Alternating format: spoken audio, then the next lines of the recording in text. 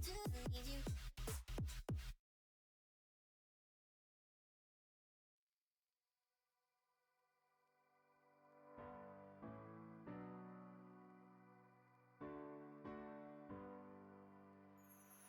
don't give a damn about it. Say if I do. I don't wanna hear about it unless it's from you. Don't tell me that love is a game, baby. I don't wanna play the same old fucking games. Don't tell me that you're gonna change, 'cause I know that's what they always say. Baby, it's dangerous for you to try to control me. It won't be safe for us. That's not how love is supposed to be. The fact that you know me, you act like you own me. You're gonna be lonely soon, you'll see. Baby, it's dangerous. It's dangerous.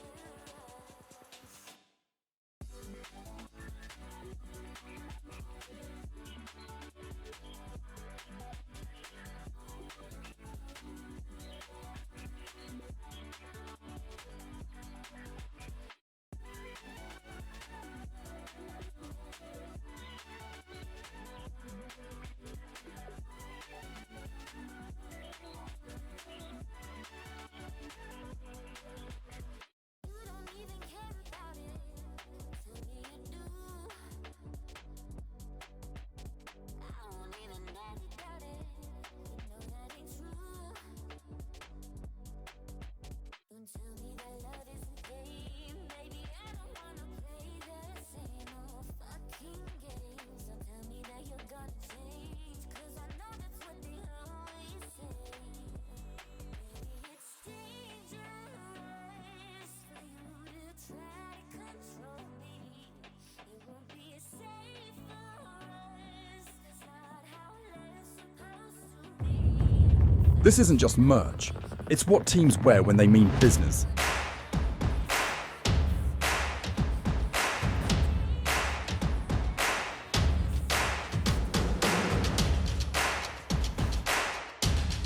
Every stitch, every print, every detail, made to perform.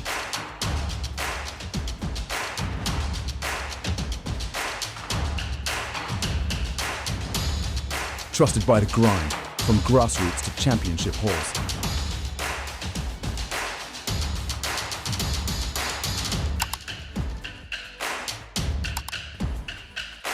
Build your team store. Wear the brand that wins.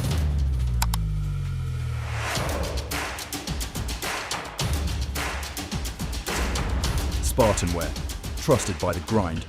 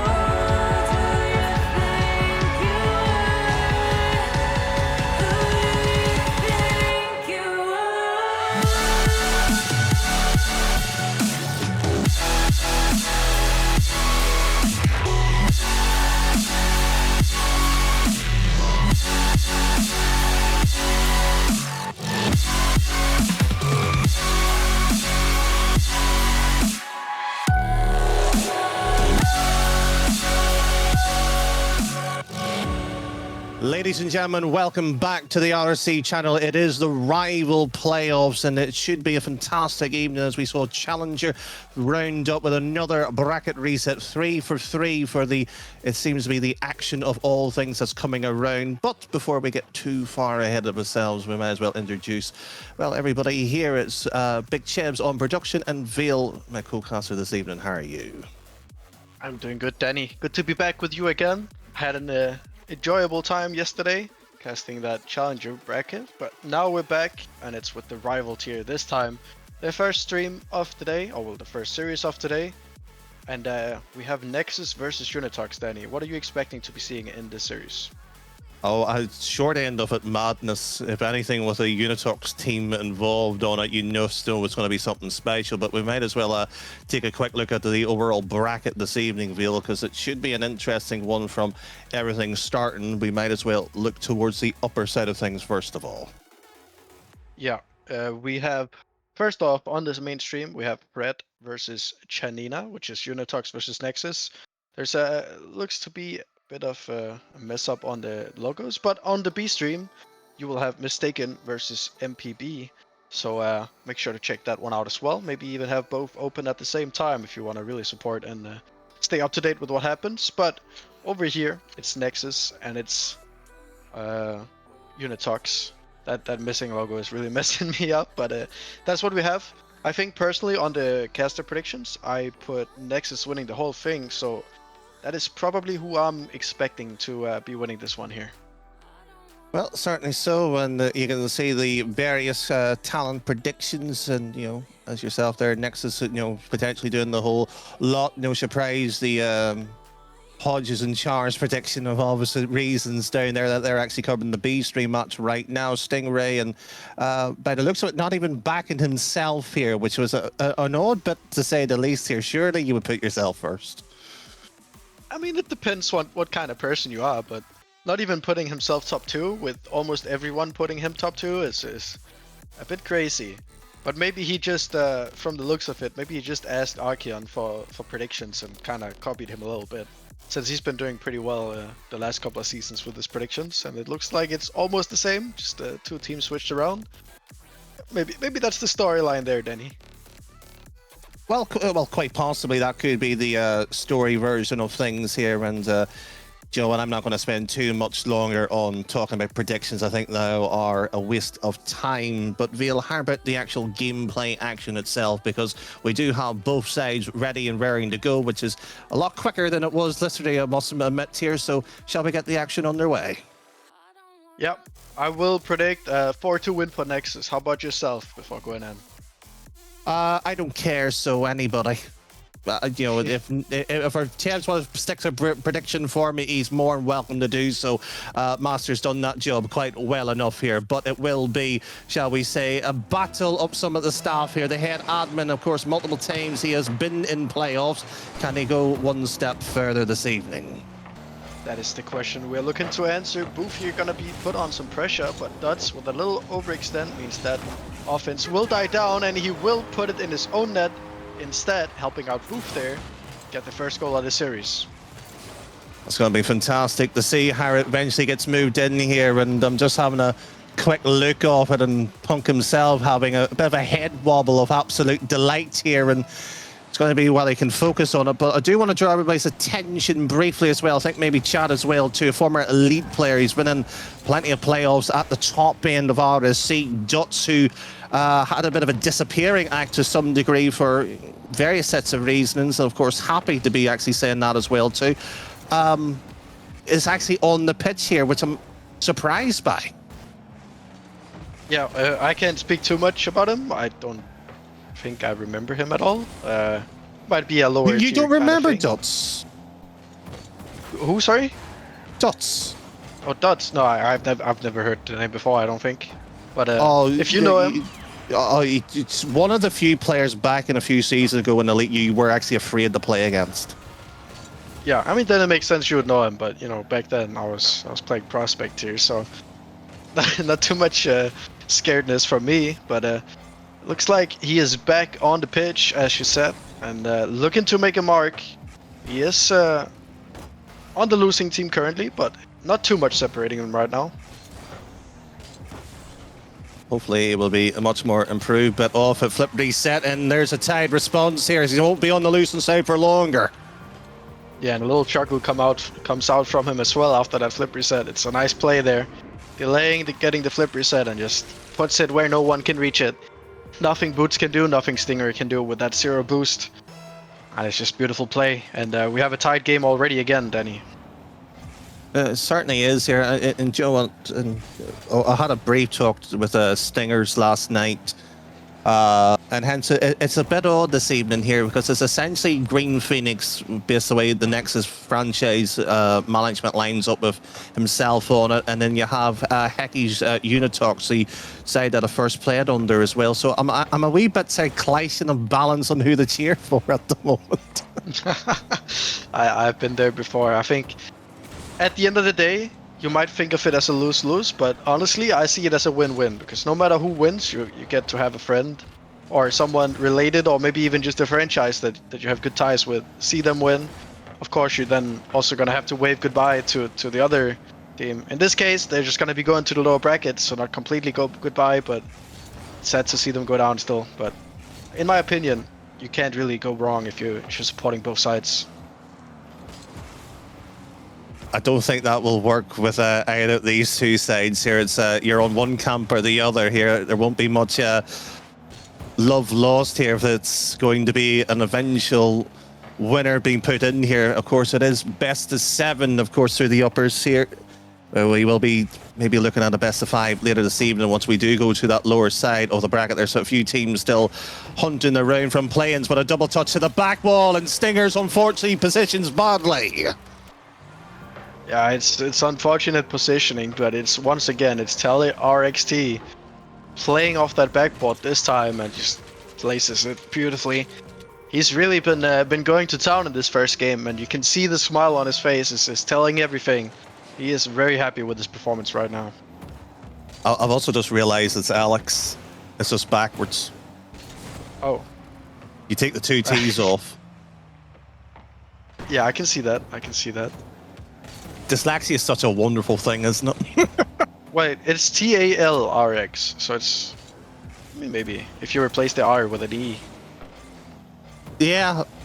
Well, hopefully somebody may correct me here on this one, but it won't be much correction on the scoreline. Still 3-1. Indeed it is. And it's Vel with just 1 from downtown here, and a bit of an overcommit from Stingray. Really getting caught out right now. And as you said, don't know who to cheer for. Well, maybe Stingray could use some cheering right now, Danny. Well, with the expression on the cams that he has put on to it, the man is emotionless, is the only way I can describe it. Lacking of anything that is looking of joy at the moment. And, you know, we work with him. And, you know, one of arguably the most happiest people around. And if you believe that, unfortunately, you might believe anything else as well. I will say, before the game started, I think I did see a chuckle coming out from him. Well, of course, when he joined, because there has been an incident where he can also see us on the cam side. So yeah, there was a bit of smiles given back and forth there. But I think I also saw him smile, laugh with the boys before the game started. So I don't think he's completely out of the mood, but surely right now he'll be looking to improve his gameplay, especially since last season I believe I saw him play in an elite match, and he actually played pretty good for the elite tier. So I'm expecting more from him right now, and it looks like he is trying to get that level out again. Well, I could even go further. I actually signed with him briefly in the rival tier. What was that, last season technically?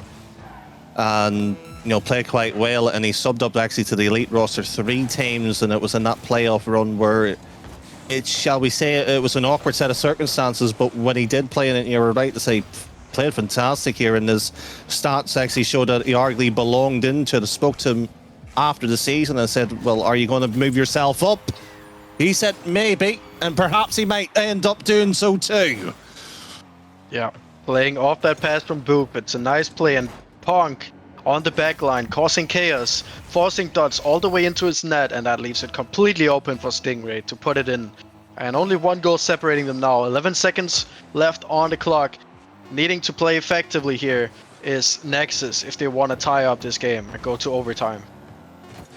Well, we were somewhat dry of OTs until the grand final last night. It was, I think, only one that was on the main channel itself. But with that said, not happening either. 3-2, as you said, rightly, on the opening game. But it's an oddity to some extent. It was not a series or an opening game that sits here and say both sides are at their best here.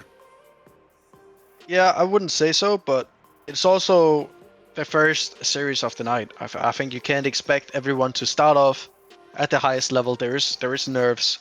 There is you know, you got to get settled in the playoffs run. I believe later on in this series and next series is when we're going to start to see the real level of gameplay from all the players. But of course, the series doesn't take into consideration that you're not going to be playing at your best. So if you start off slow in this series, it might cost you your entire playoff run.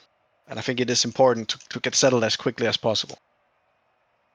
Hopefully so as well. And I'm just trying to cast my eye around what's happening on to the other pitches as well. But we'll update that shortly too. But no timeout called either. If you were watching literally Challenger after one game in the uppers, it was essentially called, which was the oddest decision of any playoffs I've ever seen so far in RSC's history.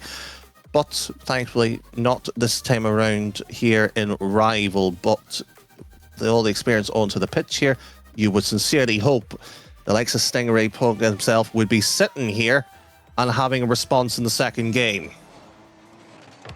Yeah, and it is going to be starting off strong. Nexus getting a good kickoff here. Dots is going to launch this one towards Alex. Stingray should be up here. He can't really beat Veldo. So a last-ditch effort here. But a boof means that they can kill the offense, but it comes at a cost. He can't really do too much moving up. Boof here. Gonna cut out that, but Alex just hitting it forward. Stingray taking a touch off the sidewall now. Not a lot of boost, but looking for that backboard. Trying to make Vel awkward and did so beautifully. Punk now trying to find Boof. Trying to find that backboard, but where's Stingray? He's not committing. He's gonna track back. He's gonna be up for this one. He's gonna look for the 50. In fact, just fakes it for Punk, who's now looking for the 50 again. And early pressure coming out from Nexus right now. It's a good showing compared to what we saw last game. Certainly is, and what was nice to see is composure at sort of that mid line that Stingray was able to hold and able to get to it. It's now the defensive side that have actually been tested yet. That's a quick sort of dive and challenge by the head admin himself. Punk, mind you, blocked at the halfway line. So Esox themselves here aren't trying to rush the counter-attack in either here. Both sides are simply happy to play goalless here. Yeah, for now at least it looks like that. Stingray makes a last-ditch save, and it's a good one. That looked like it surely should have been a goal for the side of Chianina, but won't be so now. They do, however, still have the pressure. Punk looking to offload some of that pressure. Ends up having to take a 50 after the demo comes out on Stingray. And now Boof on the goal line, playing patiently. Now beats two. Net is completely open, but Punk can't seem to find the end of it. Boof is going to keep on the pressure, but it looks like it is going to die out. Gets to the backboard. Nothing happening there, and Duts is taking a very much a long time. No hit, mind you. As a quick flip backboard is being read here, and it's being sent right down here for Nexus. The play of cover is there, infield pass, no, it's a shot, and Booth near enough redirects it with nothing. Would be a shot and a half if he did finish getting the product in. Yeah, and I like the attempts to try and fake it for each other on the side of Nexus, but right now it's just they're not getting the timing right, and you saw that shot from Stinger. I believe that was an attempt at a powerful shot, but he just couldn't find the power. And had it been there, maybe that would have been the opening goal of this game, but not to be yet. And then this team play comes out from the other side, and Alex burying that bottom left, showing just how you generate power on those shots. There is an art to doing it well, and when you do finally have that nice connection, you just, it's like tennis when you hit the ball, you have that feeling in the racket just the moment it hits off. It's just the best feeling in the world here in Vail. It's just nice to see that the counter-attacking play here once again by Nexus is still not necessarily struggling but improved, but it's a response that they need to get very much quick and kind here for the double. 2-0 already. Yep, indeed. And it looks like Nexus is really struggling from those defensive mistakes in the counter-attack. And it's really helping the opposition out here. Unitox really enjoying being able to counter-attack and just not be contested at certain moments. But I will say Nexus, they have had good pressure. They just can't really seem to find the end product when it matters the most. Of course, you saw them almost come back last game, but almost doesn't really mean a lot if you still end up losing the game. Oh, it really doesn't, but it's one of those sort of situations. You also have to ask yourself, when are you actually going for the ball itself and challenging for some kind of attacking play, and that's a bump on the keeper. And the problem here with Nexus here, they are going for plays. You don't blame them, but it's two players consistently with pretty much zero boost in the tank when doing so. Yeah, and I'm seeing a little bit of lack of commitment when you have your teammate going for a bump like that, and you have a player behind you. What's stopping you from just committing to it and going off the fact that you believe that your teammate is gonna get the bump on the goal line there? Because I believe if the commitment was there a bit earlier, it would have definitely been a goal. But because there was a little bit of hesitation, that meant that last player could get back and block the shot. Hopefully we'll find a way of sorting it out here. Hesitation essentially ruins the sort of the communication, the factor, the rotation. There's a lot that essentially hinges on that one element alone here, but what certainly is Unitox's ability to hold this 2-0 lead here will be saved once again, and with about 60 seconds left here, we could be looking at a 2-0 scoreline. Yep, but it doesn't look like it's over yet. That shot almost finding the back of the net. Punk is gonna still have possession, and he fakes out one, passes it to Stingray. This one will find its way through, and it's gonna be 1 goal for Nexus here. Still one more to find though if they want to tie up this game. I love the expression. I had a brief look with Stingray. It was a momentary minute of relief, but it was snapped right back with reality, knowing that they have to grab that second goal to even hint at an OT. We did, flutter the idea in game 1, but it was merely just a spackle. Yeah, 1 goal in 11 seconds. It is possible and it is doable, but rarely do you see a comeback that late into the game. But this one, a bit of a better chance, but Stingray can't really seem to capitalize on the moment there. Booth is gonna spread it through the 2 players there, but Vel is gonna recover and bang it straight back. Try and buy some time. Cut the seconds off the clock here, and that challenge doing the same. Punk, a little whiff, but that means Booth can go for it with all his boost. But Dodds is gonna get on the end of it. But Punk as well, trying to find Stingray, who looks to be finding Booth off the backboard here. Is there a player coming in? Punk could have done it, but no, it will be blocked. And it looks like it is gonna be the end of this second game as well.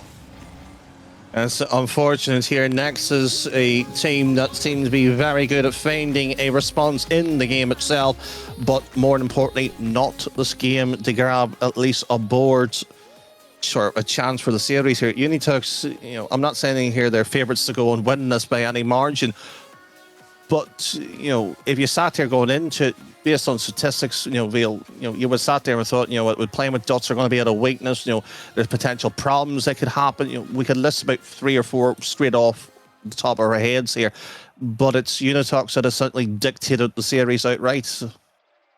Yeah, Nexus have felt to be on the back end from pretty much the whole series so far. I believe they had the first goal in the first game. Correct me if I'm wrong. But after that, Unitox scored 3 in a row before they could respond. And then the second game, it was pretty much the same story, except they didn't score the first goal on the side of Nexus. It was Unitox getting 2 on the board before Nexus could get 1. And it feels like they're not doing enough to stay in the series. They are just fighting to be not the worst team in the tournament, is the way I would put it. They need to do more. They need to fight to be the best in this series, and it's not showing right now. Well, no timeout called either. It will be essentially a race here to see what is that response here. But that point that you mentioned of essentially playing not to be the worst in the competition, I remember back in league play we were somewhat briefly mentioned about coaching and all the experience on yesterday's stream here. We used to sit there and say just play that. If you're not sort of 10th place, anything after that's a bonus. Well, surely at this point here, they shouldn't be sitting there worrying about being the worst team in the league, because in theory, 8 other teams haven't made it this far. Yeah, exactly. And I believe they need to be playing with confidence here, but it's not showing. There's a lot of hesitation. There's a lot of distrust in teammates. And of course, you can credit some of that to the fact that it's now only 5 weeks of league play. But I also think you still need the confidence, because while you don't have that experience of playing 9 weeks with your teammates, no one else has it as well. You're all on equal terms. You're all just starting to figure out the playstyle of your team and making it work. And that's where you need the confidence, and it's what Nexus hasn't been showing. There's been a lot of moments in these 2 games already where they could have done way better on a play offensively if there was just a little bit of trust, a little bit of commitment, but it's just not there. But this one, however, from Punk is gonna find the top corner, and it is gonna be in the name of Nexus getting the first one in this third game. I feel like that should be maybe an RSC t-shirt in the making, a little bit of commitment. That was full send on that particular word, perfectly done, and Veil. How's that for the answer that you were looking for? Well, it's better. It's definitely a start, and I want to see more like that. Just get the confidence rolling here, because you're definitely not a bad team in Nexus. They definitely have a place in this series, but they just need to make the scoreline show just exactly that. But it's not going to be easy, because Unitox on the opposite side, they have been showing their counterattacks can be lethal. However, that one will not be finding its way through, but a really close effort from Nexus as well. You know, there's sometimes I absolutely despise the idea of player cams. There are sometimes I absolutely enjoyed it. But the reaction of Punk, who tried to soft touch that right into the net there, was an absolute gem. If it was a shame it wasn't on stream. But what is certainly is on display here is that response that we were wanting in terms of our neutrals point of view here. Demo's now certainly flying in through dots here, so Unitox is essentially saying we need space, and there is the former Masters player himself grabbing 1 goal. Yep, it's a quick response from Unitox, and it's once again a little bit of an overcommitment from Stingray on the defense there, leaving the net completely open. Won't be too happy with that one, but you just gotta lock back in. This game is far from over, and you can't let it slip away from you already. And it's that horrible feeling when you're in a series that you know you are essentially a goal away from at least winning 1. I mean, it's a staff and maybe a tad bit foolish looking at it this way here. You know, if Nexus played a little bit more cleaner, a little bit more faster, they could have been the side up by 2 themselves here. Yeah, they definitely could. Boof here is gonna look to find that corner there. It's gonna be cleared by Alex, but it's gonna find Punk instead off the sidewall. Not gonna find any teammates on that one. Stingray gonna go early this time. Not looking to be out of position on this occasion. Is gonna take it forward, but only makes it as far as Alex, and a bit of a double commit there, and then a whiff means the offense looks to be dying out from Nexus, but Punk saves it with a bit of a 50. Stingray now into the corner. Is just gonna find Alex on that backboard, but it's a poor clear and a double commit. That one was completely open, but it's a bit of a whiff from Booth. Well, back it goes to Booth to Stingray, and it's a recycling play, but how many chances will you get in a playoff?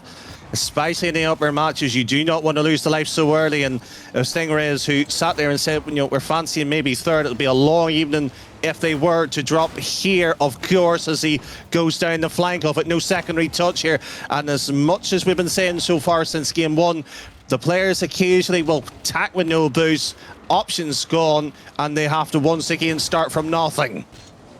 Oh, that 50 from Stingray looks dangerous, but it is going to be managed by Dots. Onto the sidewall now, Punk. Tracking back, getting that 100 boost, looking to outplay Dots, and does. Vel looking very awkward on the back line, but that one will not find the target. Stingray is up early, but can only get a 50. Boof not able to find an angle, and that means that's a bit of a wasted opportunity once again from Nexus.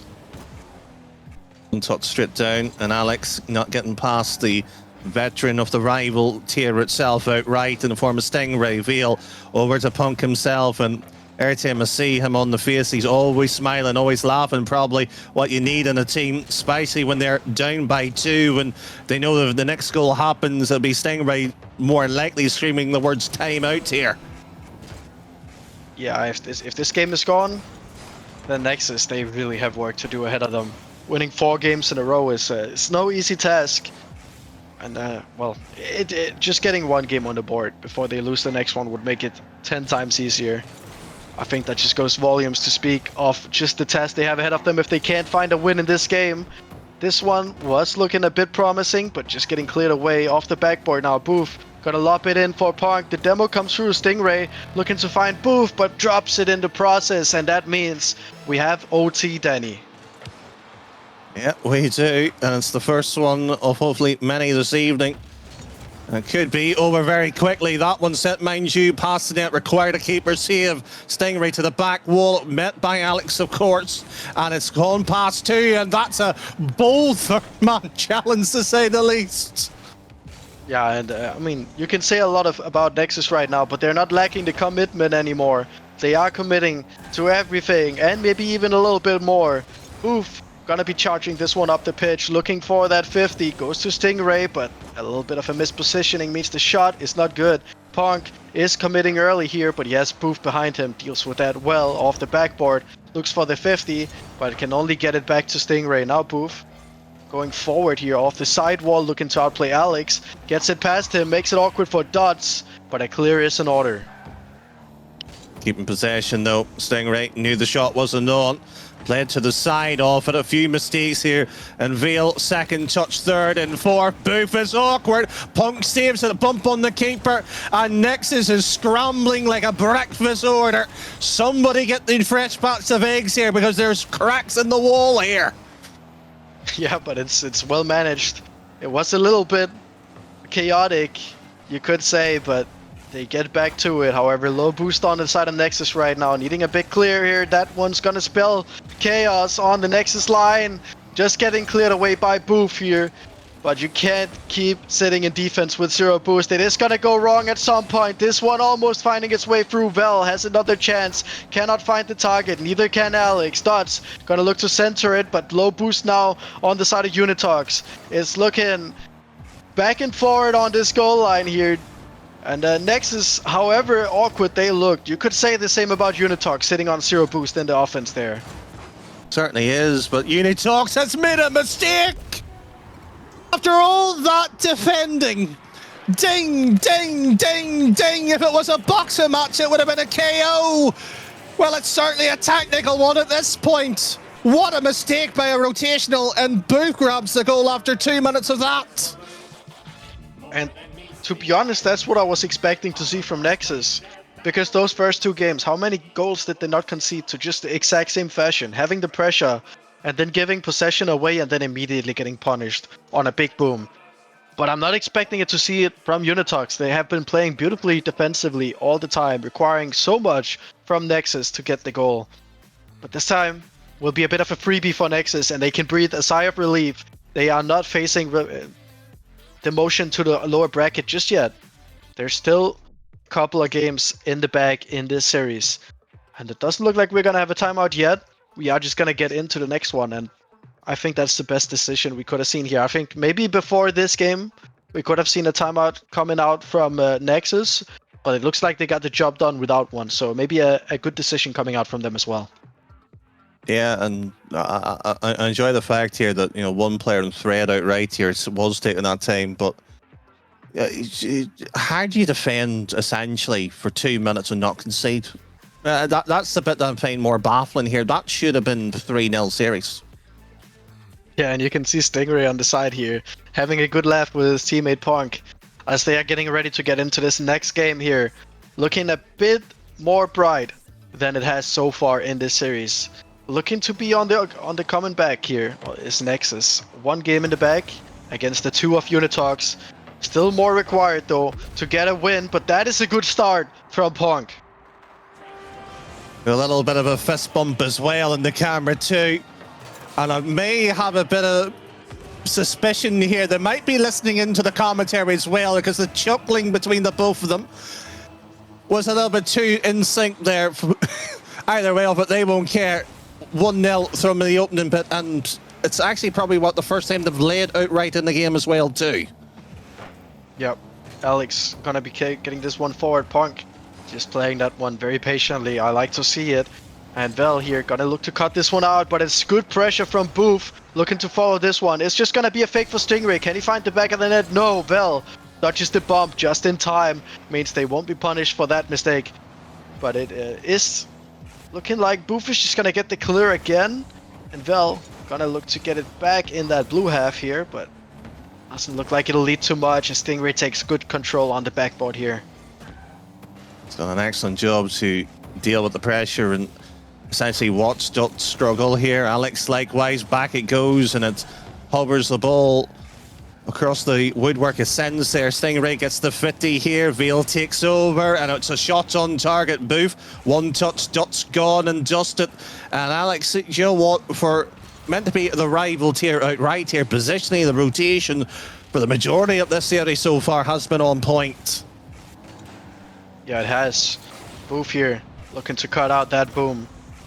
Is not gonna get it far. Alex looking for that double tap, has been doing brilliantly at those in this series so far, but at this occasion not gonna be allowed to even have the chance. Punk gonna be up for this one. A little bit of a whiff though means Stingray has to take over on low boost.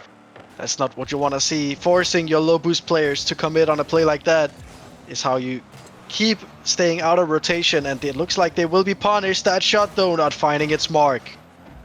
Well, Stingray, there would have been a few oohs and ahs as that one sailed past him here. It will be a seam bump here in Punk in front of the net, and Alex can only just chaperone that ball away here. Juts over to his team. He's picked up 100. There is a bump chase as well, and Stingray does tap it for Punk with an awkward situation, gets the bounce and the read, but the response in kind here. Unitox and Nexus going at it between the both of them at the halfway line, but it's on the final third that they should be a little bit more careful here. Yeah, Nexus in defense right now is looking so panicky. I don't know how they keep getting away with that last-ditch effort defending. It's just over and over again. I feel like usually when you see a team playing this panicky in defense, it usually gets punished heavily over and over and over again. But somehow Nexus might have just found the balance, but not on this occasion. Dots seems to thread the needle and just sent that one all the way across the pitch and finding that open net.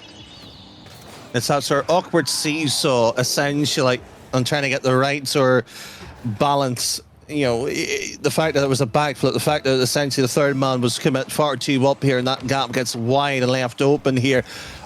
But, you know, when you look at, you know, Unitox, it is arguably, you know, a player that's came up for the tier. Vealy, I think, has been around here, but the likes of playing with somebody with Dots, it's that security, it's the warmth with the team that you know that you're going to get something not necessarily special, but that standard regular play that you can be comfortable knowing that he is in your side. Yeah, and that's what every team is chasing. Having a player like that just gives confidence for the entire roster, really. And yeah, they can really be happy that they have a player like that. Punk here on this occasion looking to save that one, but it won't matter. Dots once again finding that goal. The player you said was a bit of a question whether he could keep up in this tier still, but he's definitely enjoying the limelight in this occasion. Now the man is, shall we say, no stranger of finding a performance or two here, and there's a bit of a ballet going here at the center stage. You know, to you, to me, shall I take the ball? Well, at this point here, anybody was more than happy. Nobody wanted it after 4 players committed here. Duts, mind you, will certainly want it after a save like that. Yeah, that's a good save from Duds, but Booth could have very well found the equalizer right there, but just not able to find the target. Booth gonna keep it in play. Stingray looking a bit awkward here in the corner, but is doing well to get it past Alex. Duds double committing with Vel, and requires a last-ditch save from Vel as well to get that one out of danger. It's a shot from Alex, but once again not finding the mark. Duds cannot get back. Vel cannot make it across the goal, and Stingray has found an absolute beauty of a pass from Punk here. That is why he is a head admin. The man that was arguably one of the biggest IQs. If you're going to have an issue of somebody scoring a goal like that, will get better defense. That one was world class. Yeah, and Stingray does it again. I'm not even sure what was said there. I was going to mention the fact that Alex put the let's lock in quick chat in the game after that last goal, and Stingray just doing it again, placing that beautifully in the top left corner. And the fact of it is, Punk is the man that never stops smiling. The grin has got bigger, and poor old Stingray is just sitting there going, He's essentially the squishy mushroom of RSC. It's going, yeah, I've done it, and what? That was essentially the response to the last 2 goals in about 30 seconds there. He's still looking locked in as ever. You know, I have seen him with a couple of chuckles this series, but not in this game. Maybe in between games when he actually gets the job done. That's when you see a little chuckle coming out from him. And then as soon as you see the countdown happening towards getting into the next game, that's when he starts completely stone-facing again, getting ready to go back in, getting ready for the action. And you know what? I think that is a very good trait to have. Certainly is. It's a game we can arguably put this as well down to German efficiency by the man himself, Stingray. We'll need to keep this ball out, mind you, before we get the laureates out here. 3-2, it does go down, but there was a second where we may have thought OT once again. And surprisingly, we do have a 2-2 series after everything that we've seen so far. I'm a bit surprised to see Nexus come back in this series, but let's not forget, they might have lost the first 2 games. But they were only 1 goal off getting that overtime in both occasions. You could definitely say Unitox were the better team in those 2 cases, but Nexus was there. And these last 2 games, you might say that Unitox could have very well have won those games as well, but I don't think it would be fair to Nexus to say they didn't have any chance of deserving these games. They have been playing good, and as you see Stingray on 600 points in this game specifically, what a performance from him in this game, finding those 2 absolute wonder goals. I'll sit here and say this. If Conflict, he normally does a very great job in the montages. If that goal is not put in, I'm sorry, what goal do you want for a playoff shot? And that wasn't to win it. That was essentially keep yourself in the competition. That's how good that goal was. Yeah, it gave me... I don't know if you remember this specific goal, but that redirect from Ahmad back in the day on Sandrock Gaming, I think they were called back then. That insane redirect where he's upside down and just places the ball beautifully in the top corner. It wasn't the same shot, mind you, but it gave me vibes of that. It was a beautiful redirect coming off from Stingray. I love how Caster says here, do you remember? To me, of all people. You were there when it was written. And Stingray goes back and does it again while we're yapping a little bit there, Danny. Well, whether we're yapping or not here, the players do know they have a match on, and who's going to argue with Stingray?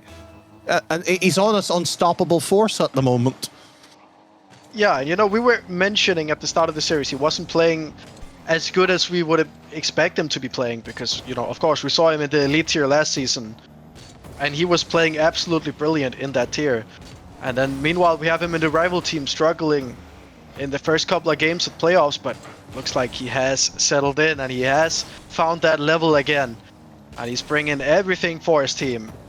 And I can only say, if I was on that team, I would not be anything but happy to have a guy like that on my team to just bring up the level when it's needed the most. Well, there's very few players in RSC you could probably recall at the top of your head who go, do you know what? That was the moment when you just know the series was turned around. And on an individual basis, very few that you can look towards, and it will be a history book, maybe a podcast, maybe Archeon might want to fancy doing that with a few people. But mind you, as this game does tick on down by here, Dutz himself, who has been stellar so far, gets the pass in the 50 by Veal. We have, and this should be no surprise to anybody, a tied match. Yeah, and it's a bit of a mistake from Stingray, just goes a bit high. Well, I will say it's a bit of a mistake, but it's well played by Vel. He chooses to take it low there, playing the mind games on Stingray, finding the gap in the defense, and equalizing this game, equalizing the whole series in total as well as we get Punk going forward here, but won't be able to get it to any teammates. Stingray looking for that 50, is gonna look to find Booth on the end of it. Punk up very early, is gonna be able to beat out Dutz, but not before Stingray can only put it back to Alex, who has been very brilliant this series. On this occasion, not looking to go off that backboard, but found his teammate Dutz instead. Oh, a quick shot, and Booth straight back into the corner. Booth still will play in favour for the Unitox lineup here. Dutz slowing it down here, so have they decided to perhaps maybe go for a wee bit more quality or quantity debate here? as a team. Second demo opens up here. Booth with the shot too high, and Punk will run it round here. Stingray will get. I would imagine Veil should have went for the demo. That's what I was hoping to see, but he decides to back away from it. Yeah, could have been a crucial mistake right there. Nexus not hesitating as much anymore now. It looks like the table has turned a little bit. It looks like Unitox are the ones making mistakes in defense. It looks like Unitox are the ones hesitating when it's needed, when the confidence is needed the most, and that's what can cost you in a series like this. You know, you see a little bit of resistance and all of a sudden you're questioning all of your playstyle. There was not any big amount separating them early on in this series, but it looks like Unitox might have let it get to their heads. And you know what? And the odd factor of it is, we sat here and said, you know, earlier that Nexus could have been a side up by 2 themselves here, and Unitox themselves, we looking at sort of, we could have been 3-0 up, 3-1 sort of type. And I'm a wee bit concerned there because I was looking at Stingray there. There was a bit of a potential disconnect there. Thankfully, he's still on moving. But the odd sort of situation is that both sides fairly even matched. You know, if you sat here and said this is an upper final match, I wouldn't blame you because they're not playing to essentially win it. They're playing it not to lose it. Yeah, and you know, while I can respect it, I do like seeing teams go in just playing everything as brilliantly as you can. You know, taking a couple of chances. Because, you know, if you go down here, you have to go through the whole lower bracket anyways. So you might as well give your entire heart to this one series and get ready for the next one. There's not much else to be done, but yeah, it looks like Unitox have recovered from playing a bit scared, I would say. They have found a bit of pressure again, and they have found the lead in this game. Nexus now on the back end again. Has been a little while since we've seen that. Booth is gonna look to challenge that, won't be able to find it, and Stingray not even having a look back on the defense there, just allowing that big boom to go in. Well, he's trying to essentially get the demo to remove it off it, and hence you saw essentially a third man commit out of nothing and thread themselves, as unfortunately used upon here, has lost the thread in terms of their own awareness. That's the shocking bit about what we've witnessed so far here. And we go back to the question marks of game 1 and 2 now, is can they gather themselves back up? I think the goal difference is just too big right now. I think 2 goals in 50 seconds. While it is possible, I haven't seen anything from Nexus to indicate that they can find 2 in this time frame. Stingray is gonna try to do his best. Punk on the end of it, but can't quite seem to get it on target. Punk still on the ball here, looking to find Booth, but that shot is not gonna cut it. And meanwhile, that has taken 20 seconds off the clock. And that's a shot, mind you, and we have yet to see in terms of the 3-2-2-1 of the opening game for any type of comeback when Nexus have been down. If they're going to do it, it will be one heck of a moment. But can they? It is better odds than it was in the first game. What was it? 1 goal separating them at 11 seconds left? Yep. Almost 3 times the amount of time do they have left. Oh, that one was gonna make it much more difficult, but it hasn't found its way into the back of the net. Nexus been given another lifeline here. It is gonna be up to Stingray to keep that one out though, and it looks like it is just gonna be taken straight back to Nexus's half, making it so much harder, and that one all but surely seals the deal right here, Danny boy. Well, unfortunately it will be. And it's a cruelty that was about 6 seconds late. We won't see our 2 kickoff goals to get the response back into it, and Unitox themselves will be feeling this is the moment when the series is won and lost here. That was the key pivotal moment. Going into the next one, no matter what here, they should be looking at it and saying, we should have this done and dusted. Yeah, but don't forget, Nexus still has their timeout. So does Unitox though, so if Nexus calls their timeout now, which I'm very well expecting them to do. Yep, Stingray there calls the timeout. They're gonna be looking to talk this over, see if they can figure out a way to win this next game, but I don't think Unitox is just going to sit idly and take the next 2 games. I think they are going to be calling a timeout next game if they are to lose it. I wouldn't be surprised if they do, but again, we sat here and had this conversation somewhat yesterday where the types of the quality of loss. You know, is it a 1 goal, 6 goals sort of type playing? When do you actually make that decision? But to some extent here, I think this is just probably more just a mental reset. I don't think this is going to be a conversation outright about gameplay here, because, how to put it very kindly, from game 3 onwards, they've been arguably the better side here, Nexus. Yeah, I think it is just going to be about confidence, about making sure not to make mistakes. Not really going to be a whole game play style change. I don't think it's going to be massive. It's just going to be to try and get that confidence boost, as you just mentioned.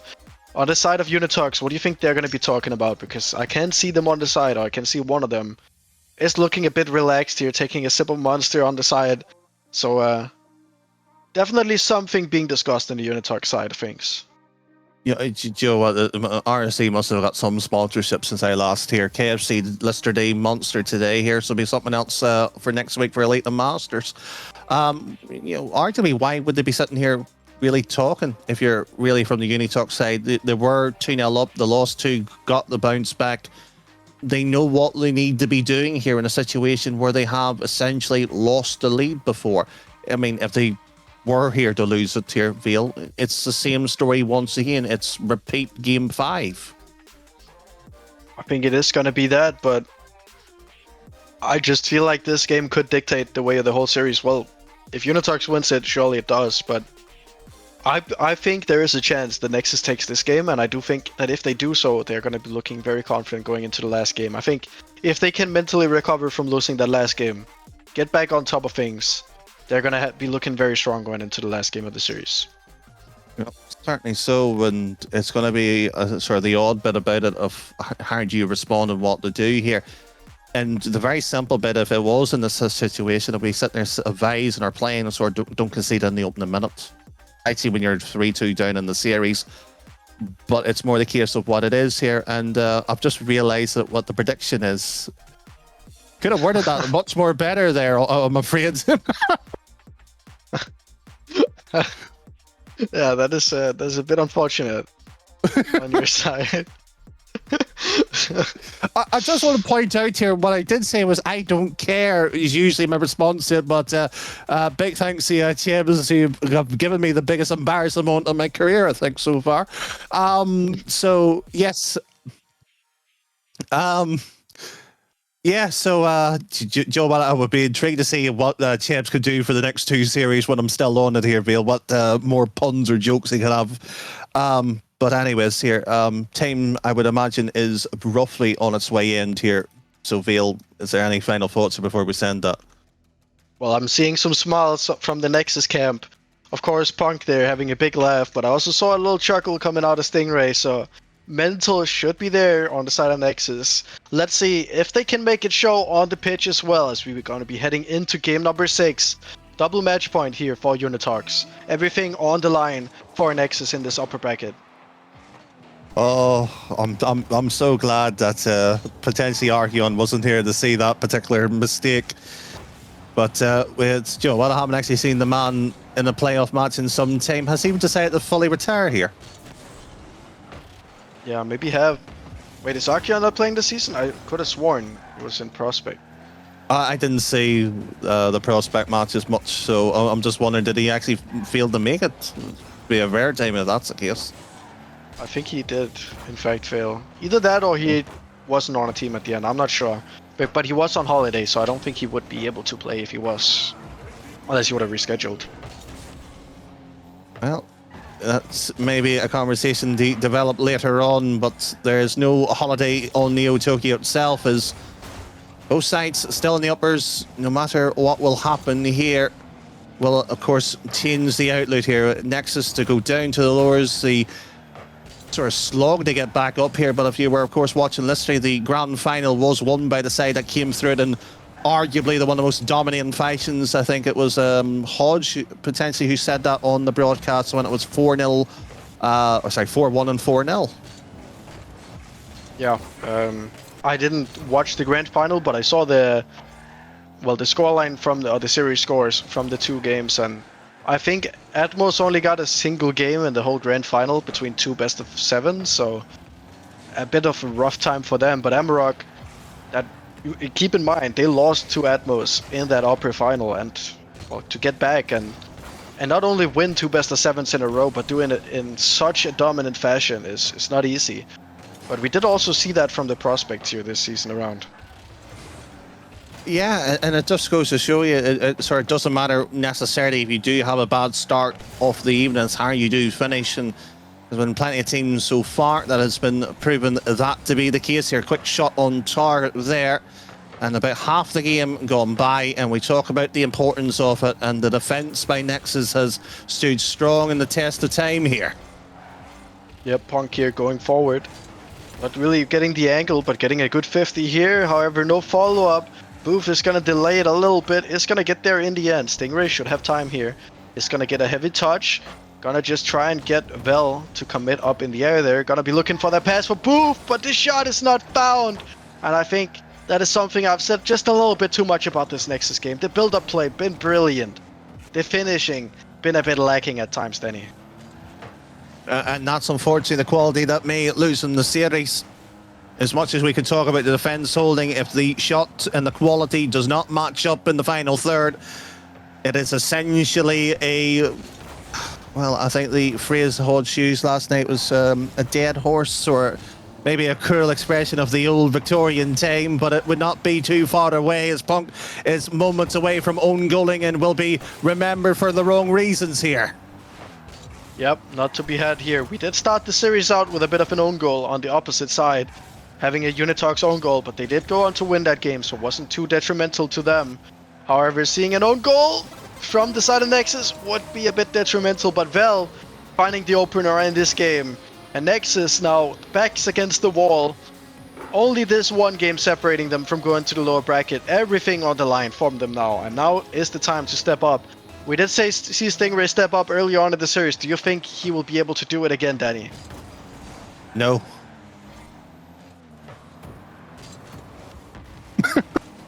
Brilliant insight coming in from Danny as we go into this game here. And you know, I kind of had a feeling it was going to become, and I haven't seen anyone ask you a question and had a serious answer coming out from you. Maybe I'll crack you one day. Maybe I'll get you with a good question. Well, maybe. Well, I sincerely hope to maybe have that maybe later on this evening, or who knows, next week as well too. But a minute left of the impossible job here by Nexus, as Neil pointed out, much more than about 30 seconds ago. The product of the quality of the shot by Nexus is not there. It's just not of the standard it needs to be to reach the upper final. And for about another 40 seconds, they are throwing themselves with no boost here. It's essentially a Macbeth on, well, fast forwards. Yep. Almost slipped up there, Danny, I believe. But Booth looking about to 6 pass different it. ones there. I could hear the processing power go through. Stingray is gonna take this one up. Punk gonna fake it, but wait, is this one just gonna squeeze? No, wait, is this gonna? No, okay. It looks like they're good. Almost had me worried there for a second, Danny. Booth gonna be looking for a little bit of a redirect himself. Stingray faking it for Punk, and it is gonna make its way in. This time, it looks like we are gonna get the overtime that we've been hunting for this whole series, Danny. Well, we did have one back in the third game, and we've been somewhat hoping for a bit more of it. And there was a wipe of the old brow by arguably one of the oldest player in the lobby, Stingray. What a fake it was. But Vale, here it is. That OT that you were hoping maybe the rest of the chat was, unless Booth can put that one home. Sadly not. Here we are. Indeed, game 6, everything on the line from Nexus. Lose this one and you will be heading to the lower bracket. On the side of Unitox, win this one and you essentially get to have a slightly longer break before you have to do the upper finals. However, Unitox having 2 chances to finish this. If they fail to do so this time, they will be having one more chance. But Nexus, they're not going to let the chance slip by. Their finishing have been lacking a little bit, but if there's any time to level up that finishing, how about you do it right now? Booth or the Vale. And it's a scramble by Nexus as blocked it goes. Up is Alex, he's missed it. And Duts himself, lone ball across here. And Booth once again. Punk decides to go to the back ball. Don't necessarily know why, but he believes it was the right option. And that's half the battle. Booth once more, shot sent away. Yeah, Stingray gonna be trying to take it to the corner, but not able to get the boost. That 50 is gonna make it awkward for Nexus. Stingray, 0 boost still. Can only get it towards Dots. Will be running a little bit of interruption, which means Punk now can find the big clearance that was very much needed. Alex going forward, gets it past one. Stingray up very early here. I like to see it, but however, no one is back.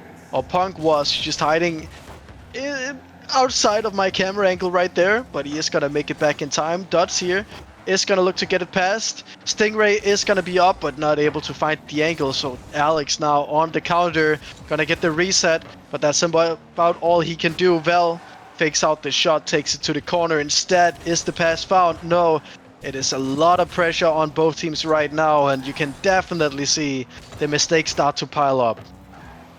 One more play is all that is essentially required here. If they can just get the right combination. Stingray shot wide, far left from his perspective. Punk with no boost. So to a teammate, perhaps he's just trying to find a bit of essentially grass somewhere to place that ball and to get it thudded into the ground here. Second touch here by Stingray, pops it. So an infield pass is surely beckoning. It will tip forward. Alex beating Punk once more, sending everything he's got. Infield pass, and Booth sitting there saying, please get me the ball. You've got no boost. Yeah, and he almost did get him the ball. However, that one, oh, it's not gonna make its way in.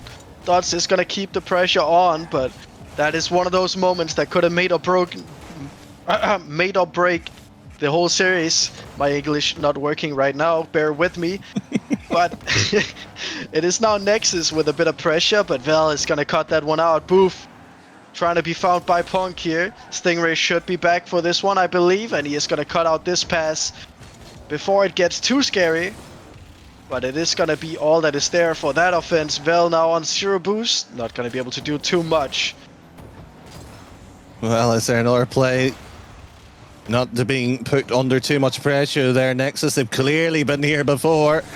And Booth will be getting demo chased by Duts. He's got no boost, mind you. Needs a save. Double commit. It's the second time, and it's came from actually Stingray himself. You would imagine the player that had stepped up in some of the biggest matches in RSC would not be making those type of mistakes. That's pressure. And there's Alex, mind you, on the other receiving end of this ball. Straight down. Booth ricochets away from the woodwork. Unitox is creeping ever so closer, but you can't help but feel like Nexus isn't too far away either. Just one good play is all that is needed from either side to finish this game off. Vel gonna look to interrupt that one, but it is gonna be Alex now going forward. Can he get the bump? No, Booth is gonna get the clearance. Now Dots taking it back to the corner, looking for that ceiling reset. It's just gonna lay it off to Vel though. Punk is not gonna find it. Booth bailing him out at the end there. And it's a lot of pressure coming from Unitox. Can Punk now get it with just one attempt? No! It is cleared away by Alex off the backboard. Seems to be a game of just that phrase, one more. It's a heave-ho, and it will hopefully go over the line here. Veal with a decent block here. That's goal bound. Needs a save. It will come from by the Irishman in the form of Alex. One touch again. Stingray out of the play here. So a 2v3 and a low boost here. Booth with essentially none in the tank now. Gets it away. Alex is up, and it will be Veal hunting and demoing, trying to get the gap. And it's the former player himself from Masters. It's Duts. Yeah, and we can see Alex on the side there cheering as ever, and Stingray looking stone-faced as ever, but it is a bit of difference here in the end. But well played to both sides. It was just a knife's edge between them all the way through. I don't think we had a game with more of a 1-goal difference in the scoring. And well, while we wish Nexus best of luck in that lower bracket, it is going to be Unitox Giannina heading on to that upper finals. Yeah, it's I'm just laughing here, and Veal, you probably see it yourself here. The players felt like this was the final itself here. Don't blame them with the end itself here, but you know, this is just the upper semi-final. There's essentially here another side that, you know, be looking at this and sort of going, we have to play against that. Well, that's the standard. It's been set. Yeah, the standard has been set. And while I don't know what happened over on the B stream, let me just take a look at the playoff bracket here. Looks like it was just a 4-1 on the side of Mistaken. So not as tight or not as close as this one. Perhaps the scoreline was close, but I will just go from what I know, and that is that this game was absolutely close. And Nexus could be making a run in lower brackets, so definitely keep an eye on that, as it is on our screen, the bracket here. So as you can see, of course, the other game being streamed on the B stream was a 4-1 in the favor of Mistaken. Down in the lower bracket, we had Brave Flame taking out Shinjiro with a 3-1 fashion. SER on the other hand got taken out by DSQ Caligo, also in a 3-1 fashion here. And Danny boy, I know that you might have been sitting there cheering for Team Serene, but it looks like you won't be getting to cast them here tonight. Well, that's unfortunate, but you have to be good enough to get casted by me. So bye-bye, Serene. Other than that, Veal, any final words before we head to a break? It's been an enjoying time to be on this main stream together with you, Danny, but while you continue your endeavors here, it looks like I will be heading towards the B stream for the next 2 hours, so make sure you join us both on the respective streams. But that will be all from me here from this series. This isn't just merch, it's what teams wear when they mean business.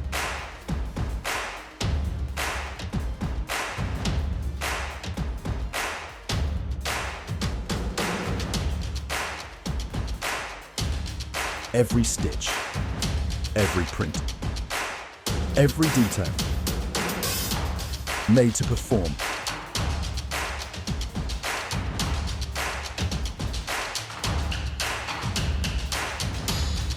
Trusted by the grind, from grassroots to championship halls.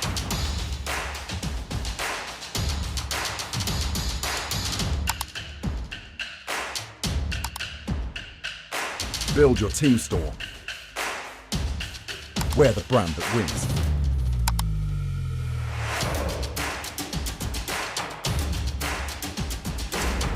SpartanWare, trusted by the grind.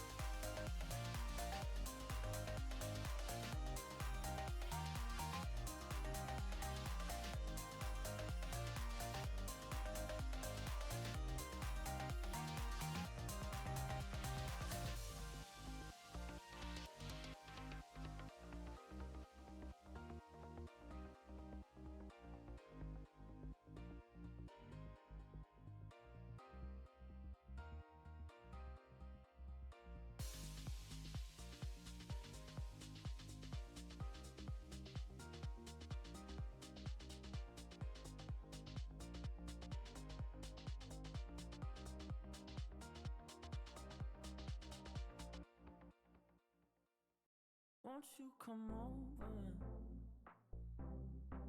Dying to know where you came from. We're breaking open. Feel like our future's just begun. And all I know is that we lost time. If we stay right here, we could free ourselves inside. We'll stay awake forever. We'll hide away where no one knows. Let's run away together.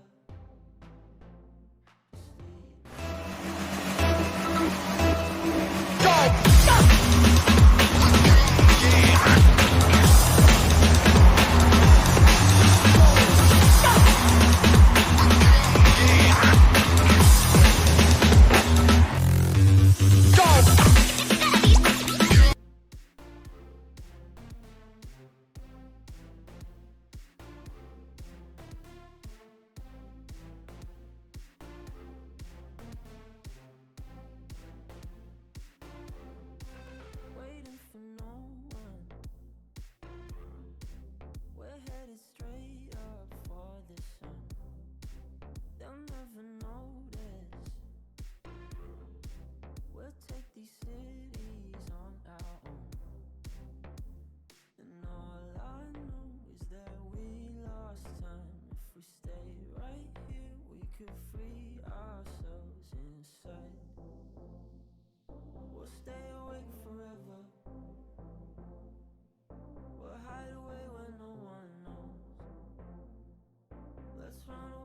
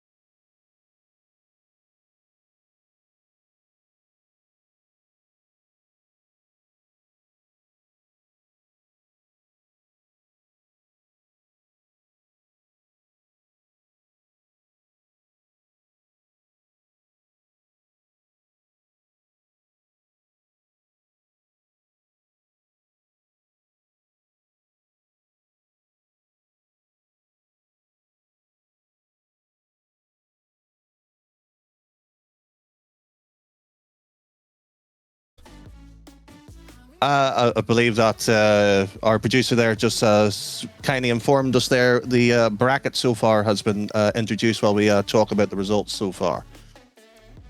Right, okay. I mean, like, rival is always going to be a tough one to judge, right? I mean, people always say the bottom two teams are going to be decided based on the draft.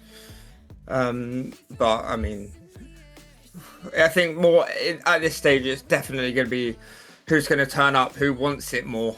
Because no one's going to be a walkover at this point. Definitely not. Well, it's fair to come to that conclusion. What is certainly at least coming out of the conversation from the streams that we weren't able to see, at least on Twitch here, they were live on the Discord and RSC, Flame and Shinru and DSQ versus Phoenix. Both 3-1 set of results for the respective sides that we are going to see actually now on Twitch. A bit surprising to see some teams knocked out this early that could potentially have went further. Yeah, I mean, I don't keep up too much with Rival, so I can't really comment on what teams were favourite going into this or what teams weren't in general. But well, all I know is that should be an exciting matchup. I mean, lower bracket, everyone knows you're on your last life, right? So both of these teams are going to be shaky. Well, with that being handled as well, I mean, many of the earlier predictions seems to be coming out already. Shireen out, SCR out, Flame, DSQ are suspected to run their way course here. That seems to be the predictions so far by many of yourselves. If you were to give a prediction, who is likely to win it from here? Well, as I said, I am not too sure. I mean, I'll let you predict first, and then I'll go the opposite. I can't even remember what two teams have we been streaming today. This is like, I'm so baffled.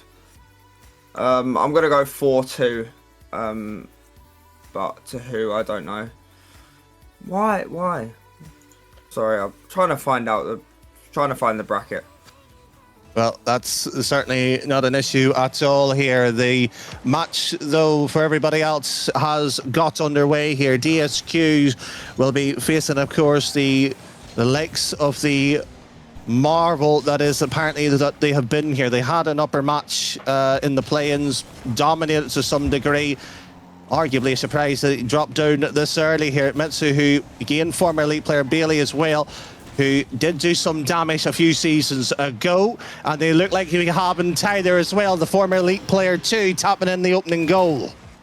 That did not take long, just 26 seconds. I'm not sure what Toby's really doing. Tries to air dribble it, basically just leaves tied here with the opener in that one. And I mean, if you're Kaligo, you're buzzing with that start, but Marvel have got to, well, they've got to do something different because that strategy is not going to work.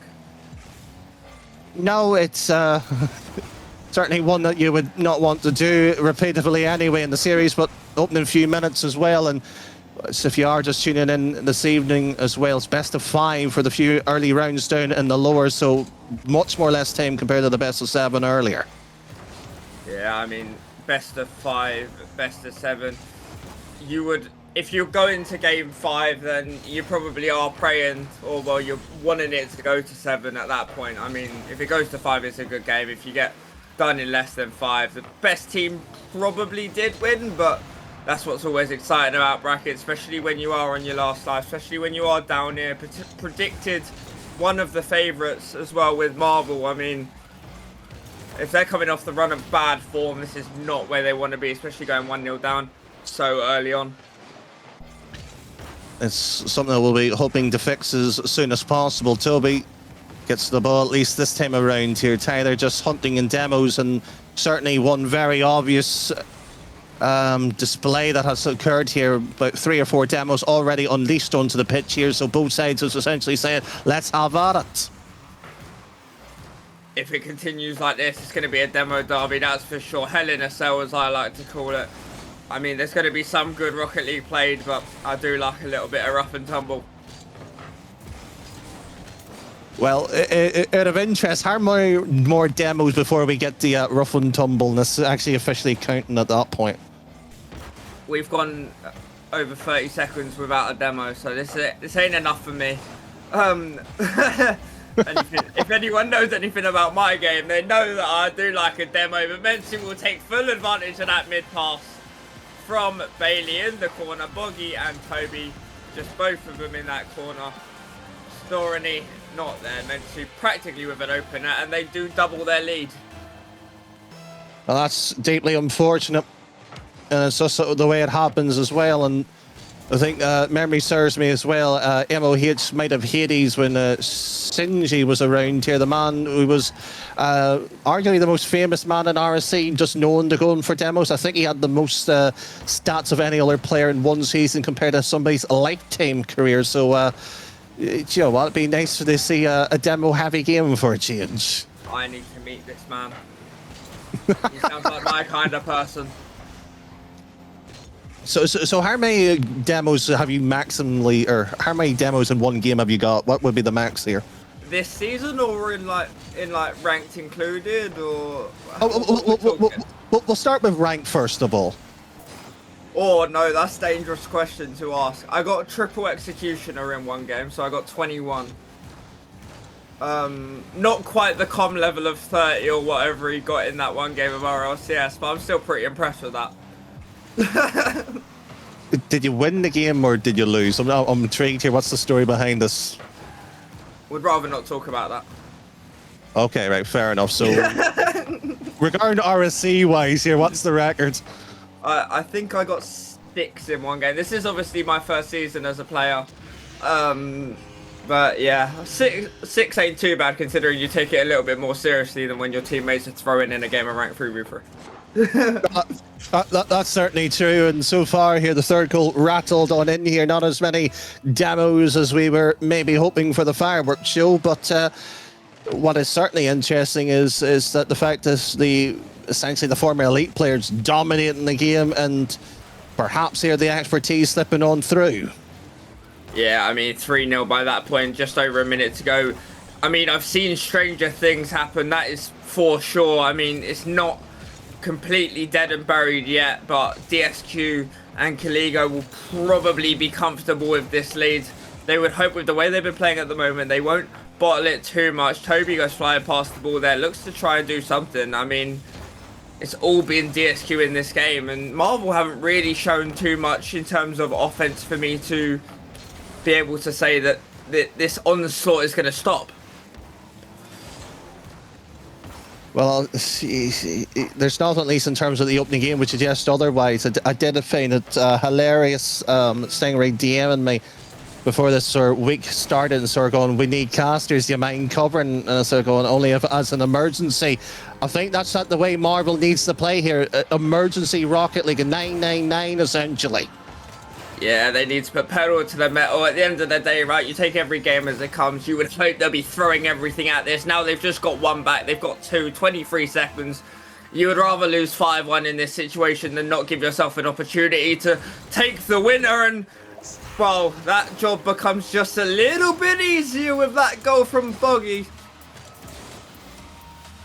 Well, Marvel seems to find goals out of nowhere. They done that in Serene earlier in the week here, but 20 seconds to hold out to the lead and maybe grab a win here. Let's hopefully they don't find what Arsenal done earlier today. Apologies if you got the result here, but Bottle FC unfortunately lost 2-1.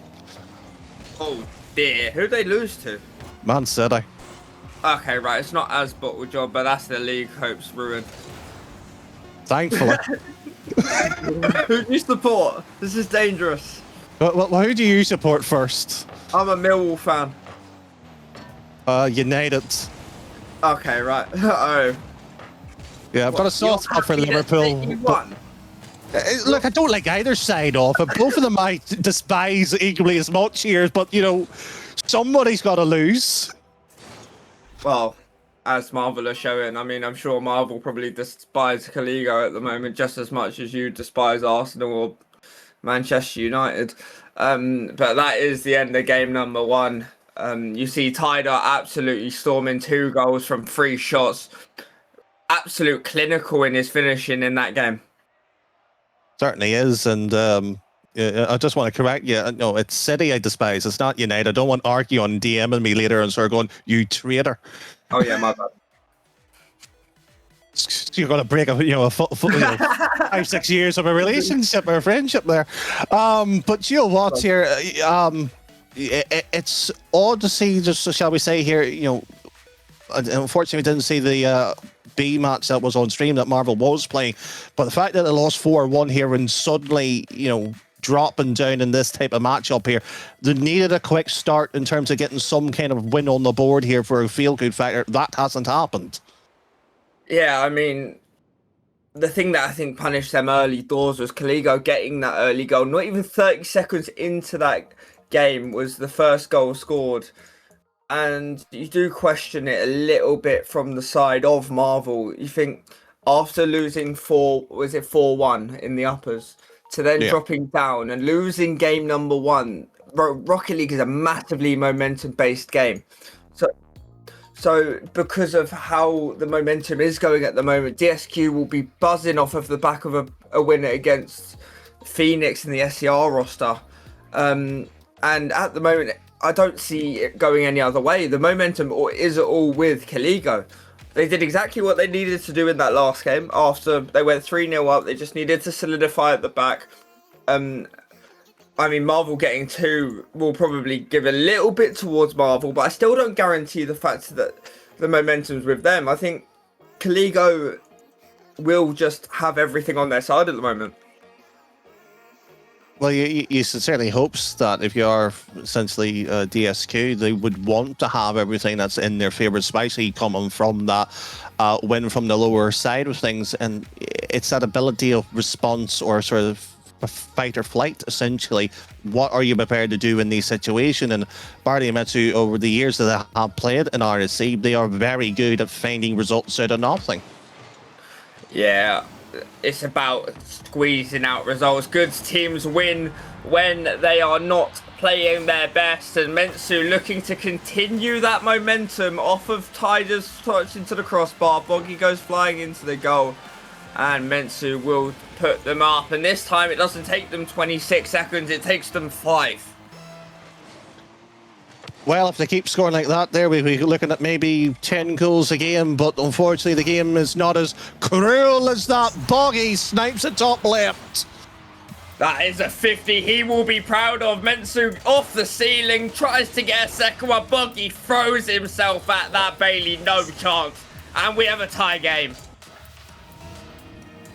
Well, I said to Veal that you want a quick response or at least find one in the game. We didn't find it in the first 4. It took the 5th and 6th game before it even occurred here. Much more quicker between these two sides is what you want, Tyler. Mind you, in the box it goes. And sorry, one touch and drops it down. Of course, he was a former player, and remember, it was a Death Cloud or DSQ back about 2-3 seasons ago. Was the substitute, then subbed up as the main player. And do you know what? He did have one heck of a playoff run himself back a few seasons ago. They're looking to replicate that, and that would be helpful. 2-1 now. Marvel bouncing back, not letting that first goal have any impact on them. They said, brush that off, Boggy, we'll leave it to you. You'll dive at one, you'll double the next, and now they lead. Yeah, and it's one man. It seems to be the output in the form of Boggy himself here.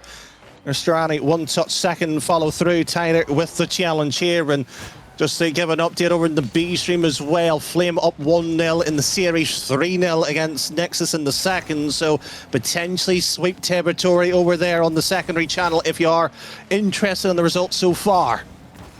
That is a really, really good result for Flame if they do end up winning that game 3-0. Especially when it looks like from all the talent predictions, they were all predicted to bottle out in round 1. They'll do well to win that. They'll do well to prove everyone wrong. And pinch off the corner. We thought it might have a chance. Good patience, but not what they would have wanted. All 3 in one corner, and they need... Kaligo really needs to sort out their rotates at the moment, because that might be awkward, and Boggy makes his hat-trick happen off the corner. Just when you needed a response after having a dominating series or a game against you. Essentially, it was at 3-0, 3-1 before they slipped on through. Now they're doing it within the regulation time. And now DSQ at the quandary of what to do against a hungry Marvel. You do not want to let Marvel have a opportunity. You don't want to give them an opening, and you don't want to let them, well, batter you around the pitch. It's a massive change up from game 1. And you know what, some would be enjoying that fact. If you're from a neutral's point of view, it's ideally what you want to sit back and watch here. But I know DSQ, certainly I know their management, the likes of Yo-Yo sitting and looking at and sort of going, come on. Where's the sort of the va-va-voom that we saw in game 1? Yeah, I mean, something's definitely changed. I'm not sure whether that's because Kaligo have decided to change something, or Marvel have decided to change something, but whether it's Marvel, it's working. If it's Kaligo, it's not. I'm not sure why you would have changed something if you were Kaligo. You've obviously won game 1 reasonably securely, but that might be showing a little bit of the cracks of the gameplay. those 2 goals from Marvel might have flipped the momentum. 3 goals. Yeah. Whether it's 1, 2, or 3, it's the steps for victory here. If it's for Marvel, if it of course stands in the next sort of 2 minutes worth of gameplay, Boggy's infield passing play hasn't happened, and Metsu with the shots here, really just in the box here, but no boost and no ability to whip it in either, so it's a very much a whimpered attack here. Yeah, they need to find a way through. Boggy bumping his teammate probably won't help. He kind of gets away with it as he comes through with the ball. Toby pausing that one for Tyder. Tyder taking the shot. Boggy again coming, trying to play every single role at the moment. Just seems like everywhere you look, you will see Boggy. Joe, I just had a picture of Boggle in my head when you just said Boggy for half a second there, and unfortunately I think it'd be boggling the defence of DSQ here. That's a straight shot from the wall here, and I think DSQ just mentally have just let this game slip away from them. Yeah, I think Boggy's sick and tired of scoring all the goals. We'll let Storny take one. And that 3-goal lead, we've seen it drop to 1, but we haven't seen it overturned. And I'm sure that Kaligo will want to be the first team to do that, but Toby will try and not let that happen. Nothing comes of it this time. Well, unfortunately, not occurring, but it's not through the lack of trying here for DSQ's side of things here. Popta goes up, and Bailey's there. Should be a passing play. Back it goes into the box, and because they're not willing to risk it here, and to some extent, why are you sitting that deep when you're 3 goals down? Ask us a few questions and answers here, but either way off it will, by the looks of things, play out to be a 1-1 game in the series here. Which is, when you got such a short thing like a best of 5, you want the games to be close. I mean, you want the series to be close. The games, as it seems, far from it. But this is a massively different Marvel team than the one that we saw in game number 1. Yeah, and at that point there, you know, we were sitting, Vale and I in the last match was wondering when the timeout, and it wasn't until game 5 and sort of 6 before anything somewhat developed on this here. I would imagine if you're DSQ here, that would be the element where they'd be looking at here.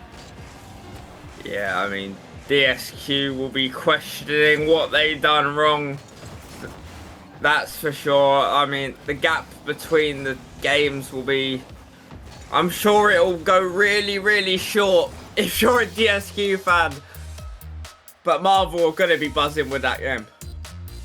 Well, they should be, and it looks like maybe a particular card change here on DSQ, but no timeout has been uttered by either side. Perhaps a bit risky before going on match point, but do you know what? As a series goes here, it's not necessarily 2 outright blowouts of games, but you could be guilty to sit there and say both sides have had their turn of being the dominant force here. Yeah, Marvel absolutely, well, playing Kaligo off the field in that one. You thought Kaligo were definitely the better team in game number 1. Throwing away those 2 goals right at the end, which, as I said, that might have flipped the momentum. But 1-1 so far, it's so hard to read what's going to happen. Best of 5. 3, you're practically in a best of 3 now. First to 2. Oh, I genuinely, I don't know who to put my money on. And Joe, it'd be fair to sit there and say, and unfortunately, I think once again here, it plagued, unfortunately, the Academy and Prospect, and not so much, I believe, in Challenger yesterday, but servers once again going down, so delay obviously giving both sides a bit more time, and we might as well briefly update game 3 on the B stream is happening. 60 seconds left on my screen here. Flame and Thread battling out on, you know, the winner, of course, plays, you know, each other here. And, you know, let's play hypothetical here. If you're one of our sides here, who would you rather have, Flame or Thread? Personally, I would rather take Thread. Flame will have the backing of the fact that it's a pure underdog story and everyone's trying to root against them. So, I'm not sure about your screen, but I've just seen Flame take the lead and go 1-0 up to try and complete the sweep. But yeah, I would rather play the team which isn't going to be predicted predicted to be the person who loses that, I'd rather go in as an underdog than a favourite. And you play anyone, or anyone plays Flame, and they're probably going to go in as a favourite.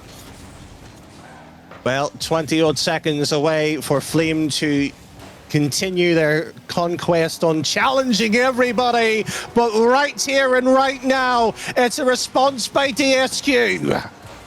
Hyder smashing that to the ceiling. Bailey says thank you very much. Nice little touch into the top shelf. DSQ take the lead, and that's the response you want. And then so could even get better from them. They did have the small marginal advantage of kickoff. Requires to see a double commit here. And Metsu straight over to Tyler. It should be an infield pass here. Tries to fake it low. And Boggy, potentially, if he had boost, would go for a third man demo. It's been Marvel's somewhat MO here to keep somebody up just to be an irritant for a majority of the couple of series. And Tyler tips at the safety. They need to... Well, if you're Marvel, you want to get one back. If you're DSQ, you want to go 2 up. I feel like this next goal is going to be majorly important if it comes. But Mentsu trying to stop that happening. Ball goes into the midfield. Cleared out by Bailey, relieving that pressure. Fortunately, pressure is only temporary there.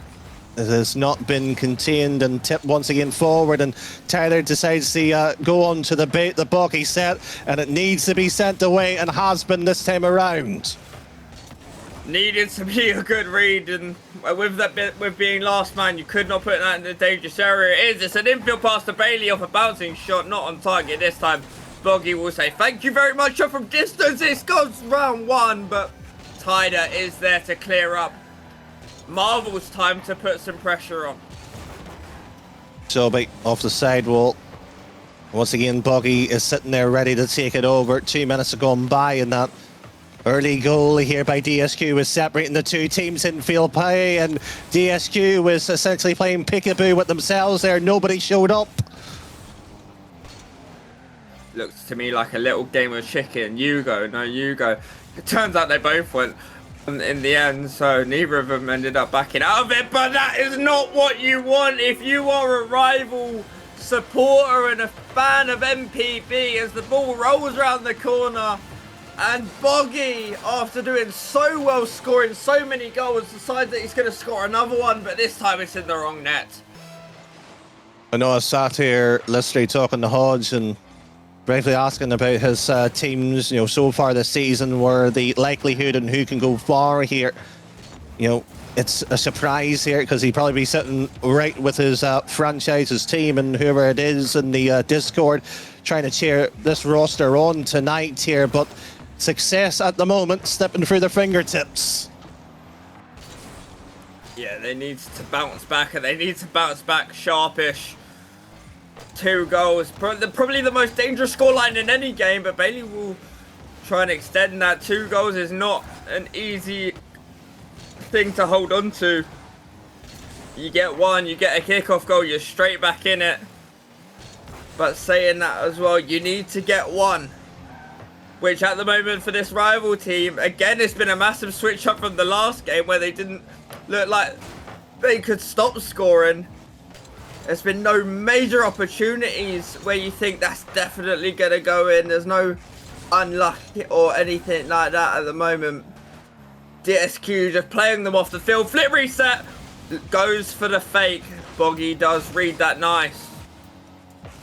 Nice bump on the rotation back too. DSQ holding now their defensive shape here. 100 boost goes begging. It was Bailey who eventually did take it up here, but Marvel played left to right now with the ball, but no shots on target. The third phase of play building up. Now the 4 forced into the 50, and should be a soft touch. Continue looking for the 50 to get it away. Has achieved that. Dorney, pass to Boggy. Boggy up, maybe a little bit too early, as that might have been a free shot. Not really sure what went on there. Were they going for a pass? Were they going for a shot? Kind of hard to tell based on that. It looked like didn't really know. But TSQ won't be complaining at all. It's a pass to the backboard. It's a little bump by the looks of it. Tyder throws himself as that as last man. Could have been dangerous, turns out it wasn't. Joe, you really do hate that when you want a real threatening chance and it just disappears. Yeah, it's not fun, is it? Mensu, dusting one, past the Tider. Tider can't get it through Boggy. Boggy doing everything he can at the moment. Got 3 saves. I mean, 5 saves for the entire of Marvel. Pressure's all been with Kaligo, but it will be a shot and Bailey gets his 4th save of the game. And it's an important save at that too. If that slipped on in a kickoff goal and could have been OT. But this is a much more improved DSQ, especially from game 1. And Joe Watt here, you'd be sitting there looking at it and you sort of be going, what can you do if you're Marvel? The tricks at the trade not paying off, and they've been left somewhat hung and sort of drying at this point here. They need a bit of sort of sunlight and water. Interesting to me that there's no timeout called. But here we go anyway. Kaligo won't be caring. They'll want to ride that high. Trying to soak in everything that Marvel brought in and throw it right back at them tenfold. And they didn't need to do any more than that. Just score 2, sit back, absorb that pressure. 6 saves, 4 for Bailey. I mean, if you're in pole position, that's exactly what you're gonna do. And Joe, why wouldn't you be doing that? It'd be silly to change it up in any shape or way here when, you know, the sort of the luxury of it is here, if you do get the win here, you know what your opposition's going to be, and it's going to be in similar conditions.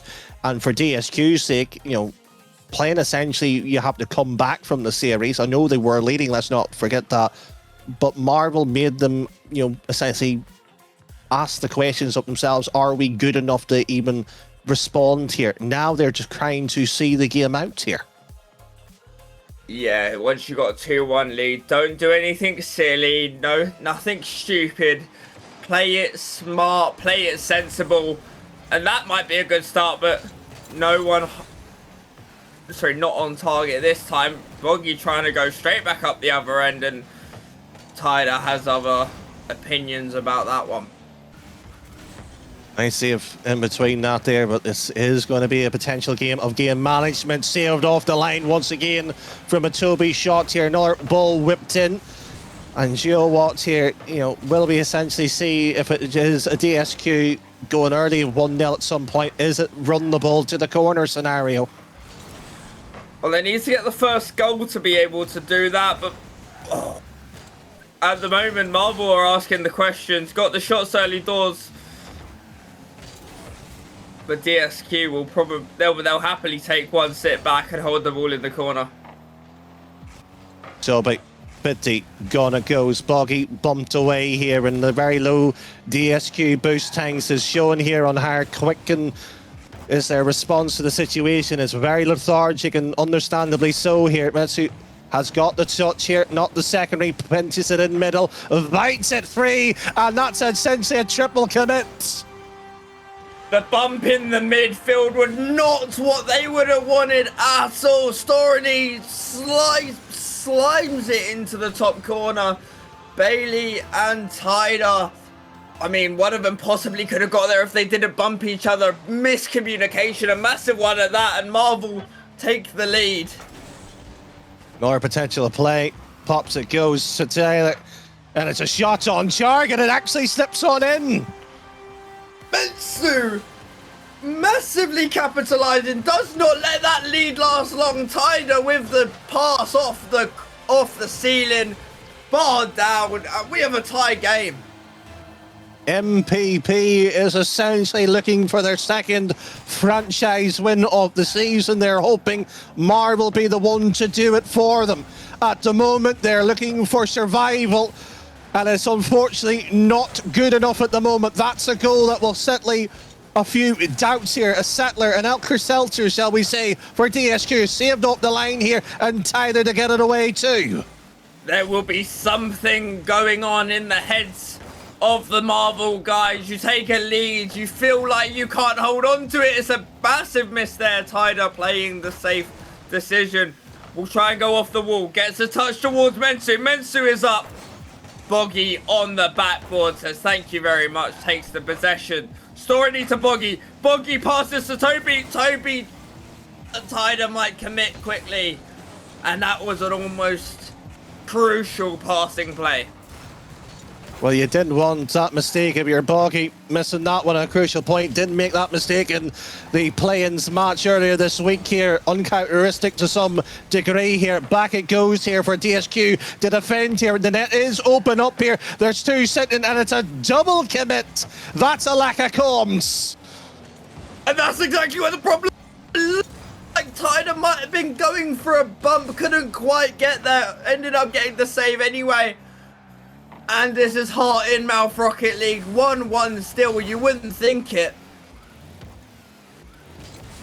I think unfortunately the players won't have much time to think. They'll be too worried about not being the one making the mistake here. Pops into the air, dribble, no strong send touch here. Unfortunately here at the rival, maybe lacking that little bit of quality. Toby gone with the ball here, downfield for that one to be sent on field here. Boggy infield pass too highly, and Tyler will be sitting here. And unfortunately, if either of these two sides fancy to have a bit of control in their game, they might have a bit more success. Shot, save, and deflected away too. Su needed to make that save after heading it off the wall, setting up the shot himself. So took it upon himself to be the one to get across.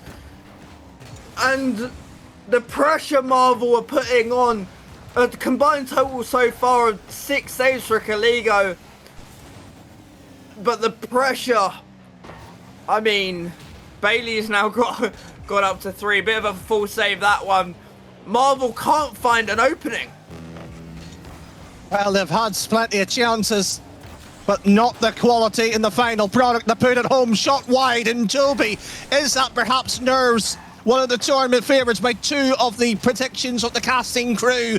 Rattling shots at their will here, but not able to get the final one home here to keep the decider on the table. 40 seconds and under. OT is still looking like where we be going, but DSQ, they're playing it smart here. Only 2 sent onto that one. Going back to a little bit earlier, uncharacteristic miss from Toby. You asked, is it nerves? It can only be nerves. A player of that quality does not miss those. Boggy is up and finds its way into the top corner. Storany with the pass, makes it happen after he takes the 50. Comes off of the car of Bailey. And Marvel, if they hold this, will be taking us to a game 5. Why are you pushing in that scenario? Would be probably the thoughts after looking at the replay. 10 odd seconds and DSQ has a favourable kickoff at that, but it looks like it's a little bit too little, too late here. The double commit here by Marvel to force this ball to keep into DSQ's half has been achieved here. No OT unless there is a divine miracle at that. It does not happen. We go to the game 5. I do not blame DSQ for throwing everything at that. At the end of the day, the game finishes 2-1. The game finishes 3-1. Who cares? Looks like Marvel will, of course, call their timeout. Going into game number 5, a little bit of an extended break, and I don't blame them. And you'll watch here, and this is not to take away Marvel's, shall we say, ability or the performance they put here. DSQ rightly probably should have won that match for a good part of the game there because of what they were doing. Marvel did not have the product to put it in here and suddenly fumbles the bag. And in the last 30-40 seconds here, Marvel on top. I've just actually reread that. It looks like it is Marvel who called the timeout after their win. I wonder if that's because the series took so much out of them that they just need a breather. After all that time going 1-0 down, I mean, you can't fault DSQ for scoring goals. But Marvel, I mean, Boggy, again, scoring what is probably the defining goal, the winner in that one. And this is going to be a very, very tight game. We got 2-minute timeout now. Let the heart rate drop. Oh, certainly is, and 2 minutes on the clock here for Marvel's timeout here. Both sides will get the benefit of it, and you know, probably the thinking is of it is DSQ are a better side, has quality off it. Let's not get the momentum to them. But, you know, if you did win the game, why call it at all here? A few questions there. Leaves a few bits wondering. But, you know what? If you're probably Flame, who's, 3-0 watching this now after, a bit of a time break here, is probably enjoying the fact of it. If you was Flame, you'd be loving this position at the moment. You've just swept your game. The opposition have just gone to a game number 5. And you're just relaxing. You'll be sitting back. Your heart rate's dropped. Your team are centered. You can mentally prepare to go straight or to go into a game. But whoever wins this won't have a break. That's the unfortunate bit about it. But if you have that win, you have the energy, the acceleration pumping you through, and you sort of go, right, let's get on with it here. But, as just rightly sat there and said, how tired out are you going to be if you do want to go to a bracket reset or a grand final? It's 6 hours. Yeah, I mean, it's a long journey ahead for either of these teams, but it's going to be a tough exit for either of them as well, I think. Both teams have showed glimpses of excellence. Both teams have shown that they can make mistakes. But they won't be thinking about that now. The engines are revving. The countdown has started. And here we are for game number 5. It's those situations. It's ride or die, as the old phrase would go. And DSQ, a team with a lot of legacy in RSC, who knows how to get wins on the board as a franchise, looking to 3 experienced players to see this best of 5 out here. MPP does not have it in the back of their quality in terms of their management. They are new, they're fresh, and perhaps with a bunch of new ideas. Proven wants to be a champion. Trying to find that second one, as already mentioned earlier. 30 seconds gone by. Still, mind you, goalless and no real opportunity from either side.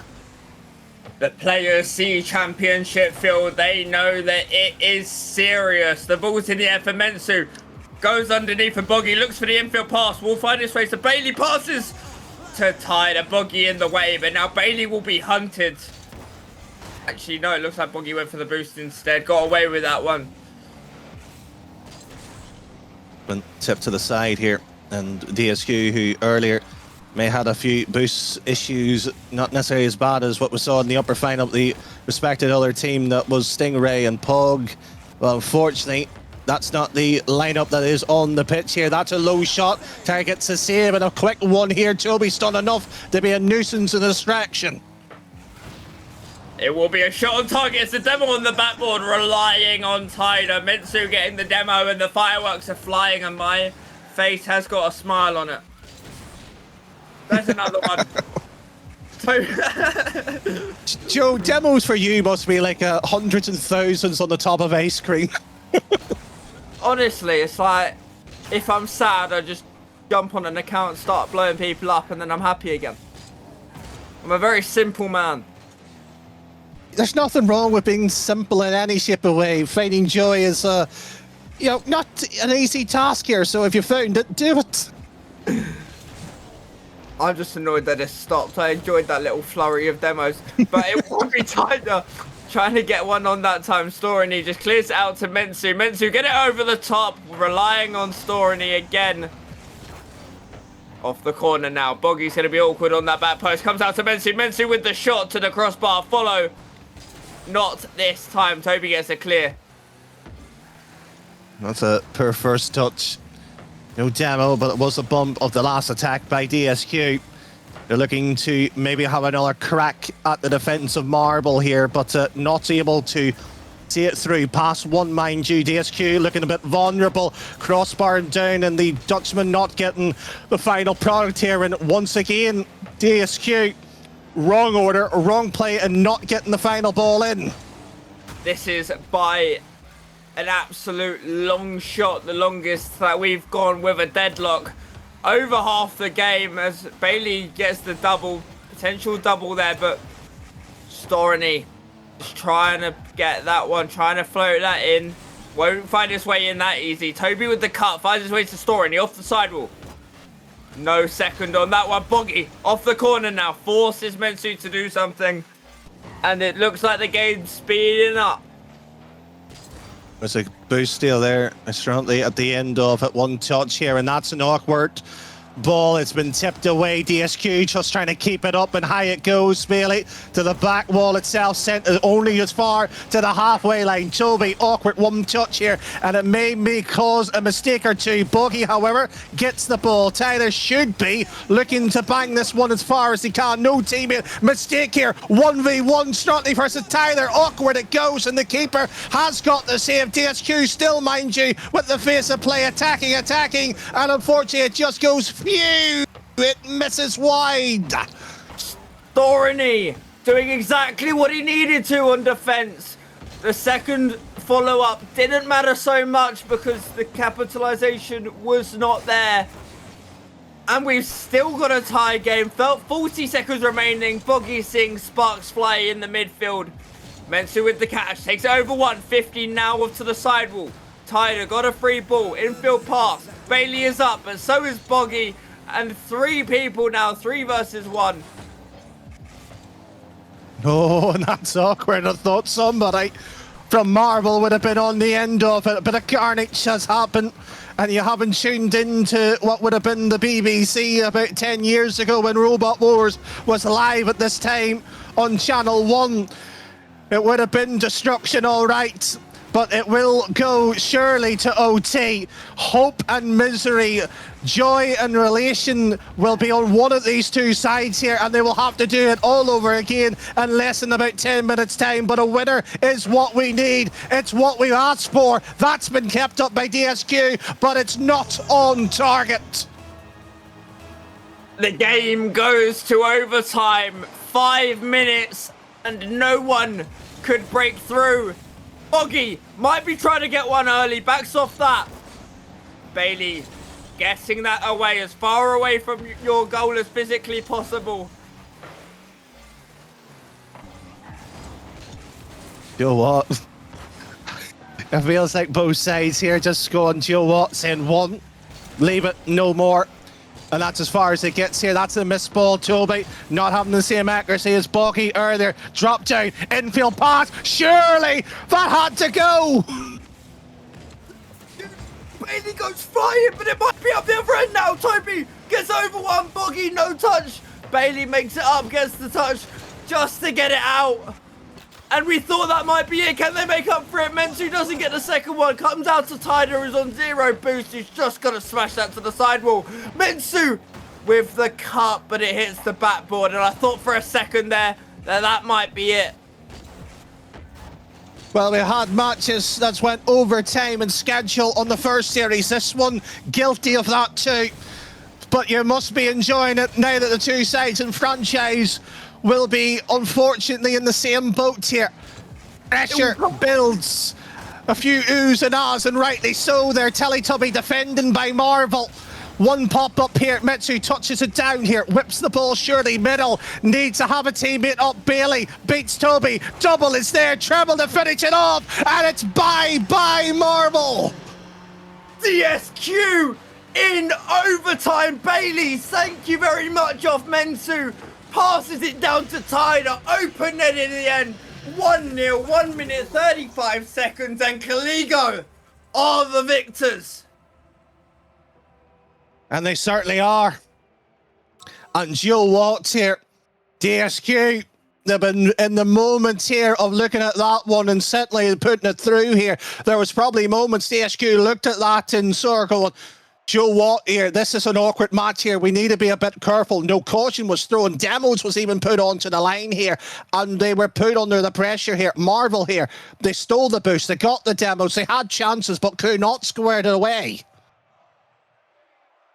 I mean, 100... Well, one thing they definitely had was chances.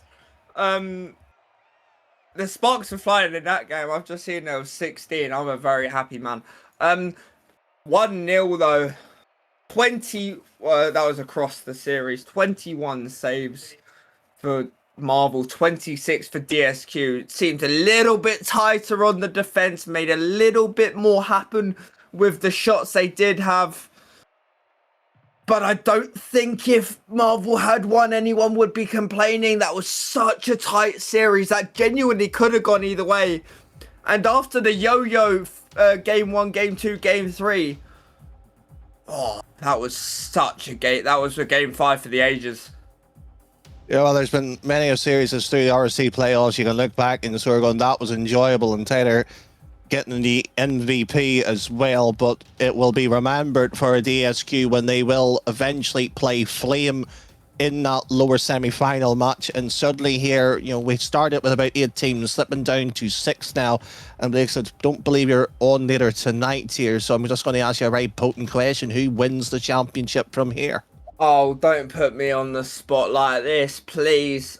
It's going to be hard to go with someone who's not in that upper bracket.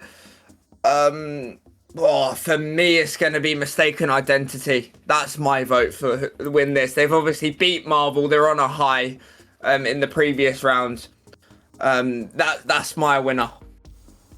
Well, it's fair enough. As you can see on your brackets at home, Identity versus the Unitux, the lineup, they won their match against Fred 4-2. Thread got eliminated by Flame.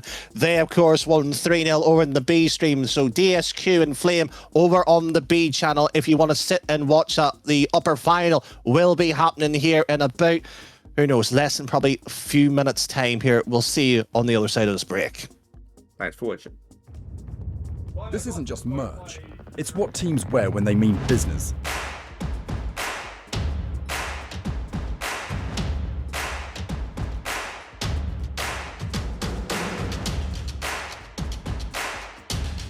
Every stitch, every print, every detail,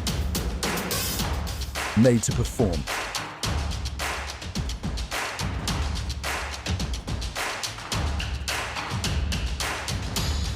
Trusted by the grind, from grassroots to championship halls.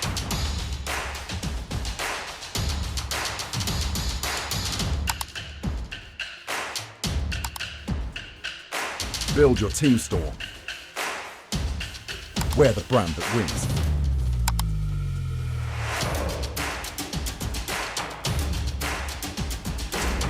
SpartanWare, trusted by the grind.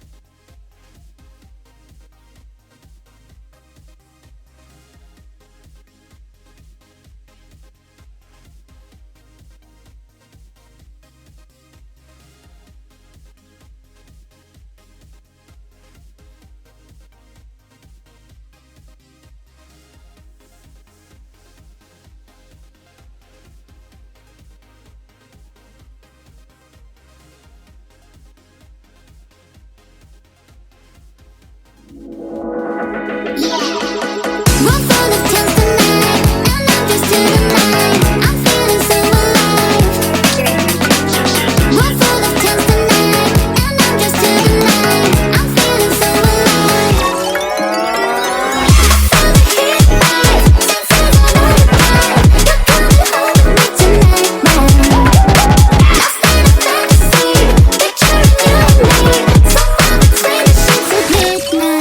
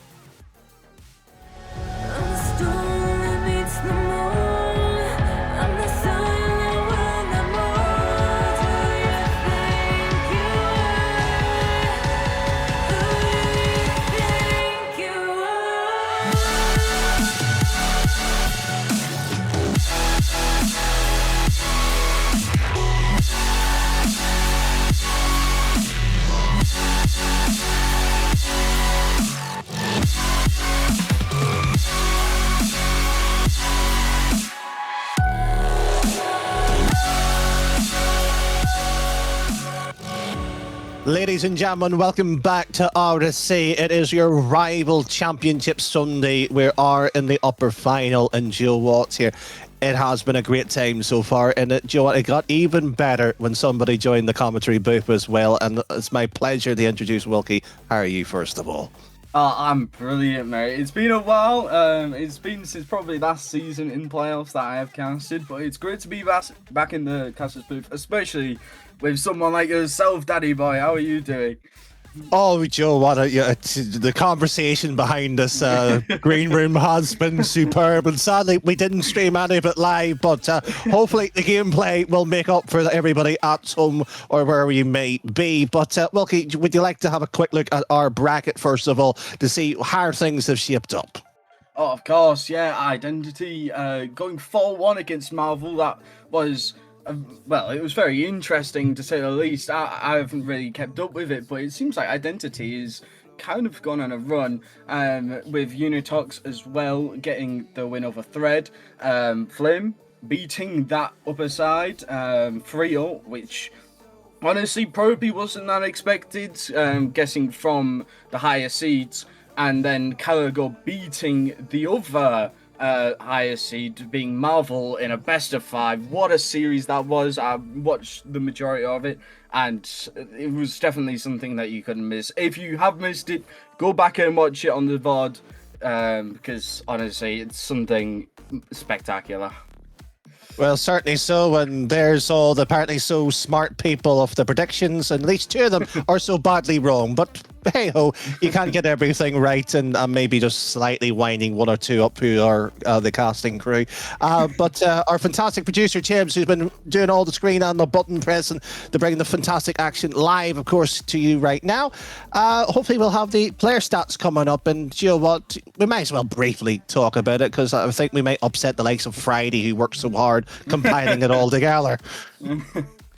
Indeed, yeah, and well, it does look very similar. It does seem like, however, that mistaken, it does look like the highest shot percentage. They seem more consistent, just based on the stats, of course. That doesn't reflect the gameplay. But what do you think about it? I think the numbers are pretty, and I like the graphics, and other than that, I don't care about the numbers. It's meaningless as players, as you rightly know, Wilkie. It is a best of 7 in the upper final. Let's the gameplay do the talking. Of course, and straight away, it's gone on to the Gianna side, and, well, the pressure's already starting. It's gone on the orange side here, and Duds doesn't quite get what he wants. Vel's going for a solo play, couldn't quite do so. The defense is looking fairly solid, and, well, it does seem like it's going to be a fairly even series just by the first 30 seconds. I mean, for whatever reason, it just seems like it's going to be a bit of a boomer ball, as Tal right there puts it onto the backboard. Can someone get to it? Yes, change. He wants a second. He does manage to intercept that play, and now that would lead Identity on the offense. Joe, you're a braver man than I am, because I wouldn't even dare try to say Unitox's name, because it would probably come out like Chihuahua quicker than going at that speed. And, well, Chihuahua, they got scored on. Well, that's what we get for yapping so much there. Chihuahua gets scored on by Identity. It doesn't look that spectacular of a goal, but every goal does count in a best of 7. It helps keep the motivation high, and, well, Identity getting that first goal of the series, it could lead to something promising within this first game, as, well, Tal, he wants to get that away. Vel tries to get the passing play, however, it was intercepted by Identity, and again, the possession doesn't seem to really be there for both teams. I do expect that, however, to change throughout the series. Well, certainly so. And you mentioned a word as well as a player there, Change himself here, a man who has many talents, and sometimes winning things is part of that mantra as well. And correct me if I'm wrong, I don't think he was in your grand final, the season he won. No, he wasn't. But, well, we're going to have to change that this season, however. Let's get to the thing at hand, right? Vel. I feel like I've slowly walked on a sensitive subject. We'd like to talk about how many finals I've lost. It's about 5 or 6 here. I think I've got the worst record than anybody else in RSC. Well, yeah, and, well, I don't think I've lost a final because I've only been in 1, and, well, that was in ERS, so we're not going to mention that on my end. And, well, the gameplay doesn't seem to have reflected the fact that we have been completely ignoring it, as Tal puts it into the midfield. Couldn't quite do what he wanted there. Boris getting the intercept. Magic puts it into the midfield. Vel getting the intercept, and again, it does seem very scrappy. A lot of 50s coming out from both sides, and, well, we're just going to have to see who gets this next goal, if there is one. And, well, Tal gets another 50, Vel looking for the offense, and, well, what do you think of this, Danny? Well, I think it's absolute carnage, to say the least of it. You know, you've been sitting there saying and talking about the gameplay, and it's essentially boom ball and chasing. It's a very much erratic. And do you want it, or shall I take it? Yeah, you take it. That's diabolical defending. Yes. That's all I can say. Yes. I do not know what that was, Well, you're in playoffs. Has nobody told you that? We cannot be ongoing. Duds now trying to make it up, but he couldn't quite do so. 2 people on the mistaken offense. See what they can do. Boris against that pinch. It was pretty close. And, well, the defense from Gianna isn't looking the best, to say the least. I'm just interested. Were you doing a bit of a remix there? Was a bit of a what a save essentially was coming out there. Were you getting ready to sort of tap the quick chat there? Of course, man, of course. And, well, it does seem like all the offense is coming out of this identity side. It would seem that their identity would be the offenders of the rival tier as Change tries to get that sidewall redirect. Couldn't quite do so, although the vision was there. Boris says pretty much open, and he puts it straight to Tal. Well, unfortunately, at that point there, Alex essentially said there to the likes of Change and Boris, ID, please. No, unfortunately, produced that time around. It will be a travel requirement. Will it be a visa or straight through access? Unfortunately, not through the border this time around either.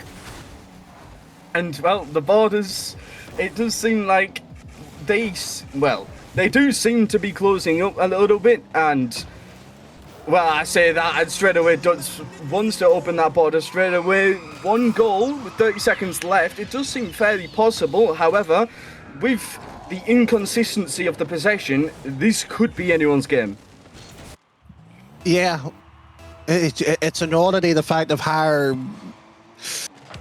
I'm not going to use the word sluggish. Inconsistent is probably the way to describe it. There's moments where you have the hits and the touches where you exactly where you want it, and suddenly it's somebody slipped on a banana peel for the other half.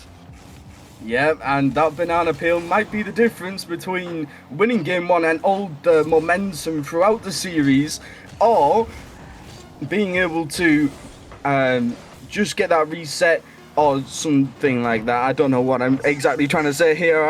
However, Identity do seem to be on that offense, wanting to close out this game 1, and that's straight down. Identity getting the first game, and will that continue throughout the series with momentum? Well, we'll sincerely hope so. And I'm just roughly counting, I think with the exception of Vale and Alex, all 4 others are former elite players. We've all faced them as well too. So I'm going to ask you this, Wilkie. Who would you have been more afraid of coming into this match? Oh, that is a very bad question, Danny. You cannot be asking me that. I'll happily answer too if you're that worried here being singled out. Okay. I mean, from my personal experience, I would probably say the identity side. Magic, when he was an elite, he was a very good kind of enforcer in a way that he does try to fit on every team he plays on, and he does that to very great effect, in my opinion. Whereas Duds, he never really had his footing in elite. Which, it's one of those things, there's not much you can really do about it, right? What would you say, Danny? The player I would have been the most afraid of would have been Change, to be honest with you. Really? Yeah, he was always one of the players for me that just stopped anything I tried to do. Which, if I sat here said in the lobby, I would have had to put you as first, actually. Now that is a surprise. Absolute thorn to any of my league play campaigns. And that is the strategy against Danny, boy. If anyone else plays against Danny in any future seasons, that's what you want to do. Don't worry about it, Danny. No one's going to. No one listens. Anyways, Boris are now getting that shot on. Couldn't quite do that. And now Tal trying to do something here. He's on the offense. He's on his own. And free ball, free open net. Change getting bumped by Duds. And Duds does very well to understand that play, see what his teammate needs. And Tal gets that goal. Yeah, much needed. And you know what, you were somewhat alluding to the fact of, what they were trying to accomplish in the first game. It's now actually came to fruition. Change this slows the game down here. And I almost said it was going to be a second good goal there from Alex, but not getting the connection. And suddenly we return back to where we are. Of course. And that's the biggest thing about these tiers, well, these lower tiers specifically, it's that plan. What do you plan to do? You might not be the most consistent players. However, if you can form a very good game plan or a play style that you really like to use and works against these type of players, it usually comes into fruition and makes you do very well. Now, with that being said, what does Mistaken do? And Identity just puts it into the middle of them. I love how you were setting yourself up for basically the answer, and before you even had the chance of it's going, hello, my name's Magic, I'm a goal scorer, and who the heck are you? Of course, and this is why I said Magic was probably on my radar. Magic, again, he's very underrated. I rate him very, very highly. Of course, that doesn't mean much to the majority of players. However... Are you telling me the power rankings don't matter and all the tier list everybody making cries about it doesn't matter, Wilkie? Now, in my opinion, it probably doesn't, but maybe to a couple of people it does. Yeah. Now, the reactions, they vary between people. However, the gameplay doesn't vary based on reactions. It's based on the players, and Magic, again, getting it past those players on that Gianna side. Again, I don't know if I'm saying that right, but let's hope. And just completely outplays them, gets it past, and it's a free goal. And that's exactly what you're hoping in those situations. And Joe, I'm just sitting laughing about here, and I actually was teammates briefly with Magic as well last season. Really? Oh, the comms are brilliant with him. Oh, of course. And you showing it, saying to Boris probably that a midfield, and Boris are having that trust in Magic to just pass it over and outplaying these Unitox defense. Again, it's just what you like to see from these two games. Specifically, I feel like Mistaken already are probably going to win this unless Unitox can change their game plan mid-series. I think what we also need to somewhat point out here, we're not giving excuses, as you know, Wilkie and I are very, let's say, not generous on giving the acceptance of them. Dots is meant to be the sub for this team, so they're not playing with the same lineup they have done for the league play campaign, yada yada yada. But you know, there's only so long that you can run with that excuse. Now that is a generational fall off, if I do say so myself. Going from main roster elite to sub-rival is kind of rough. However, that experience, I'm not saying that's a bad thing. The experience can come through, and I hope it does for his sake. And as much as I do love the guy, he needs to pull through for his team, just as everyone else does. Be that contributor, be the person who rallies behind his team, because at the moment, Mistaken are just battering and battering and battering.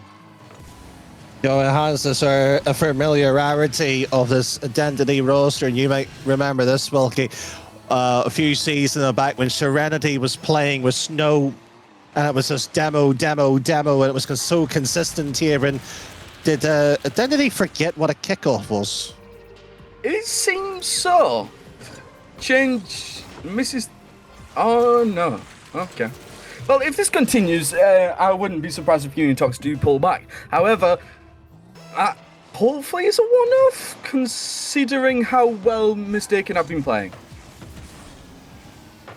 Joe, if it's not a one-off, I mean, the Feel of the Week compilation will be very good.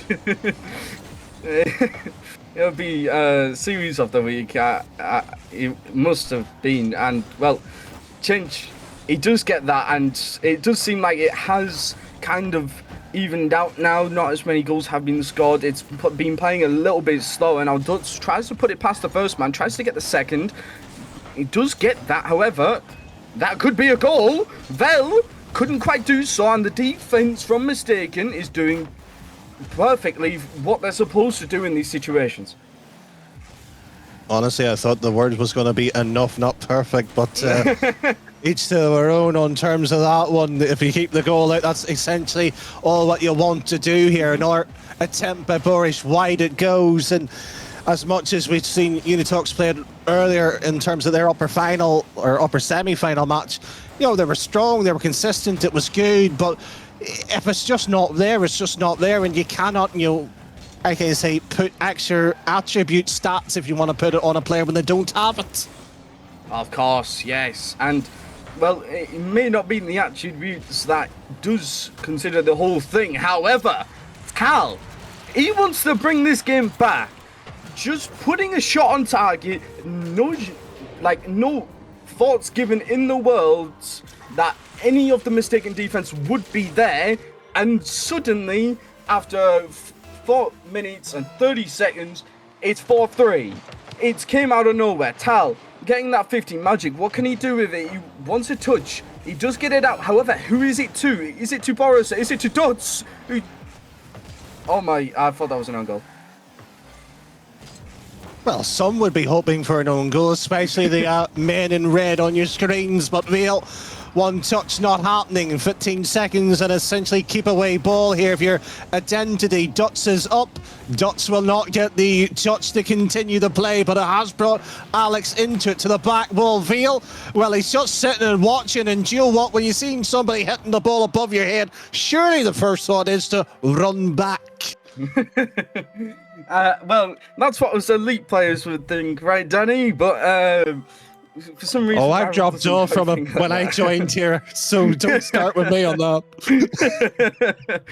But yes, of course, I mean, it's one of those things you really need to just focus on yourselves and think about what can you do in the situation. Of course, thinking about your teammates as well, where are they, what can you tell them is very important. However, if you do not do what you are supposed to do, what is your teammates going to help you for, right? At the end of the day, games like this, right, where randomly Unitox come up another 2 goals, bringing it to a 1-goal game. These are things that shouldn't be happening with Identity, considering how they played throughout the start of this game. Yeah, and no, you can sit here and look at it in terms of it's a breakdown of defence or, you know, communication or some kind of structure-wise, or just a poor positional play just being slotted in multiple times, and in typical fashion here in RSC and other servers required to be recreated here. But, you know, Wilkie, we've been in finals. We've sat here and seen multiple things happen, of course. And the quite literally is the team that's able just to play that little bit of consistency usually often wins here. And the fact is that Identity is able to outscore, outpace, is enough here for them to win games. And I would have to agree. These playoffs, they can be very nerve-wracking for teams. And as long as you don't let them get to you, you don't have to play like very mechanical. You don't have to play you're perfect. As long as everyone on your team does do their job, in a sense, instead of doing everything perfectly, that's usually enough to get you over that line. Of course, when you get to about Master, it doesn't work that way. You have to become a little more creative, as that defense isn't solidified. However, in Rival, for example, these type of things aren't solidified. The defense isn't solidified. So if you can break it down, if you can outpace, like you said, and if you can be more consistent, as you said, games can come to you, right? Oh, well, I agree with that. And just for a brief second as well, on the B stream, Flame up 2-0. DSQ trails 4-1 in game 3. So potential sweep over there. The loser of this will be the, unfortunately, going against Flame here. And I'll just throw this as the way it stands here. It will be Unitox versus Brave Esports. So at that point, you probably somewhat have to back Flame on the way they're playing. But hold on a second. Cal here, just getting that touch. This is what I've seen him do throughout these 2 games. It's just these small touches, getting it past the first man, and for whatever reason, the mistaken second and third man just don't expect it. They have so much trust in each other. Ironically, it is coming to their kind of whatever it is, their disadvantage. It's the trust that they have in each other is great, but sometimes when the touch does get past them, it doesn't quite work. I do love the fact that, you know, you sit there and have that moment of sort of disadvantageous play, and suddenly the key word at that point is adaptation. Is how do you find that resolve to get the next sort of play to work? As you rightly pointed out, the Masters teams are able to adjust to find and essentially punish anything that looks like a half of a mistake, because you will not have the time, will you have the space perhaps, but it's what you do with the ball here, and that's the major difficulties that rival players, and that's no offense to them here, is how do you manipulate that ball to be better? And of course it is, you know, these people aren't as far as in their Rocket League careers as the master players, for example. However, this kind of tier is a very transitional kind of tier for them, and it's where they start to pick up things. They start to pick up the speed, and they start to pick up these kind of outplays that do win them games. And it comes here as Vel clearly hasn't picked up these things, as he's done this twice. The defense just isn't there. Well, I would describe it more rival of the last few seasons, the graveyard of former elite players, to be honest with you, and that's speaking as one. But mind you, it's that sort of moments that will make a difference, and Boris is punishing the two players that do not have the upper echelon experience. 2-1 is a quick turnaround. 2-1 and Boris getting that shot just powerful enough to get it past the defender, and well, if it works, it works. This is what we've been saying throughout this game. It's just getting these shots on, and again, having this type of thing with Tal, getting that touch, but then you have the mistaken one and then one and then one straight after one another, and it just keeps coming, and it's fairly unrelentless, wouldn't you say, Danny? Certainly is here, and you know, thankfully, you know, most of the viewers here and players of RSC wouldn't know what the sort of an old sort of radio style digital clock would be. You know, it's just stuck at and that's the way, you know, some players are at the moment, because they do not know how to get out of that cycle. But mind you, that's a conversation for another time. Oh, of course. And the conversation really should be coming towards this game. Going from 2-1 here, and well, Tao wanting to get that shot, couldn't quite do so, and then Duds goes into the midfield, and this is some of the quality that you do want to see in this tier, having that mid pass come from Tao, having that awareness to pass it to Duds, and then again these mid passes just make it through the defenders. Nothing, well, there is a lot of things that Mistaken could do, but they just weren't aware of it. Well, perhaps maybe turning the monitors on or looking around would be certainly help or position much better. There's 3 ideas that unfortunately change. Waits patiently, maybe perhaps to resolve the issue that we once saw with the passing play. Dutz's attempt to redirect the ball inwards goes awry here. Magic bangs it, boom, and Alex once more tips it high, and nobody really from a Unitox on this receiving end of it, which just sits there and show you they're out of sync rotationally here. Of course, and I have just seen Vel trying to do a Zen touch, and unfortunately this isn't what you need to win the tier per se. It's nice that you're trying to pull it out, however, it's not really the best play that you could have probably went for. However, the double commits also aren't probably the best plays that you could be going for in defense, as Mistaken do so and change. Now, probably looking for some possession. He does get it past one player. However, he has 0 boost. What can he do? Gets a 50, but Dutz gets the better of it. Magic trying to get that away, couldn't quite do so. Now change, getting the clear. What can he do? Is there anyone there? Tal, he's looking for a 50 again. It's really coming to pace differentiation, as the change between going forward and actually getting the touches are becoming very much more significant, as Tao just gets that decent angle, I must say.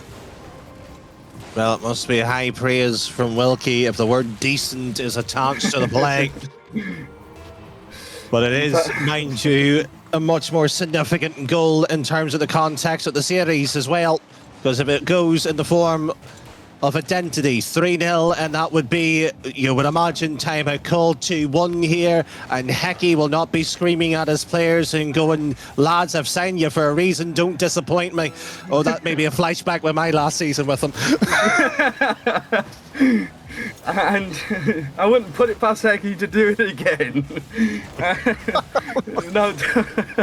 Now, it is one of those things. A timeout does need to be called, and they do have that option to put it through. However, none of the teams have actually decided to do so, even with Unitox going 2-0 down in the series. However, this one game could change this momentum, bringing forth, actually I was about to say that and then really tried to do so, but mistaken, giving it a chance, but Unitox staying firm and just doing kind of the bare minimum to get by. Certainly so, and before I get a DM here from people, Hecky is one of the probably best GMs I've ever had, by the way, before anybody wants to complain on that last comment. And if you ever experienced Hecky, one of the best people to ever have a conversation in RSC.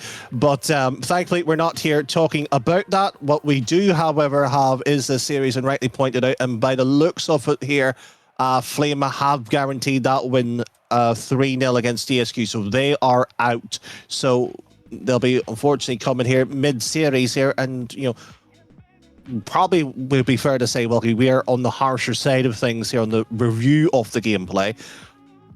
But we expect that little bit more here, especially with so many people here, been in finals, been in deep runs and play-ins, or playoffs, I should say, and it's not quite hitting the same caliber as, shall we say, former glories. Oh, of course, yeah. I mean, the gameplay that we have seen from these players has been very much better from past seasons, just like the Rocket League servers, as they have went down once again. Woohoo, can't wait for that.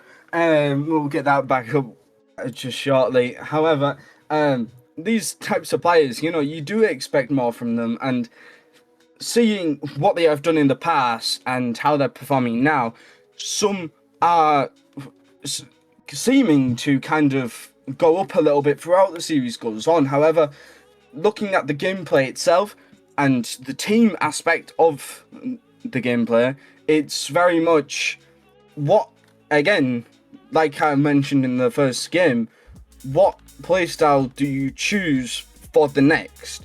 And it should be like that every single game, and it can change throughout the game. But to win these series and stuff like that, you have to be adaptive, and it's just one of those things, right? I love how Wilkie is a wee bit blushing because he's on cam, probably not as used to it as much as others, as you hear. Mm-hmm. But you're sitting there, Circle, and to some extent here, am I right in saying what you are? You're 100%, because in matches there's enough here. It's that one sort of quick change here, and I don't mind saying this, as Veil here puts one goal straight into it. You notify what one player is the weak link as well on the team. You know it instantly when playing a series, and sometimes you just target it, whether that's putting the ball high up, as Quackers have found the misfortune with me with an Irish long ball every so often, or you just sit there and demo somebody. And if you want to go back, either Asinji, for an example, down in Challenger tier, would have been quite known for that, and you had to play that type of game against something that was odd. I do have to agree, and come on, disagree with me, Wilkie. I want somebody to argue with me. No. Everything you've said is actually correct. I completely do agree. I think we are on the same wavelength in that type of subject. For me, it's one of those things where, yes, you do kind of notice that weak link in a team. However, that communication, in my opinion, is probably the most important thing. Just saying to them, or asking them how they feel, or what do you want to do in situations where, or how do you feel like you're playing whatever, or discussing how to play differently according to it. There's so many things that you could do with this information, and a lot of people don't, and that does change the dynamic between the teams. Yeah, and I mentioned this with Veil and Hodge respectively, so on the Challenger playoff. And hence, we remember the back when RSC was in the infancy numbers of 8, 9, and you know, some of them, and it was quite literally, you know, players didn't have coaches. The idea of, say, you know, getting advice was, you know, strange. It was, or how dare you insult me? I'm a 1300. I know better than you. Now suddenly everybody, you know, in season 17, whether it's down an academy or a prospect or, you know, elite or master, it seems to be a much more, in my eyes, a welcoming thing is asking for advice in terms of how do we do and how do we improve. It's just crazy how RSC has adapted into that sense. Of course, some players still don't do this. I'm not calling anyone out here. But DM me, I'll say it. I'm not calling anyone out here. But having that ability to communicate with people and being that welcoming teammate, that teammate with advice, even though they might not take it from themselves, it could be very interesting and it could be very beneficial for a team just to speak their mind and respect each other's opinions in that type of sense and try have a workaround with that type of thing. And well, having said this, Unitox does seem to be that kind of team. They've gone 2-0 down in the series, and they're in game 4. They've just decided that they wanted to be better, right? And I'd imagine that they have talked to each other about a play style, and they have worked on it, and that's just what you want to see from a rival playoff team. Well, I'll sit here and say this, and it was the elite season as that one goes in and ties it up. And it was a bit unfortunate timing here because I was about to say here, I mean, I was on the elite team with Evoke and Tuck back in the day with Buddha's the sub. And I know, yeah, you remember that team, don't you? Yeah, I remember that. Oh, we still have the replays and we want to put that on stream. It was a series and a half, I'll tell you that. I don't want to be in the comms back on it, but mind you, I have flashbacks. Help. But anyways, but Hecky was in the VC with us. No matter what was a league play or a playoff match, he would have been sitting there sort of going, lads, you've got it, you're playing well here, or whatever it is, or a burst of laughter. And, you know, it's that difference maker here, and Identity may not have that in their back corner here, where Unitox have got it, and it's, as we've sat here and noticed, made a huge difference since game 2 and 3. And that advice does come a long way, and yes, Identity did score that goal. However, the possession does go more towards Unitox, whether the score by the end of the game does go towards Identity, as it seemed like it might have done there. It does seem like that the pressure does go towards that this Unitox side, and it could very well be because of that man in their corner. These type of things do help reassure a team that they are doing fine, or give them advice, like we talked about earlier in the game.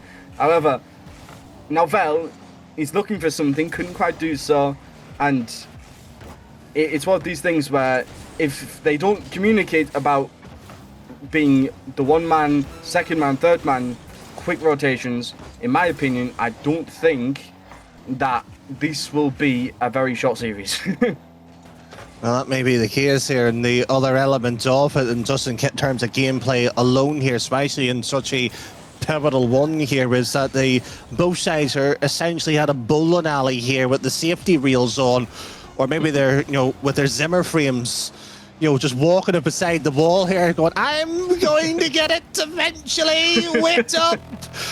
You know, at some point here, they might want to play in the middle of the park here. You know, suddenly, you would just want that change up in direction here, but it's hard to put it right politely, afraid to lose instead of gambling to win. And that's exactly what we saw in game number 3. This Unitox side were going for the passing plays. They were changing the direction and the speed, and that's what won them that game, and that's what made them close in game 2 to getting that reverse score from I think it was a 4-1 to a 4-3, right?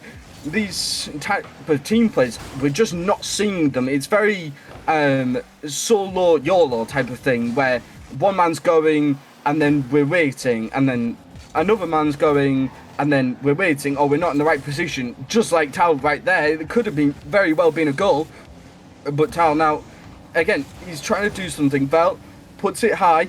Tal maybe looking a bit selfish, does this on no boost, and it doesn't look good. Well, it may not look good, doesn't need to look pretty, it just needs to go into the back of the net, and Tuts near enough making it happen here. Soft touch back into it. Magic once more continued beating out of the play here. Wilkie's our star player, the one to keep an eye out. So far, dormant in this OT here. One touch, and it's awkward enough for Borish to still play on it, but not to redirect it. If that's walking in. I've had the first one, you can have the second one. Oh my god, mistaken. Have you forgotten what you're playing? This is playoffs! Come on, guys! Jeez, man. Oh no. That is horrendous. The fact that that ball just flutters in by with no regards in the world is absolutely insane, Danny. Well, if you're going to float somewhere in the world, you know, you have the UK, London, Dublin and Ireland, or who knows, maybe Florida. But, you know, Disneyland would be a good spot at this point. Somebody may be laughing here because he's wondering when I was getting this in here. So, which Disney character would you be more interested in having a conversation to here? No, in my opinion, it would be definitely Donald Duck, because at least Donald Duck, you could actually make some sense of it, whereas this Rocket League gameplay from Identity, at the end of that game, I don't have a clue, honestly. Well, I thought we would have went with Goofy, especially how the last moment certainly ended there. But, you know, hey-ho, that's how the scenario sometimes play. But, you know, we might see Miss Piggy and Kermit, one player holding hands here, and it might be another mistake out of nowhere. But what is certainly interesting here is there is no, shall we say, extra film here on that DVD. It's straight in, no timeout call, and both sides are certainly with a handshake and say, let's get on with this one. And that is very surprising. When looking at these types of games, you foil the bag so much. You would expect a timeout to be called just to reset that momentum and reset that mindset as well, because that must be so draining. As Tal, he just puts it on the right side of the net, and again, nobody is there. No one's there to challenge. Boris, he just chows again with no regards in the world about his last man, and it does lead to a goal, Danny. Certainly does, and we did get fed information there in the commentary booth here from our producer Chubbs this evening here, and we want to make it clear as well. And you know, Unitalk says sat there and said their main player is there, that has been watching, has the conversation with the team as well, and you know, they were happy to continue with Duts to play out the series and, you know, potentially maybe the rest of the tournament. But I'll throw this out here because we saw Mal enter the why Mal entered, God only knows, the Challengers grand final. No offense to Mal, but you know, it was certainly a surprise to me, like everybody else who was tuning in. But if you do have that sort of player to swap and change here, if you win or lose here in the grand final or bracket reset when they potentially may make it there, is that worthwhile considering swap on that player in? You see, these type of situations very kind of difficult in my opinion, because considering the series, I wouldn't say Unitox have been doing that bad with Duds. Like, yes, it has been very inconsistent, as Duds just decided to display right there.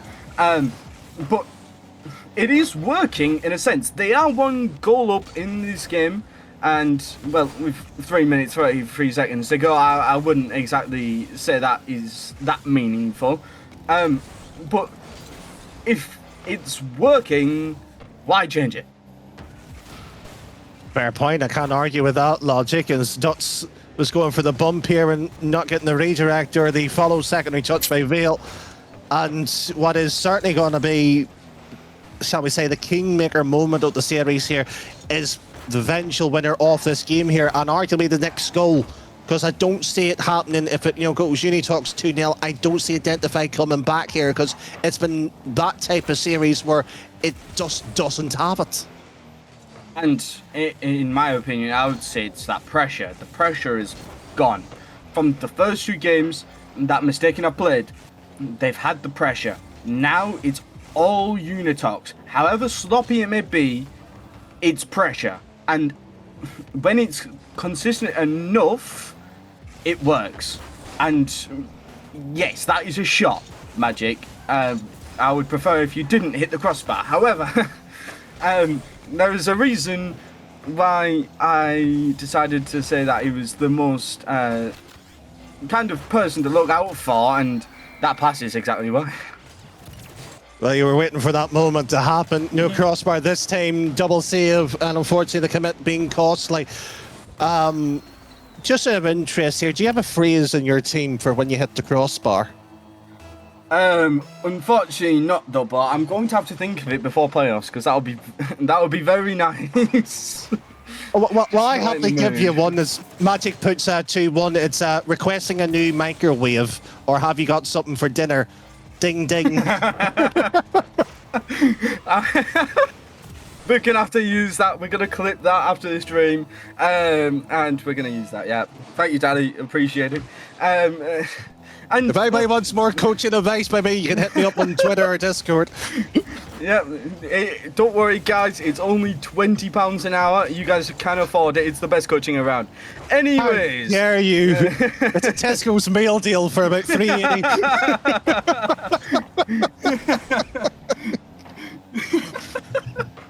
Hey man, that Tesco's meal deal goes very far. Don't worry about it. Joe, while we're here, Farkion's watching midway through this here, or the social media manager RC, I want to put official complaint in. They stopped doing those tweets. I know, yeah. I was surprised about that. I wasn't really paying that much attention, and then randomly they just stopped putting out tweets, just like Tal decided that I didn't want to get scored on anymore. Yeah, you know, the tweets stopped about, you know, who had the rubbish sandwich, the crisp argument, and what type of filling it is, and suddenly here it's now 2-2. Do you know what here? Do you know what? There was somebody I was talking to, it was too posh, by the way, to go to Tesco's and had a Marks and Sparks sandwich. What? Seriously.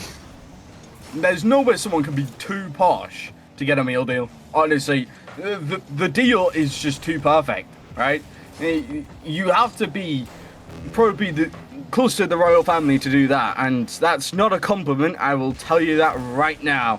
Anyways, with Duts putting it into the mistaken half, it's a bit of confusion with the mistaken defense as Boris he looks to try to do something. However, Tao does get it past one. Bell looking for a double tap, tries to put it into the midfield. There's a shot, but it was just so poor. Boris was able to save it.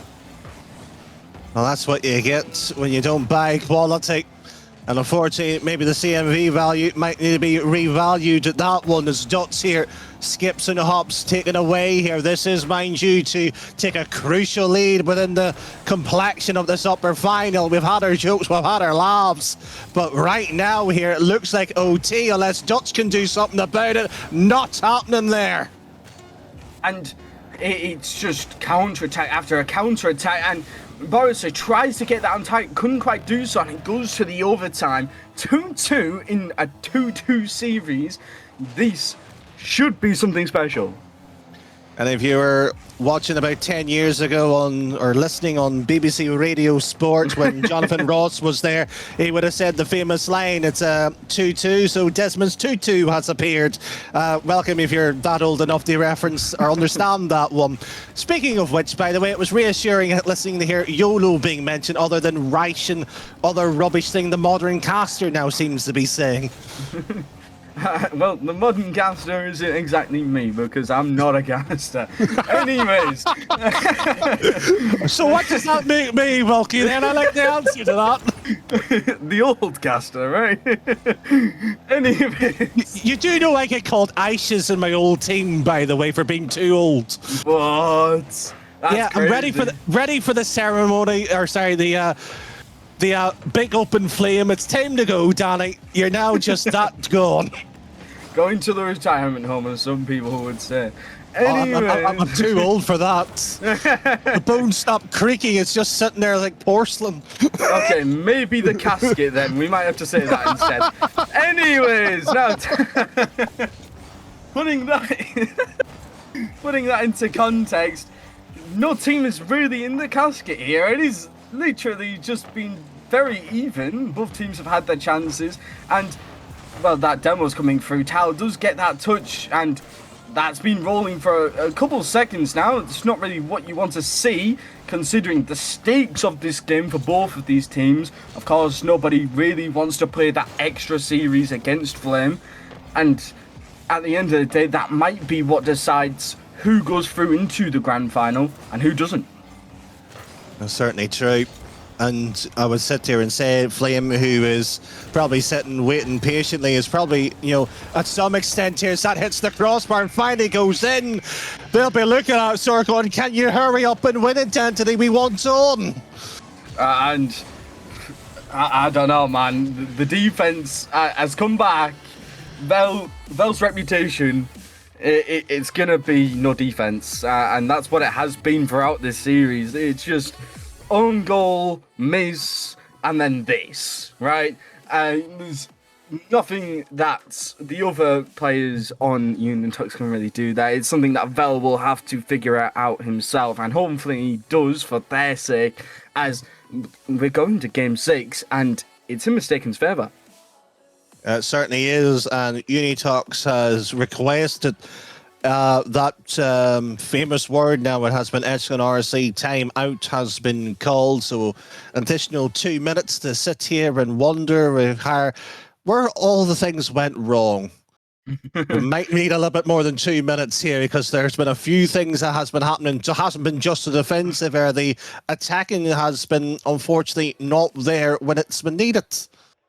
And honestly, I feel like it's come to nerves. Both teams, they've shown what they can do. It's not the best, but they've shown it, right? They have shown what they can do. However, they're just not playing the same. Mistaken, first 2 games, they played okay. They played decent. They played enough. And then Unitox, in the next 2 games, they did enough, right? And all of a sudden, it's all come into a big cluster of what is happening.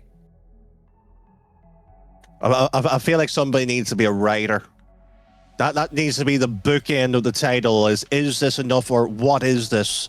Because it may be a new bit of a sort of a detective series here. Who's going to be Sherlock, and do you want to be the Dr. Watson in the scenario here? I'm trying to remember the assistant's name there, but it's literally that moment, sort of going, let's follow the clues. Oh no, we've suddenly went into Scooby-Doo here, and the mystery van.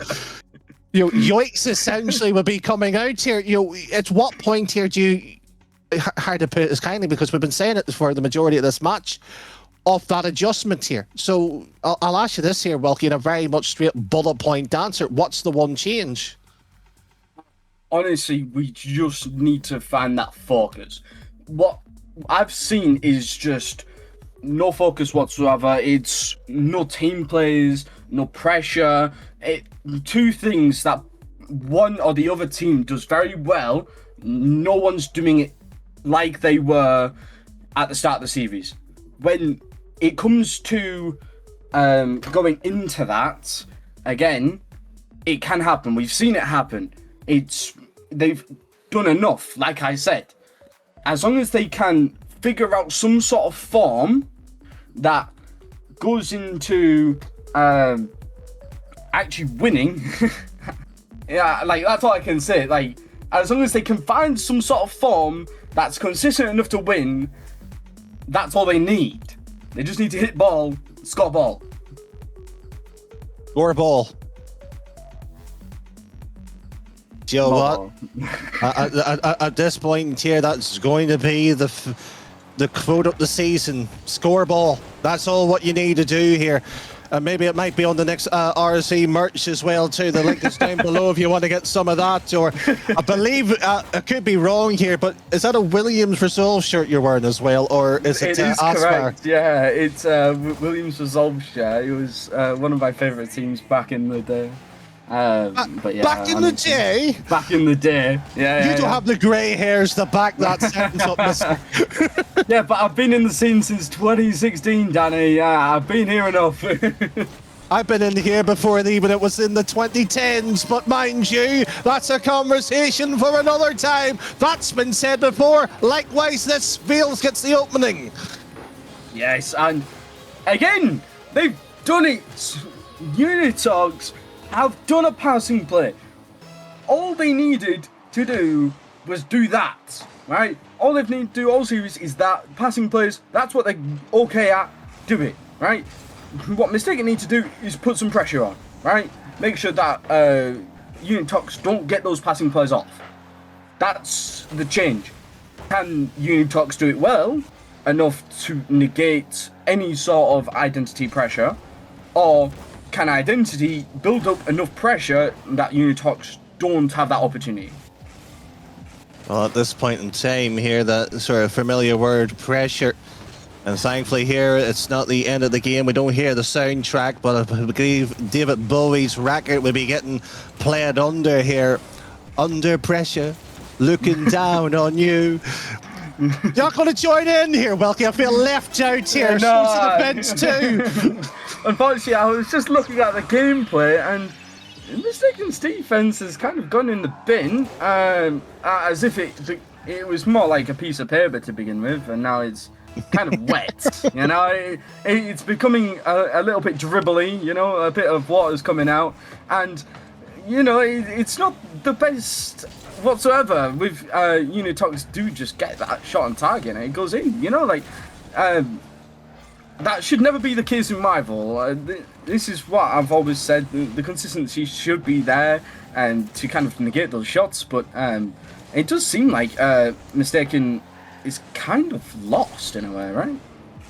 Well, to some extent, yeah, the rotation's somewhat tripping, but they're trying to play more comeback to negate the, shall we say, the speed and the ball being put across here. But you know, I was quite enjoying the analogy that you put forth here, but it's a shame it's not Mary Berry here, because I think the description would be more of a soggy bottom if it was the sponge cake on display, and unfortunately the jam's running down here. It's going to be a tut-tut and a hisk here.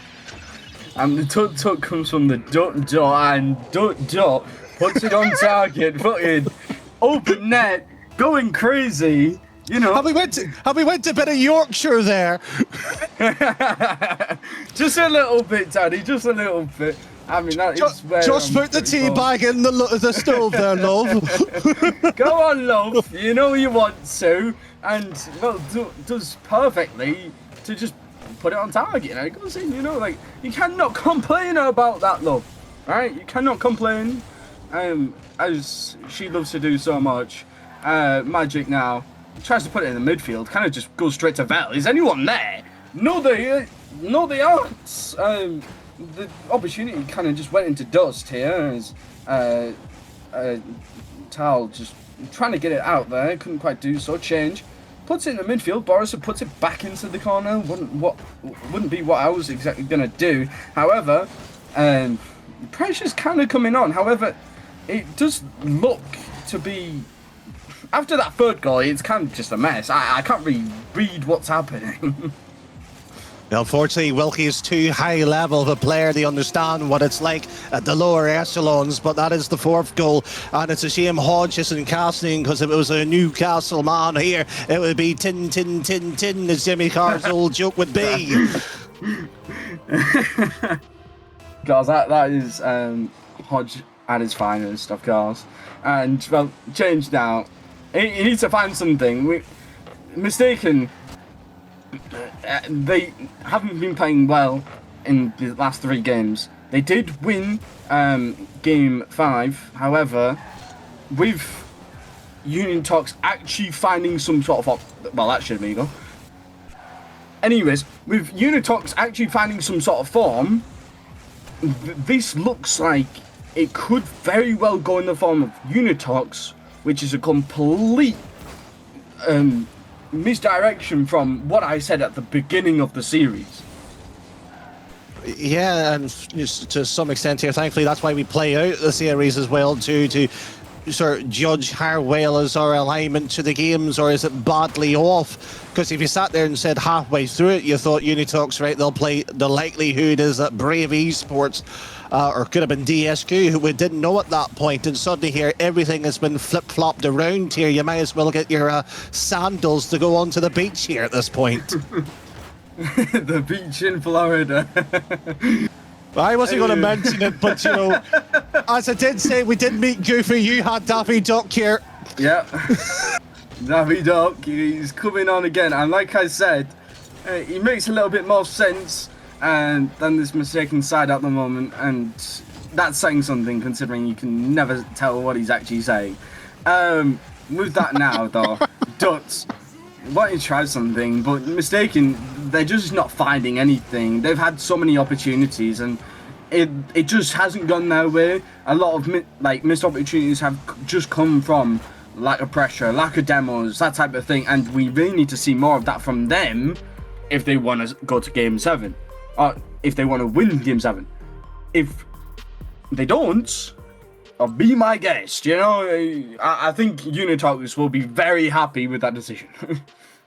Well, certainly so, and I'm just had a brief look, no time out called here, and to run on that theme as well. You know, it's essentially the tweet earlier today by RC, the £80 rival playoff here, so we definitely won't be meeting Scrooge McDuck at this point in time here, because there will be a payout. So other than that, I'm surprised both sides are just saying, let's run with this here. I know, yeah. It's really not something that personally I would want to do. Considering that you don't have as much time to actually talk about what's going on, it's one of those situations where, like, if you don't talk about what's going on, nothing is going to change. Unless you can talk mid-game about that thing when goals get scored or demos. Oh no. I was just interrupted by the server going down once again.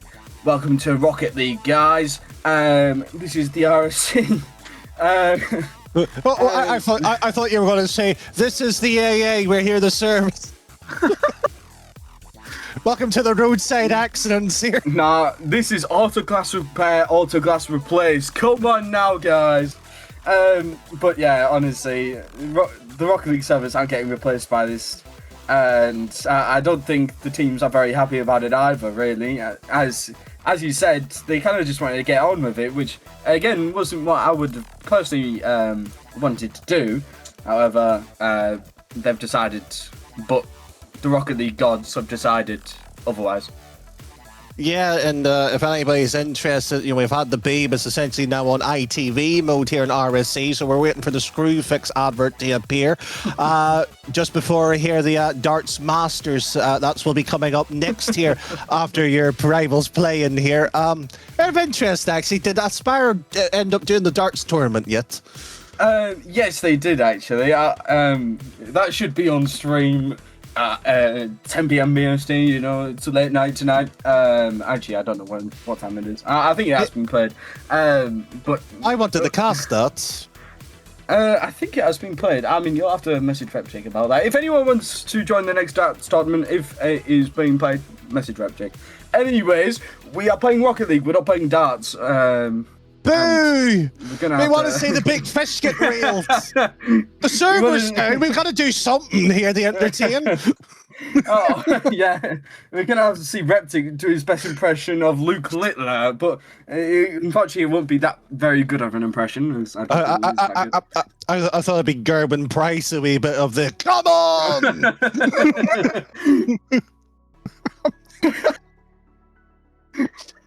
That's not.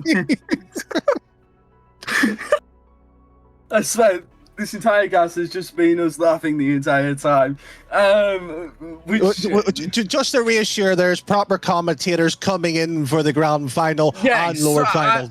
I am not going to be here, as many of the viewers will probably be very glad about, because unfortunately, I'm just not that good at looking at this type of stuff. However, I do like a good laugh, and this has been very good. However bad, well, iffy the series has actually been. Was that Speak and Spell having a quick appearance here? Yes, it was, yeah. Well, to infinity and beyond here, it is Game 7. And unfortunately, we won't have any Woody-like play here, but will it be a T-Rex roar in a second? Not happening either. And we'll see how many we can sandwich in by the end of this point. And it seems like, well, the last game, Mistaken was a little bit like a ball peep being held by Emperor Zerg. Emperor Zerg being, of course, the Unitox side, as they did just held them hostage in a way, you know, keeping them to Game 7, didn't want to go any further. And Tal, well, he's looking to win. He is looking to be that Buzz Lightyear for that team. I'm just sitting there picturing the scene as the RC racer trying to hold on to Buzz and Woody as they argue, "You stopped me to defeat Emperor Zerg."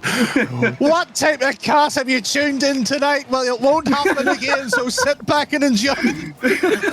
This will most likely never happen again, guys. So I'm a tune out now. I love it. And the gameplay, of course, it has really been something to admire. I'm trying to think of a connotation to put to that. However, my mind is completely blank, just like that Etch-a-Sketch in Toy Story. But Dutz is looking for something now, and Tal gets a touch, Magic gets the intercept, tries to put something middle. Beefy defense here. Tal gets it past. Now, change. He's looking for a solo put, puts into the midfield. Borisov, can he score? No, he can't. Well, unfortunately, there you heard Wilkie there being scared as if he saw Sid for the first time. It's just not quite happening there, but Mr. Potato Head hasn't reared its ugly head or lost it. But where's Miss Moneypenny at this point as well, too? It'll be a rattling up the chain, essentially, that one. Back it goes to Dutz here. He tips it high up. Veil to follow it through, and no double to be given off here. Yes, and it really just come down to, well, Drew from Despicable Me. Yeah, Despicable Me. It does seem like that he's always probably going to win at the end, and it does seem like that Unitox will be Groove from Despicable Me, and Identity will be Vector, with both, what was it again? Magnitude and Direction, was it? I think it was that, yeah. Magnitude, there isn't much magnitude there. There's a lot of direction, but it's not going the right way. I thought you were just going to leave it as the goal here, so all the minions were just going to run out and go, banana, banana, banana. Now that's a shout. Imagine all the RC casters that got recorded just going, banana. Put it on some sort of soundboard whenever someone scores. That would be absolutely brilliant. We need someone on that. So whoever's on next, try just do a banana soundboard. That would be perfect. Thank you very much. Joe Hodge admitted something, so I might as well too. I bought one of my parents a 6-foot plushie of one of the minions. Oh, really? Yeah. Damn. And, well, I wouldn't imagine Identity's going to get one of those out with their girlfriends, who, in my opinion, they don't have any. But yeah, so, I don't know, it's going to be very interesting. I've gotten into that mode now, it's just 2 on, and it's something to commentate about, but I don't know what to say. Well, it's sometimes as the game needs us, likewise the commentary. It's a breather and a break. That's what sometimes it is that lull, as the inflation is from a balloon, essentially, because they've been going at it, they've been slinging their sort of shots at each other. Yes, it's 2-1 here, but, you know, within the next sort of minute or so, we will have that moment with the game decider. It's now 2 apiece here, so it's essentially game on here. Game on in Game 7, and this could very well go into overtime. Both teams have gone in and out of being in somewhat form and not doing very well whatsoever. Now, what can Magic do? He puts a shot on, hoping that Unitox defense can't quite do what they wanted to do, but they did. Now Change tries to do something with that, couldn't quite do so. Now Dutz passes it straight to Magic. Magic trying to get solo play going, couldn't quite do so. Now Vel gets it past one. What can Change do? He puts it on the sidewall, gets it past the second man. Is anybody there? No. Dutch sees from the opposition, and he puts it straight backboard. Borisa wants to touch, gets the 50 onto the other side of the pitch. There are no Unitox attackers over there, thankfully for him at least. And the offense is looking more towards Unitox, I would say. Well, for the time being. But again, it's sort of like that chess or analogy. It's who has the tempo for the right of sort of steps to do the checkmate here. And if Unitox can get the right order, but the player that you've been highlighting will be sitting there and saying words that we could not broadcast. That one goes wide. He goes wide, and I don't think he'll be very happy with that. And I don't think he'll be very happy with the series, as he's trying to put another one on, but it's just safe. It's too poor. We need to see more quality from Magic, in my opinion, if mistaken. Do want to win this last game. Now, Borisa, he puts it out back into Tau. What can he do? He gets a 50 onto the sidewalk. Can he go for a solo play? Does he want to go for a solo play? Maybe be putting into the midfield. Gets intercepted. Vel. What does he want to do? He wants to control it from the backboard. Does he have the control? No, he doesn't. Goes backboard. Is anyone for mistaken there? And Boris looking for that shot, and he gets it. 3-2 in Game 7 with 4 seconds left. Why air dribble from the backboard? Just bang it and just go in the OT, the reset. That's per game management. And Unitox, I got a wee quickie DM there. They want people to spam for support here. Well, they're going to need something here. A mighty big heave ho down the field. Magic to remove that sense off to the backside wall. And overshot and saved by a former champion of RSC in the form of Change. Does not happen. Back it goes. And the old man that is now a father cannot keep up to the play. Identity steals the Game 7. Now that, ironically, was one of the better Game 7s I've ever seen. Not because it was good, but because it was entertaining. And that's what we all want to see from a Game 7 broadcast, especially in the upper bracket, kind of showing who is guaranteed to get into that grand final. And Identity managed it. They did enough. And they got ultimately what they did deserve, as any team would. Well, they certainly would do in terms of that there. We potentially may have 2 more best of 7s with these bunch and may go 21 games. You know, RLCS what season X when they develop that format and essentially will be played out. I wish we still had that, but like best of 5, you know, give a bit more time to breathe. But as the statistics do run on, and we'll see hopefully our MVP here, Wilkie, it was a match here that will be remembered here, not necessarily because of quality, but drama certainly by the players. 100%. And, well, Boris, look at that. He is the series MVP. I would say he had moments of quality about him, and if he can put that into the series, into the grand final, I think he might do pretty well. However, Flame do look like they will be on form, so that matchup between that mistaken roster and whichever team does come out of that lower final will be very interesting to watch. Well, certainly so, and we might as well point out Flame's been on the run 3-1 against Shinjuru, then 3-0 against Thread, 3-0 against DSQ, and then they will play the Unitox lineup. They are on a run for a possible grand final / bracket reset, and one of the runs for the biggest upsets around here. But Wilkie, unfortunately for ourselves here, and probably for many people as well, we're not going to be commentating the lower or the grand final. So before we do go, any final words here? Well, it was very interesting, and I hope you guys enjoyed the beautiful cast between myself and Danny. I do appreciate the opportunity.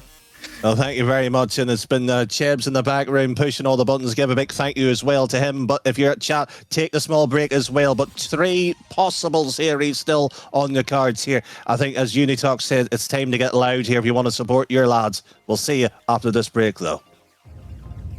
This isn't just merch. It's what teams wear when they mean business.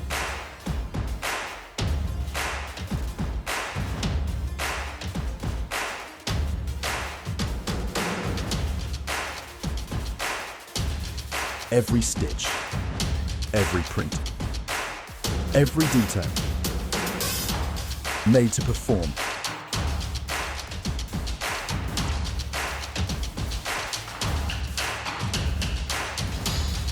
Trusted by the grind, from grassroots to championship halls.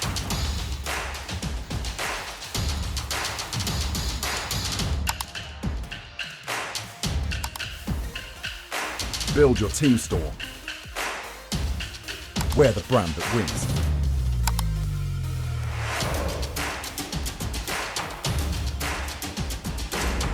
SpartanWare, trusted by the grind.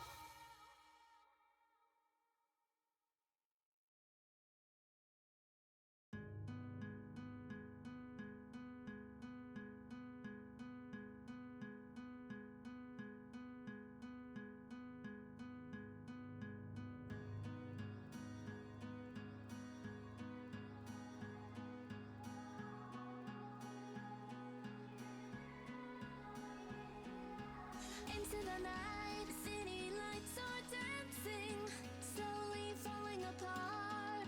The shadows causing an outbreak. I'm wishing upon a star. This time I'm feeling stronger, and I know I can do better.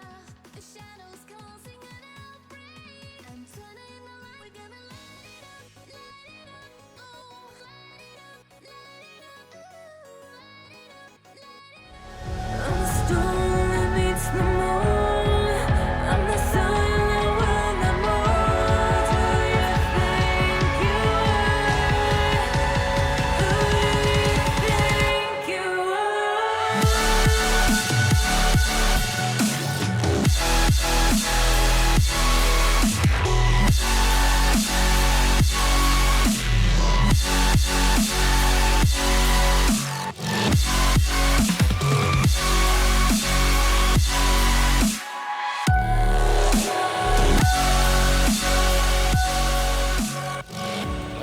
everyone, good evening and welcome back to the rsc-eu stream.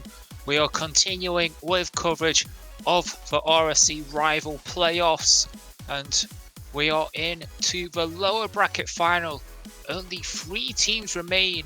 We see Identity just won the previous match in Game 7, so they await in the grand final, but the lower final where Chianina came so close but ultimately fell short. They have one last chance and it is against Flame, who started in the lower bracket of play-in, so they've made quite the run today. I am June667 and alongside me is Tino to bring you this lower final. Yeah, nice to be here very much here as we've got the lower bracket finals of this Sunday of rival playoffs as we see the full bracket here. We see Flame went on that continued lower bracket run as they were going through from the play-ins as they went through 3-1 against Shinju, swept Thread 3-0, and swept Caligo to get to this lower final against Chiana, who beat Thread 4-2 in a close series and just lost in Game 7 in the upper finals to set up this lower bracket finals. Should be a very exciting series here. Both teams are fighting to get to that grand finals where Identity waits. Yeah, and I think that 3-0 dismantling of Caligo, I think that one was particularly impressive because Caligo pushed Chianina all the way in play-ins, and on another day maybe it could have been them in the upper final, but you never know. And we do see some of the predictions, so quite a lot of them had Fred winning, which has clearly not gone to plan. So that's about half of them that are completely wrong, but they're still like Stingray, Archer, and think those predictions could still be close to being on. But I think Fred losing, I think Fred dropping out the tournament earlier has kind of screwed over a lot of people's predictions. Yeah, it's Thread and MPB there that are the two that really dropped away a lot of people's predictions. Nobody had Brave coming into the top 3, and only one person had Unitox also in that said position as well. So 3 teams here, obviously mistaken, big favorites here going into today there, but they're in the grand finals. But 2 teams here who weren't expected to be here are now fighting for that grand final position. Yeah, they are, and I think we're just going to go quickly on to predictions. I think with Chianina, I think with them coming so close to getting to that grand final, and I think with Flame, they have looked very impressive, but I'm starting to wonder whether all the games played, whether it will all catch up to them. This will be their 4th series tonight, their 4th uninterrupted series tonight. I can't wonder whether the effects of that will start to catch up to them. I think it will, and I think Chianina will go on to win the series 4-1. I think I'm gonna have to disagree with you. I believe in Brave and that momentum that they have been through in this lower bracket here, and I feel like they're gonna be able to take the series in a quick fashion here. I'm gonna go the same score but the other side. I'm gonna go Brave winning 4-1 instead. Yeah, and well, with all that said and done, there's only one thing left to do, and that is to get the players onto the pitch. And it shouldn't be too much longer now. And as I believe both these teams are, it's actually Chianina are not full strength. They actually had Duts step in, but it has served them well so far. So I'll be hoping to keep that going. But Flame are full strength. Flame aren't full strength either. Subi has actually stepped in for today. So it's I wonder whether people will be looking at those aforementioned substitutes to make the difference, or whether they'll be wondering whether they let their team down. But it is Subi, it's a fairly decent shot, and that could be dangerous as Kalen couldn't quite get there in time. But fairly decent start for Flame, but no shots on target to show for it yet. Yeah, not so effective here coming from the early pressure coming from Brave. As Ken is going to send it up to the backboard, drop down past to Ken here. It's going to go into the middle, looking for the shot. Vale's going to be able to get that save, and it's the first shot here coming from the side of Brave with all the pressure in the world coming into game number 1. That momentum coming in from that sweep against Caligo really showing here as they're able to build a lot of pressure. KO now calls off Ken here to go for this ball. And now Ken's going to try to take him to the shot. That's not the best of touch coming in from Vale. Ken has a shot! And Brave will open up the scoring. They will, and it's a good touch by Ben. But Vale, he was a hero just 30 seconds earlier, but he makes a right meal of that touch. And it just allows Ken to get in there and get the shot in. And I wonder, I'm not sure if maybe like they're still riding on the adrenaline of the previous series, or whether they just need to settle down from that. But they have gone behind. They do need to find a way back. There's a decent ball into the middle, but I think the charge came in a little bit too late from Chianina, and the chance is gone as Ken looking to set it up. Goes into the middle, but Alex misses it. And Subi, I don't think he was ready for the miss, but still looking to keep up a good job of recycling possession, but that one doesn't really go anywhere. It's a 50, and now that's a decent ball into the middle, but there's no one up to receive it. As still Flame battling to keep their lead, and Chianina, they're struggling to get out. Pressure on the wall coming in from Vales here as now Brave have all that control coming into this game. Chianina with a lot of work to do here. Goes into the middle. No one's going to be there. Vale's going to be able to get a booming clear now. It's going to go to the other corner here. Ta's going to try to get this into the middle off the corner. It's not going to be effective now. Brave counter-attacking possibilities. KO looking for the double tap. Not going to be effective though, as Ken now is going to try to force this into the middle. It's not going to be as successful. And Tao now is going to be able to try to get this to the other side, and Unitox will be able to build some pressure here to start off their game. And the shot's going to go through! And with the bump on the back line, Dust is going to tie up the game. Well, Svelios, who I did fault for the previous goal, he sets up Duts for this one, and you have to say the demo by Alex to open up the defence proved crucial. Just after halfway, Chianina do find an equaliser, and things not looking that bad for them anymore, and it could get even better for them here, but it's a good clearance by Ken, but back into middle, but saved by Ken. Now Kalen looking to find Subi in middle, going for a bump, but Alex just that little bit faster, that little bit earlier, and now Subi Vela's caught out, but the shot is not on, and now Dutz, he gets dunked on, but Velios makes a clearance, and now Alex towards the backboard, but Ken into a corner. Kalen gets it beyond Vel, but Dutz is waiting right behind, but his pass doesn't find Alex the way he wanted it to, and I think it is starting to get a bit scrappy. I think there is it seems like there is like a lack of finesse in this game all of a sudden. Yeah, lack of efficiency coming in from both sides here is now Ken's going to try to force something here. He's going to get it to the side, flick it over one. Subi now needs to try to carry this ball. He's going to go straight to the ceiling. 50-50s now. The net's wide open. Ken can get to that in time, can he? There's a bump on the back lines. He can. And it's Mondo Brave here as they take the lead once again. Well, Alex, I'm not sure if he realised he was last man when he made that initial challenge, and it didn't go his way. And to be fair, he could have actually saved it were it not for him getting bumped, but Chianina, they did overcommit, and it could get even worse of him, but that shot going just wide, and now Avelios trying to get it through, but Kalen stands his ground. Now, a minute to go, do Chianina have one last trick up their sleeves? That's a decent ball into the middle, but there's no one there to receive it. Now Subi does get the 50 against Avelios. Now Kaylee trying to bring it down, but it does fall to Ken Zero, but saved by Alex. Still not over yet. Chianina, all they need is one chance, one shot at goal to get beyond the Flame defence. 30 seconds left. Time is against them, and I'm not sure if a panic is starting to set in, although the net has opened up for Dots. Yeah, the net's wide open for Dust, but it's actually a pogo shot coming in from Vale to Dust to get the speed boost to get that final shot. It's a tie game once again, and Chianina are able to fight back in this game.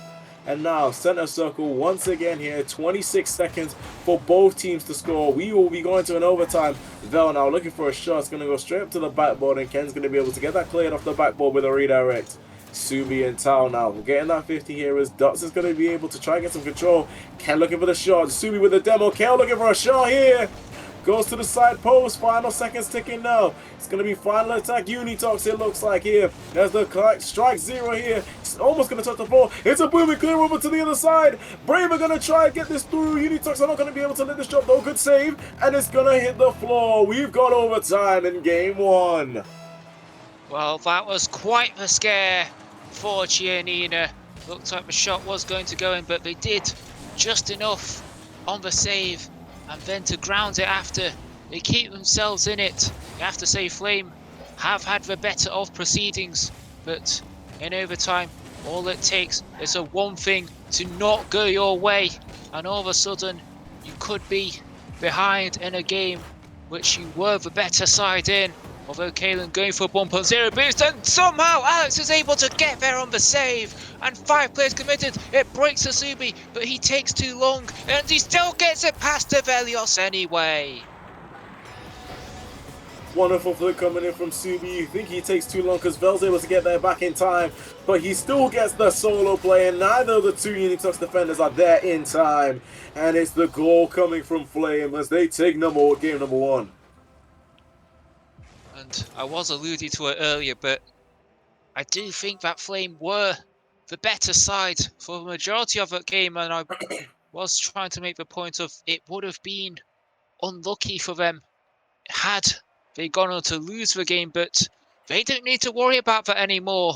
They did win the game, and Giannina, they did not have many chances at both ends, but one thing that does go in their favour is that the few chances they did get, they were generally able to score from them. As yes, Flame got more goals, but they needed 9 shots for 3 goals. But Giannina, they only had 2, but they only needed 3 shots. That's twice as good in terms of shot accuracy for Giannina as it is for Flame. And it looks like Dutz is going to be stepping out of the series, so it means that Giannina will be back to full strength as Henrik looks to join the fray. Yeah, substitutions coming in from the side of Unitox here. Once again, Rocket League servers decide to do what they do best and shut down going into this next game here. Because we're going to wait for the players to get the lobby back up and everything back ready to be sorted out. Game number 2 calls our name. Brave with all the control in this series, and they had so much pressure here, but they weren't as clinical as Unitox. And we'll see what happens here in game number 2. Forbidden Temple's calling us. And it'll be so competitive. Yeah, it certainly is.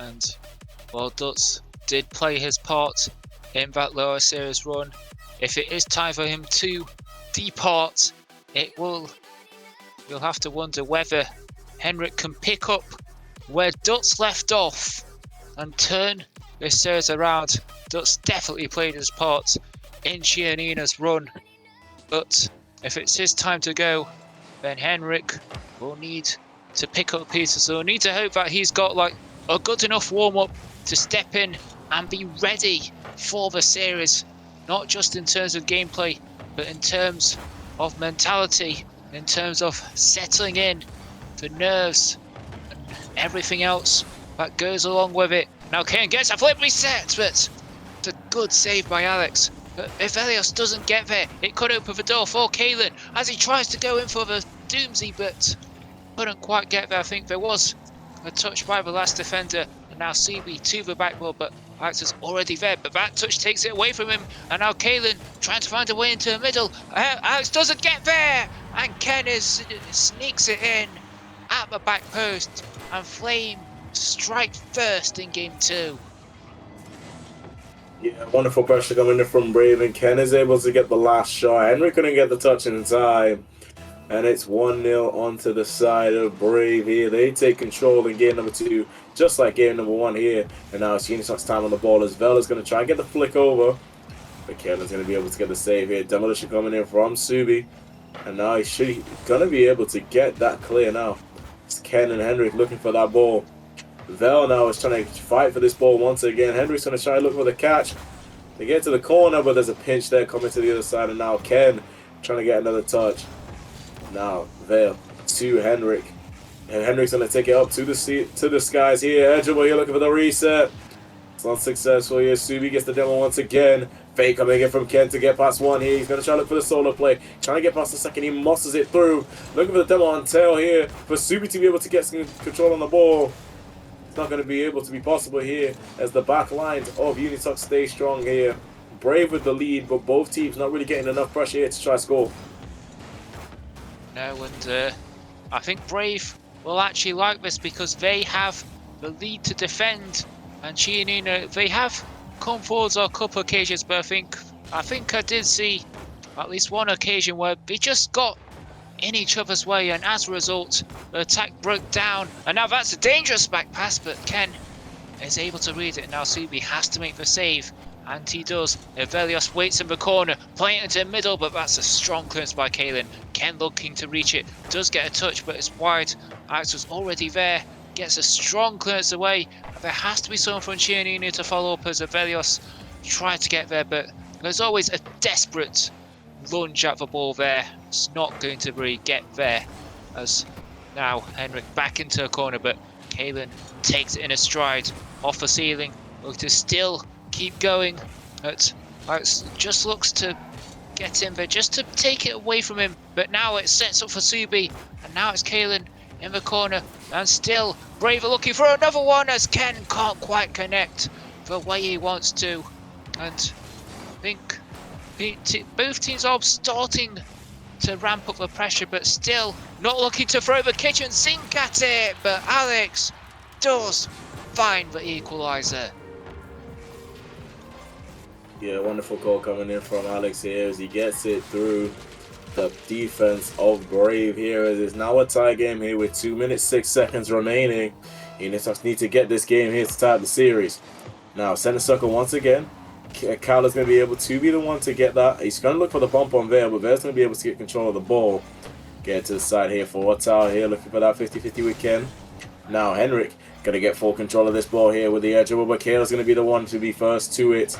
Now Alex now should be able to get some control here, but Subi's going to be there to disrupt the play. They're looking for the shot. Ken's going to be there just in time. Tal's going to take that corner boost away from Kale. Brave now are starved here as Unitox trying to build some pressure. Tal looking for the shot. Kale's going to be able to save it here.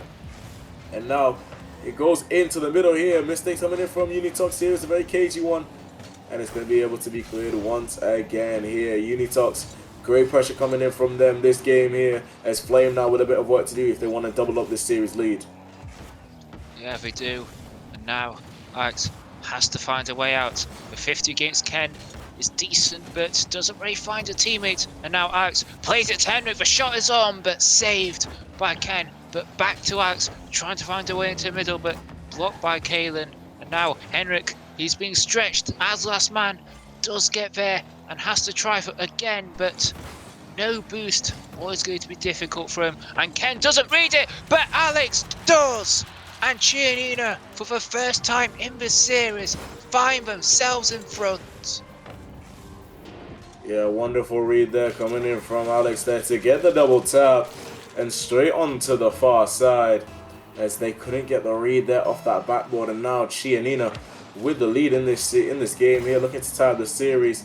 There's now Alex trying to take it to the bad boy here. Subi's going to be able to get a clear, but Vel now is going to just pop it high once. Looking for the reset, he does. Gets into the backboard here. Is there anyone with a follow-up? Henrik was trying for it, but they weren't able to get there in time here. And now bad touch there going up straight from the backboard, but Ken's going to be the first one to that ball. Brave are going to be able to keep strong here. So now it goes straight to the backboard here, looking for Kale. Flick over one here. Now Subi and Kale, no boost there, but the bump comes in from Kale and Henrik there. Trades as now can it get into the middle? No, it can't. There's a lack of boost there. Shot now coming in from Brave. Ken can get it down from the crossbar to tie up the game.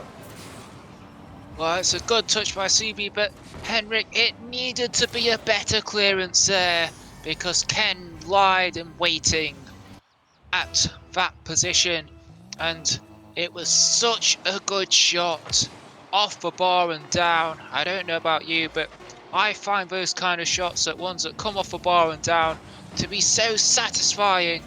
And I think Brave will be satisfied if that goal can take them to overtime and they get the better of that overtime to go 2-0 up. Although Henrik might have something to say, but that pass lacked the power to find a teammate before the ball hit the ground, and instead we have overtime in game 2. Once again, another overtime in this series here. 2 overtimes out of 2. As it goes into the corner for the side of Brave here. Kale looking for a touch here, but misses. But so does the Unitox attacker. Now, Ken is going to try and get this into the middle here, but Vel's going to be the first one to get to it now. And it's advantage Unitox already early in this overtime. Henrik looking for a shot there. Subi's going to get a touch of time, but gets demoed for their efforts. And another demolition coming in from Subi now onto Tail to try hold off some pressure here. Now, Kale is going to be able to clear this off for a little bit, but only as far as Alex here is. Now, Henrik looking for a shot here. He gets it too far wide. Follow-up shot coming in from Vale is saved by Kale. And now, Unitox with so much pressure in this overtime early. Off to the backboard here, coming in from Alex. Now, Vale looking for the shot. Goes off the backboard. Is there anyone there for the follow-up? No. It's now Ken's turn now. Flicks it over one. Tries following this up, but it's unsuccessful here. Now, a shot's coming in from the side of Brave, but it's not going to be there now. Counter-attack possibilities for the side of Unitox here. Now, Kel needs the redirect. He does. Ken now looking for a shot, but he's whiffed the ball. It's going to go off to the corner here. Both teams fighting for some pressure here in this overtime. And now Vel is going to take it over to the side. And it's not going to be successful. Both teams trying to fight for some pressure in the overtime. And neither team really has the advantage, as both teams are fighting for a goal. Yeah, it does seem that way. And now Velas, the shot is off the post and in! I was going to mention about how composed he needed to be and how composed he was. And now he found himself in a scoring position. The net was opened up for him, and such a good shot. And to be fair, it didn't really need to be, but he just wanted to be sure. And Chianina wrestle a game back. They are level in the series. Yeah, leveled up in the series here. Another game that's 3 goals to 2 here, but it's a different way around here. Unitox will take game number 2 here, and the pressure from Unitox in this game really showed why this series was such here, why this game was such. 12 shots compared to Braves 5 here, when it's 3 goals to 2 here. Unitox with all the pressure in the world, and they were able to see off this game number 2 and tie the series. Yeah, they were. And I kind of wonder, with Henrik coming in and Dutch stepping out, I wonder if maybe they were able to make that adjustment to the setup that they were more familiar with, the one that they play with for the majority of league play. This is something that maybe they're more used to compared to the one with Dutch. And now that they're settled in, I kind of wonder whether they will start to run away with it, or if Flame will find a way back. Yeah, both teams now. It's now time to be able to show us what you're made of here. As now game number 3 closes here. I am getting a black screen. I don't know if anyone else is getting that as well. I am as well. And once again, Bobby goes down. Thank you, Psyonix, for your wonderful game. As we now wait to get all the players back in to game number 3. Yeah, it does seem that black screen, servers going down, server issues here. It is unfortunate that they are becoming increasingly commonplace over the last few months, but it is something that we have to deal with. It's something that the players have to deal with as well. But thankfully, the delay isn't too long. We can restart the series, and hopefully just a few seconds as soon as the rest of our players join back. But whatever happens with the servers, going down, they can't let that get to them. They just have to focus on the matter at hand, because the loser of the series is out of the tournament, and the winner of the series gets a chance to take down Identity in the grand final. But without further ado, the series can start again, and we will start game 3.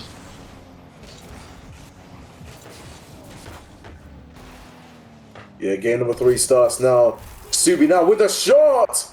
and scores early here as Brave take a quick lead now. Wonderful pressure coming in at the beginning here. Goes off the corner from Kale, and Subi with the open shot there as there's no Unisox defenders back. And it's 1-0 already to Brave. Yeah, Henrik just got beaten in the corner, and then Avelios found himself in an awkward position, tried to do what he could, but in all honesty, the damage was already done, and Brave take advantage of some slack defending, as now it's back into a corner, but Alex able to find a way out, trying for a Musty, doesn't quite get the connection back. It's a good pass by Henrik, but Avelios got charged earlier. Now Subi, Henrik has been bumped, and Alex gets back in time, and now we see that Chianina are starting to cover for each other. They need to. I think they're getting wise to the bump plays coming out from Flame, and can't wonder whether they will start to get back into facilities. There's that one deflected high to the backboard. Now Avelios off a wall, can't get the follow because Ken is there first, and now Alex onto a wall, but Kalen is already there. Drops down as Subi tried to contest, and now it's off a corner. Avelios with a 50 comes to Alex, but his shot just wide, and now it breaks to Henrik, but his shot is over, and now it breaks to Alex, and his shot is in. Great follow-up pressure here coming from the side of Brave. Brave could not get this ball out, and Unisox were able to capitalize on this straight to that top left corner coming in from Alex here, as the game is now tied here in game number 3. Both teams fighting for something here as they're both trying to take the advantage in the series here. Subi now 1-on-1 here, trying to muscle it through, gets into the bottom right corner, and it's 2-1 Brave. Yeah, I think Henrik just got the wrong side there. I think he just tried to cover as much of the goal as possible, but I think when you're having to like try and drive backwards to stop it, I think by that point Daj is already done and couldn't quite cover that corner of the goal. But Flame, they won't care. They're back in front. It could get even better, but Kalen's shot just wide, and now Alex on the counter-attack, trying to get better. Kenny gets a fake, and he gets a goal! Tie game here, 2-2 here, as Unisox now were able to get this goal here. Wonderful fake coming in from Alex here, was able to get a wide open net here, and it's tied up once again. Now, Kale and Henrik here at the center circle is trickling in, but Vale is going to be able to get some control here. Looking for something here as he gets the 50+1. But can't follow up this boy here before Kale can get a clear here. Stealing pitch now, going that full way. It's going to the top corner. It's not going to be in just yet. Wonderful pitch coming in from the side of Brave, but she's not being able to go in. And now it's an open net after the 50. And Unisox take the lead. It's all happening in game 3. Just seconds after it looked like that ceiling pinch was goal bound, instead it just bounces off the bar and Chianina can break. Flame had overcommitted, and it's just one long ball forward, and that's Alex getting his hat-trick, and it's not even half the game has passed. And now Flame can be answer back. Henrik taking control off the backboard, but loses it to Subi, and he has ran out of steam, ran out of boost should I say. And now Avelios, he completely misses, and Henrik can't quite get back in time, and Flame level it. It's an absolute howler. Avelios, cover your eyes now if you do not want to watch that back. But Flame, they don't care. They find their way back at so many goals scored and not even half a game gone. There's still plenty capacity for this game to turn on its head many times over, and I think it's just a matter of concentration, not letting anything slip, not making such blunders that have cost them in this game and indeed previous games. As last 2 minutes now, and let's see what is in store. 2 minutes left in this game here. So high scoring here. 6 goals between both sides. It's tied here Now, Henrik trying to build something here, but it's going to go straight into that corner. Tell now is going to be able to get some control, gets the 50, but it's going to go all the way to the other side once again. Henrik now with a job to do, trying to get this sidewalk here. He gets it on target. Ken is going to be able to get there just in time before the goal goes in here, and now Ken having a lot of work to do here to try and get it cleared. Now, Vel in that corner here as they're fighting for the ball here. Tao now is going to pop it up to the ceiling looking for the air dribble, which he does. Off to the corner now. Henrik looking to get in the middle. It's not going to be successful here. Now, Kale, control here, but with zero boost. Now, full control here. 50-50 now. Once again, to the backboard. Sumi and Henrik fighting for that ball. Who's going to be first to? It's going to be Henrik. Off to the backboard once again now. Brave with the control of the pressure. Ken is going to make it 4-3. A 7-goal thriller with Brave in the lead. Well, Henrik again, the clearance was lacking. I mean, yes, he did get there, but it needed to get further away from that, and it just didn't. It fell kindly to Ken. Take nothing away from a shot, but I feel like also maybe there's a chance to save it, but just didn't get there. And now, Chinina, they are needing a goal. Time is against them, but they've scored 3 already. And now Subi! Not the greatest touch, but Ken does make up for it. But now back into middle. Alex trying to connect. It is on target, and Subi hooks off the line. That might have just won it for game 3. What a crucial intervention that was, and Avelios! That final touch was not necessary. It was goal bound without it. Instead, he's taken it away. And now, it's still not dealt with. Subi on 0 boost, gets a 50, and another one. Chianina fighting so hard for that equaliser. Brave fighting so hard to make sure it does not happen. And now, Alex gets it over one. Cares the last man back. Puts in a decent enough challenge. Henrik doesn't get there. Alex doesn't. All 3 players are committed as it goes into middle. But there's no one there. And Flame clear their lines. They just about hold on to take game 3. Yeah, game 3 going to the side of Braves. Flame here. 7-goal thriller hat-trick from Alex. And brace coming in from Subi and Ken. Such equal stats and a wonderful game number 3. But Brave will be the ones to take the win. As we see the end game stats there. But that doesn't really show the end product of that game. It was a wonderful game coming in from both sides to be able to get a 7-goal thriller in this rival tier. Yeah, it was, and I think we got a good mix of it as well. There's some individual brilliance, along with some great team plays, but also a couple of defensive blunders.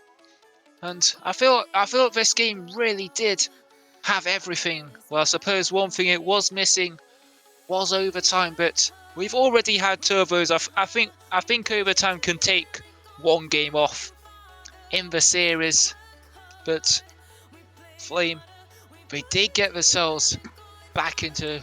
I say get themselves back into the series, and they're now 2-1 up in the series. So they've wrestled back momentum, and now Chianina, they came back strong in game 2, but they've been pegged back again. Let's see what else do they have left in them. Wonderful flick coming from Ken here to start off game number 4. So once again, it's off the kickoff here. Ken gets full control, gets that flick into the top corner. You're not saving it. And Henrik here is not going to be able to get that cleared. And it's 1-0 to Brave straight away. And now Unitox with a lot of questions to answer here because Brave with a ton of momentum here. But Alex is going to be able to get the flip reset. Goes low, gets the wave, that's try control it. But now Subi's turn here to try and get something here. But Val's going to boom it into that corner. And now it's going to go straight to kill. And it's a trade of demos here. Alex has a bit of work to do here. He's going to send that into the corner. But Ken is going to be able to get that touch in the backboard. Henrik's going to be able to get a clear here. And now Unitox needed to build some pressure here, but they're on the defensive end for so long. Keller's now going to try and get this into the middle, looking for the drop down pass. But Hendricks are not going to be able to, he's going to be able to deny it. Now, Brave here, trying to build some more pressure. It's going to be unsuccessful here. Unitox able to stand strong. Yeah, they are, and I feel that maybe there's a decent chance to a 2nd goal in there, but hasn't quite happened for them yet. But they'll still be content with being up by 1 goal. Certainly better than being level, and certainly better still than being behind, as Henrik tries to take control of it, gets it beyond Ken, as Kalen may be a little late to that, but I feel like both players are somewhat lackadaisical there. But now Kalen trying for a flick, but can't quite pull it off, and now Ken gets a shot on, saved by Henrik, but there isn't a follow-up. It allows Subi, but his touch not the best, and again it feels like there's somewhat of a lack of polish where it's like there's some good ideas by both teams, but the end product is not quite there. Oh! A shot coming in straight into the roof of the net from Ken, and he scores again here to double up the lead for Brave. Wonderful shot coming in from Ken, but no one on Unitox is able to touch it. Henrik has no chance of getting that save. No point of even jumping for it. And it's 2-0 to the side of Brave here. Unitox with a ton of work to do. They do not want to put Brave on match point here. As Subi now is going to try and fight with this ball in the corner here. It's going to go straight off into the middle here. And Tao needs to be able to get a clear, which he does in time. It goes off to the sidewall here. Someone needs to follow that up from Unitox, but no. Subi's going to be the first one there. They have so much momentum in this game here. And in this series, up to the middle. Kel now is going to be the one with the control. Gets off the ceiling here. And Unitox are able to clear their lines just in time here. But Brave with all the momentum in the world. Yeah, and I called for end product. I called for execution. And Ken delivered with that shot. And Subi has to deliver with a save, which he does. But Henrik was there for the 50. And now it comes to Avelios. It's off a backboard, and Alex does get there, but it's wide. To be fair, I think most of the goal was blocked off. And now Brave have some defending to do. It's still not dealt with. Alex trying to go in for a challenge, but Kalen gets there first. Avelios not the greatest touch. And now Kalen to the backboard. Henrik does just about gets there. And now Alex has to chase on 0 boost, trying to play for pass, but Ken intercepts. Last 2 minutes now, and Ken trying to set it up. Instead, they just get caught in with each other, but it does break to Subi. It's off the post. That might have just settled it, but instead, they've still got a game to play, and they still have a lead to defend. A lead which has been cut in half by Avelios. There's one way to deal with something in transition after almost scoring here. It's definitely not that. As well there, wonderful shot there off to the right side. Now Unitox have cut the lead in half here. They could try tie this game up once again. They've got the goal in regulation time here. They've got this amount of time here and 0 seconds here. And looking for a shot. Henrik's going to be able to get it through, and we have a tie game. We certainly do. And just like that, Flames' lead has evaporated completely. Some could say it has been extinguished. But a minute or a half to go. There's still a chance to ignite it. But they do need to find a spark from somewhere, as that shot is saved. As Flame be all looking very awkward indeed, but the save by Ken does alleviate it, if only temporarily. And now it is Subi trying to bring it under control. He does, but just runs into Alex, and that chance breaks down. But good 50 by Ken, and I think it's just maybe damage limitation at this point. They're not necessarily playing to like outright beat, but I think they're just playing for the 50.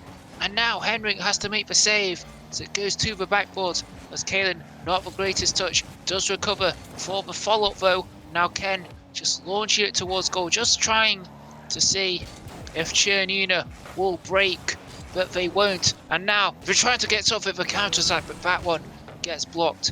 Last 30 seconds now. Is there one last twist in the tail? Team Bob there coming in from Unitox here, and Brave was trying to build some pressure, but it was just getting slammed onto the backboard with no output coming in. Ken looking for the edge over, but gets too far ahead of the ball. Now Subi with the control. Final 10 seconds take. Unitox steal that pressure away. They try to build something here. Now reset there. Henrik has the chance to win it off the corner now. Vel now gonna pass it down to Tao, and it's gonna drop to the floor. We have overtime for the third game in 5. Well, I thought maybe it was only going to be a matter of time until it was back. But now it's Velios into a corner. Now Henrik back in there, looking for 50, but it's gone very high. Alex still gets there. It could be on target. And Kalen has to get the touch away.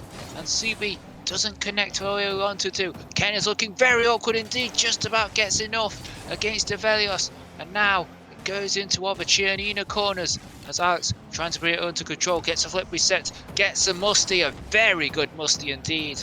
And looks like Flame are forced back as now it's off a corner. Can Kalen get there? He does! Yeah, it was wide open after the demos there coming in from Unitox there because there's no one back and there's no one ready for a respawn. Kel is there in time. And it's 3-2 Brave in this game, and it's 3-1 in the series. Brave are on match point rsc to try and get to the grand finals. Yeah, they are. And it looks like they have not slowed down. But Chianina, it looks like they want to put a stop to the Flame. They are calling for a timeout. And you can understand, I mean, while they have been closely contested, you did feel that just a couple of moments it was started to get away from them, and you can understand them trying to wrestle back the momentum because they have lost back-to-back games in the series. Yeah, 2 games that they had lost now Unitox here. Now it's match point Brave. They can't afford to lose another game now. As we see the end game stats here, Ken with the MVP, 2 goals and 5 shots, 6 shots instead, my apologies, with 2 saves as well. Brave only forced to 3 saves, Unitox to 8, as there was 12 shots from Brave now, compared to Unitox's 8 once again. And you see there with the flip in pressure is now going onto the side of Brave here instead of Unitox, who had all the pressure in the world in the early games. But they couldn't really capitalize on those chances, and now Brave have the pressure, they can capitalize on it, and they just have a lead. Yeah, they do. And they'll be hoping that the timeout does not halt their momentum. I mean, they are used to it before. They were pegged back in Game 2 after Chianina made their substitution and went back to full strength. So they are used to this. They are used to setbacks, and this might be another one which they have to overcome. But Chianina, they have to hope that this timeout can tip the scales back into their favour. They had that shift in Game 2 after going to full strength, but now they need another one, and they'll be hoping that the timeout can do exactly that. Certainly so. Now Braves time to see off the series here and try to see if they can get that grand final with Mistaken here. As the winner of this game will be going on to that grand finals, but they'll need to beat Mistaken twice because they need the bracket reset and they need this series here. And Unitox is trying to get that revenge, but right now they can't shake off Brave here, as now they need to force Champions Field to be able to even try get a match with Mistaken. But we saw that Game 7 before, they couldn't get it done. And now they need to get it done now here. Brave have all the momentum here. 2 minutes of conversation is almost over here for Unitox as they're trying to get through their strategies to try to see off this game number 5 and move on forward with the series. Yeah, they do. And I mean, they already used the substitution that got them 1 game. And I believe the timeout is over now, so the players will be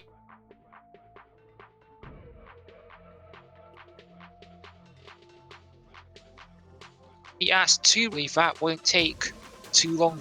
Chianina, they need to find a way back into the series. Their tournament lives are on the line, and it is strange how in the previous series they were so close to being in the grand final in Identity's position, And now they are potentially less than 5 minutes away from exiting the tournament entirely. But Flame, they're looking to keep this extraordinary run going as Silmao.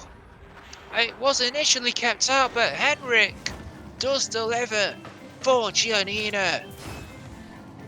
Yeah, mistake there coming in from Ken. He needs to clear that out further away from the goal line here, as Henrik is able to capitalize on it there, follow up that ball, and take the lead for Unitox here. It's a great way to start off your momentum coming straight off that timeout here, as the flick now coming in from Tal. It's going to be going straight up to Vel. It's going to go back to Tal, looking for the shots. Double tap goes through! And Unitox double up the lead. They certainly do. I'm not sure what's happened to Brave. I think they seem to be panicking a fair bit on defense. I think Giannina, they're just trying to latch onto his loose balls a bit faster, not giving Flame as much time as they were afforded in the previous games. And I don't think Flame can live with the constant pressure as now. I mean, look at how much faster they are to the thoughts, although that is the danger of it. They have overcommitted and they have been caught out. I'm not sure what the reasoning for Henrik throwing himself with a ball like that was for when Avelios was behind him. I think that's the danger of putting on such pressure and trying to be quick to the follow-ups. Yeah, being so quick to a follow-up there causes you to commit yourself there, and it's just overcommits coming in from the side of Unitox there, and Brave are able to capitalize on that so quickly here. It's now Brave looking for the counter attack once again. Vel with a very important touch here, and now Tel is able to get it clear, and Henrik has a bit of a job to do to try to build some pressure off. Bad pass there coming in from Subi there to try to get it into the middle. Ken now with defensive G's to do, can't do it. Kale now looking to be able to get the save, which he does. Off the save from Henrik now, Vel pop up right now. It's going to go up to Tal. Tal's not going to be able to get the touch. It's going to get boomed off clear now. And now both teams looking to build some more pressure, but Unitox still have the lead. We do, and now Eric does get a 50, and that could be dangerous. Avelios is looking to take control. The pass to Alex doesn't quite get the second touch. It was difficult for him, and now Henrik forced into playing it backwards. Now it goes into 3 players committed for that ball, and now Kalen looking for a pass, doesn't find it. Back into Mill by Subi, but Kalen tried to backflip to it. Comes back to Kenvo, trying to get it beyond Alex, which he does. It's on target, and I think the save was going to come through anyway. Just tried to guide it towards a teammate, but he couldn't. And now, I mean, things are looking encouraging for Flame. I think they have weathered the early storm well, and now they're looking to build up a bit of pressure of their own. Although the net is open, and Alex restores a 2-goal lead. Yeah, that's so confusing coming in from the side of Brave. Is this Vel to Tal, and it's back to Vel, and it's back to Tal once again. It's just following after each other. It's like a train. And that train doubles up the lead once again for Unitox to be touch half time in game number 5. It is, and now Flame, they do have maybe not necessarily a mountain to climb, but maybe a rather steep hill, as it were, because they were 2-0 down. They did get that 1 goal back, and they did look to be in good form, but they have been pegged back once again, and they nearly found another one, but saved off the line, and they're looking to still keep up this pressure. The early fault into the middle, but that pass gets cut out in the nick of time, and now Ken trying to take it to the skies, trying to get it beyond Henrik and Avelios, and the follow-up by Subi, and Flame do get another one, and once again the lead is cut to 1. Yeah, very intensive game coming up here. Goals galore once again. 5 goals shared between the two teams. Unitox take the lead here, but Brave was able to get that goal here as we go back into the center circle. They're looking to tie up this game here, but now Town now with full control of this ball gets that flick. And can the shot come up? No, Subi's not going to be able to clear that just in time there. It's going to go off to the side there. It's going to be in Unitox's half now. Ken is going to pop that off to the backboard here. Vel's going to be able to get an important touch now. Subi to the corner here, looking for that double tap, which he does. Henrik now clears it off just as far as he can. Now, pinch there coming in from Tao as he gets it to that backboard. Can Ken get the read? Yes, he can there. Can he follow this up? No, he can't because Hendrik's there in time. Now, KO with full control of this ball here, looking for the reset. He does, but drops down to Subi here. No shot there as now Ken's going to boom this. Oh, no one's going to be able to get the touch. And we have a tie game. Well, I must say, that goal has not necessarily came out of nothing, but certainly unexpected. Jurevich insofar as you would have expected one of the Chiellini players to make a save, but none of them could get there. I'm not sure why that is. That is going to be such a blow for Chiellini. Less than a minute to go. They had a 2-goal lead. They looked to be safe. They looked to be coasting into Game 6. But instead, now they have a real fight on their hands to stay in the playoff bracket. A reminder that if they do lose this game, they are out of the tournament entirely. And it could get even worse for them, but there is the save. And now, Alex, very nice composure there. Going to just playing it patiently, waiting for the charge to come in before making the clearance. But still, they need to find a way out. Very little boost to work with. Does get the 50, goes into middle, but Ken makes a clearance. But only as far as Henrik is onto the backboard. Kalen does get there, and it was so important that he did. But Subi with no boost still tried to find a pass as 2 players commit. And it does get grounded, and we do have overtime. Yeah, overtime now here. Brave with all the momentum in the world. They got 2 goals straight here. Very risky coming in for Town. Demolition there, and it's an open net! And Brave take the series in 5 games. Alex. Oh, Alex. I am not quite sure what he was playing at there. I think maybe because he thought that the obvious play would be to take it out to a corner, and he thought that the Flame players would be there, but instead he takes it back across goal. He just tried to be too cute with it, and well, it's safe to say it backfired. You just cannot do that, and he paid the ultimate price as Chiellini lost the game. They lost the series. They are out of the tournament. Yeah, Unitox crashing out of the tournament there with throwing a 3-1 game lead there and losing Game 5 to lose the series 4-1. But for the side of Brave, they've made the full run into the grand finals here. They will be your other representative. They will take on Mistaken in that grand finals there, which will be a very exciting series to see with that momentum that Flame have. They will need to take down Mistaken in this first series to get the bracket reset, and only then can they gun for winning the rival tier here. But what a series coming in from Brave here as we go check our MVP, who's going to be Ken there. 9 goals, 3 assists here, 2,400 points with 19 shots and 8 saves. Wonderful stats there for your MVP. And we will be seeing him once again after a short break in the grand finals.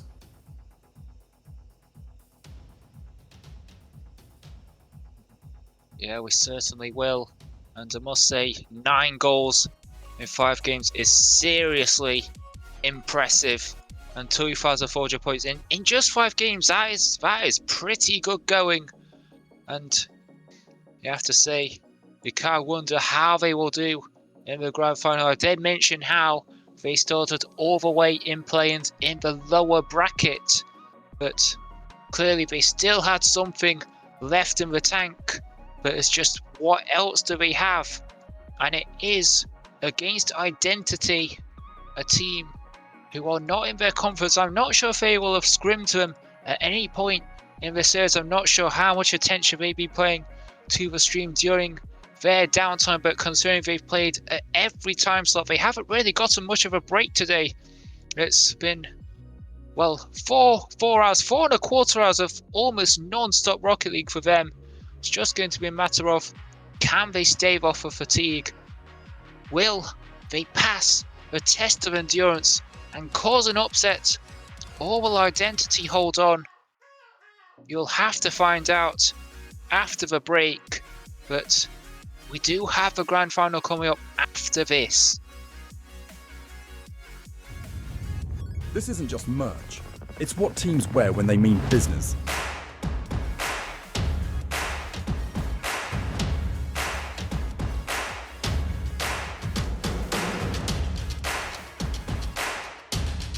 Every stitch, every print, every detail, made to perform.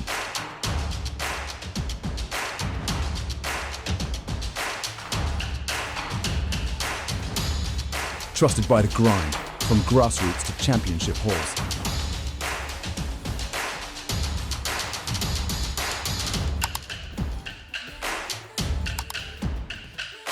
Build your team store.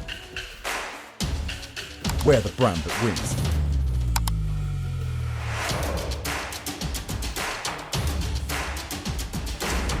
SpartanWare. Trusted.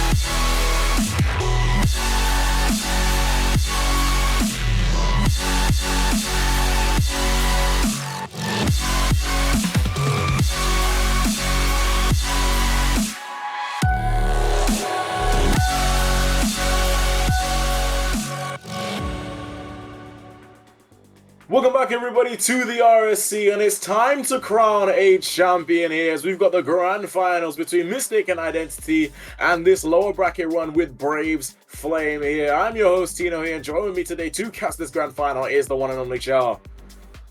Yeah, I'm very, very glad to be back on the stream for this grand final. Had a little bit of time off. We had a few casts earlier in the night. Casted this Brave Flame roster when they took down Nexus Fred way earlier. That seems like ages ago. And now they are all the way into the grand finals from this one of the best lower bracket runs I've ever seen in the history of RSC, Tino.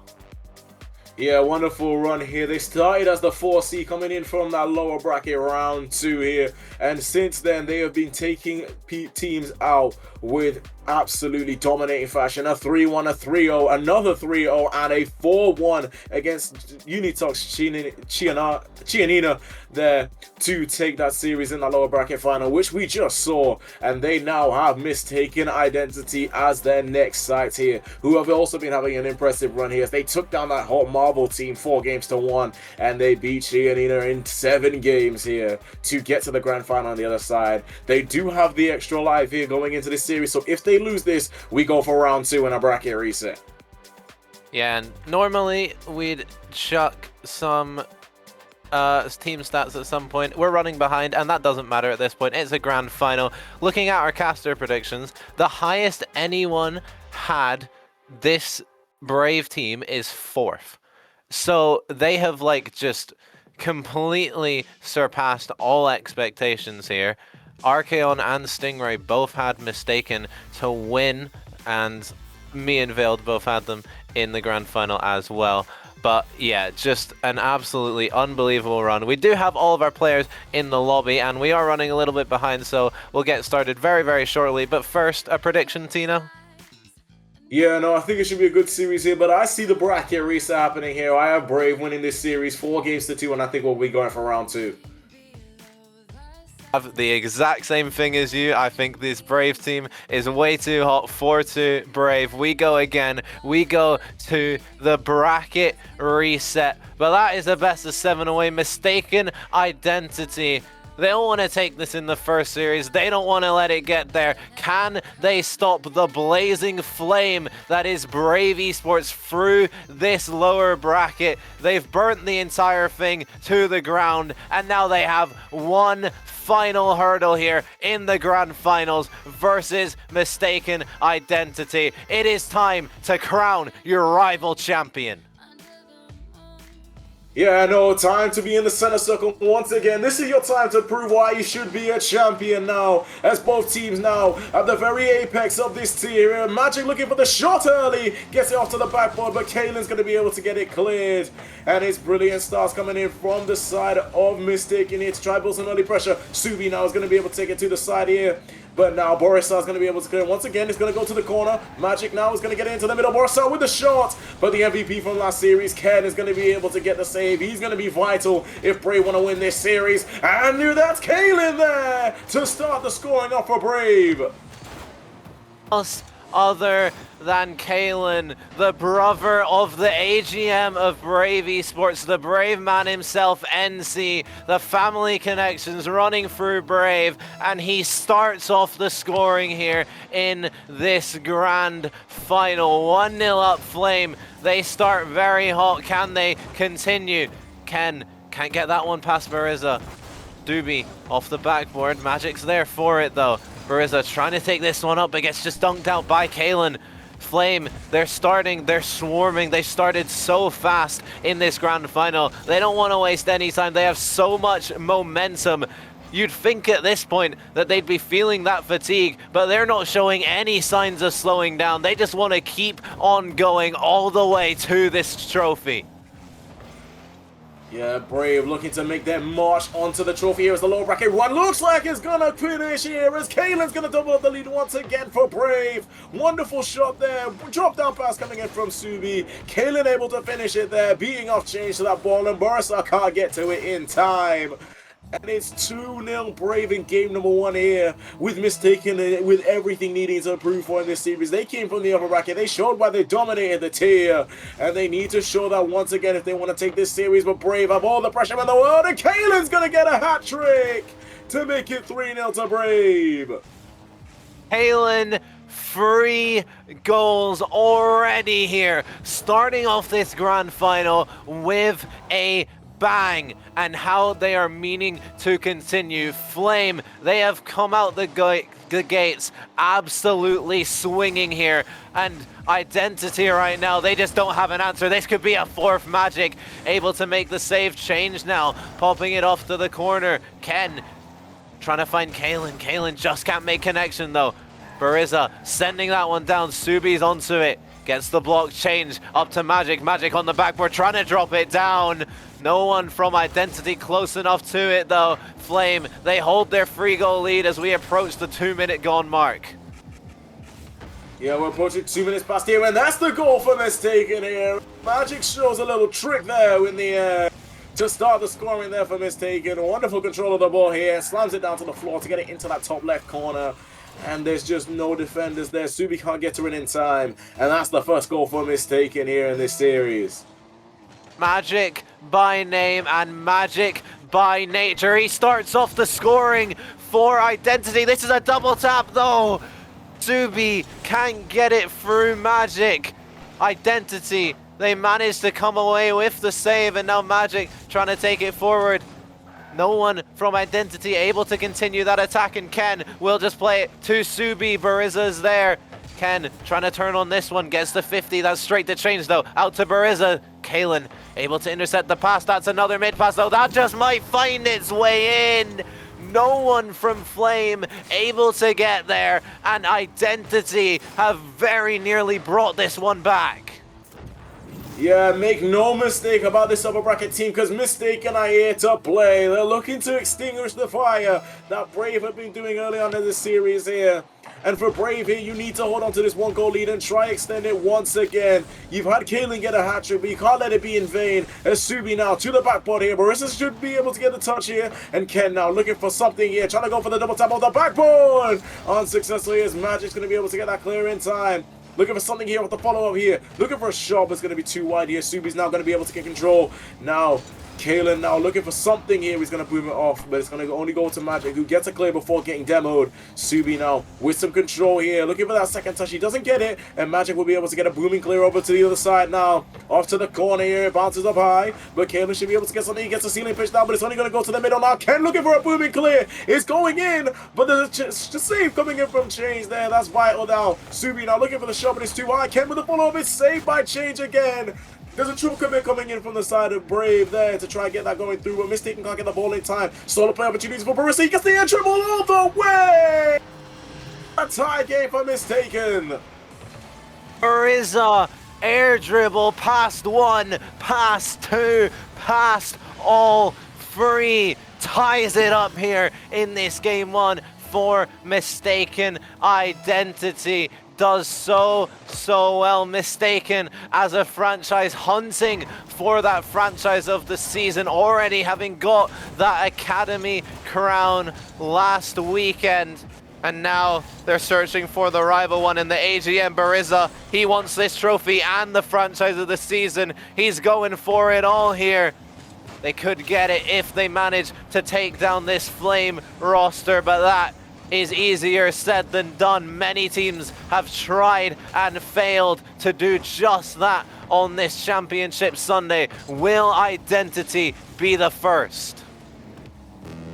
Yeah, Identity here. Looking for something here to try be able to take the lead now in this game here. They were 3 goals down. They might as well go 4-3 up in this game number 1. But Brave are trying to do something about that. Pump there coming in from Ken there, but it's not Demolition there, and Magic can get the save off the pogo. Now Magic trying to get it into the middle here, but no one's going to be able to get there now. Barissa takes it to the side here, trying to get some more control here. 50-50 with Subi. Both of them have no boost, and Kalen's going to be able to the first one to get to the ball. Now, trying to build some pressure here, looking for the musty, but there's lack of power there. Now Ken's going to take it off to the left wall. 30 seconds now in this game number 1 in the finals, and it's all to play for here as Mistaken have somehow made this comeback and extinguished the flame that they were able to bring in that lower final.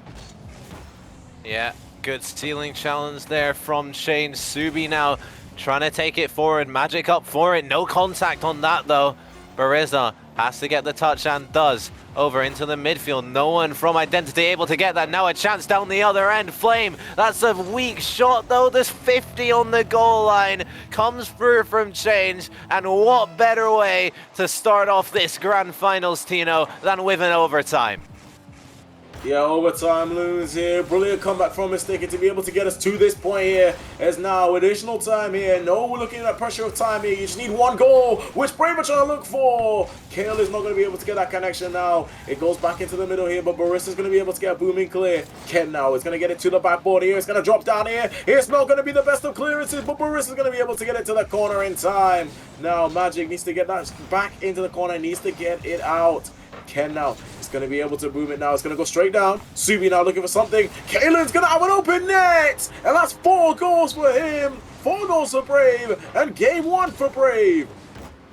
The demo coming through from Ken leaves the net wide open for Kalen. All 3 players from Flame getting involved to clinch game 1, put them ahead in this grand final, and that is the perfect way to start for this Flame roster, Tino. Kalen, 700 points, 4 goals on the board. Not many shots coming out for this Mistaken roster compared to Flame. They had 16 shots to Mistaken's 5, and yeah, Flame, they're continuing that momentum, and they're not looking like stopping anytime soon. Yeah, that's definitely here. Brave with so much control here in this game number 1. In the beginning, Mistaken got the comeback, but they were able to see off game number 1 there. And that momentum that they had in that lower bracket seems to have shown in this game number 1. And now Mistaken with a lot of work to do to try extinguish that and be able to take this series straight away and not require a bracket reset. Yeah. Flame, they will try their very hardest to send us there and keep us all up that little bit later. And you know what else could keep us up a little bit later, Tino? The Rocket League server's going black screen on us.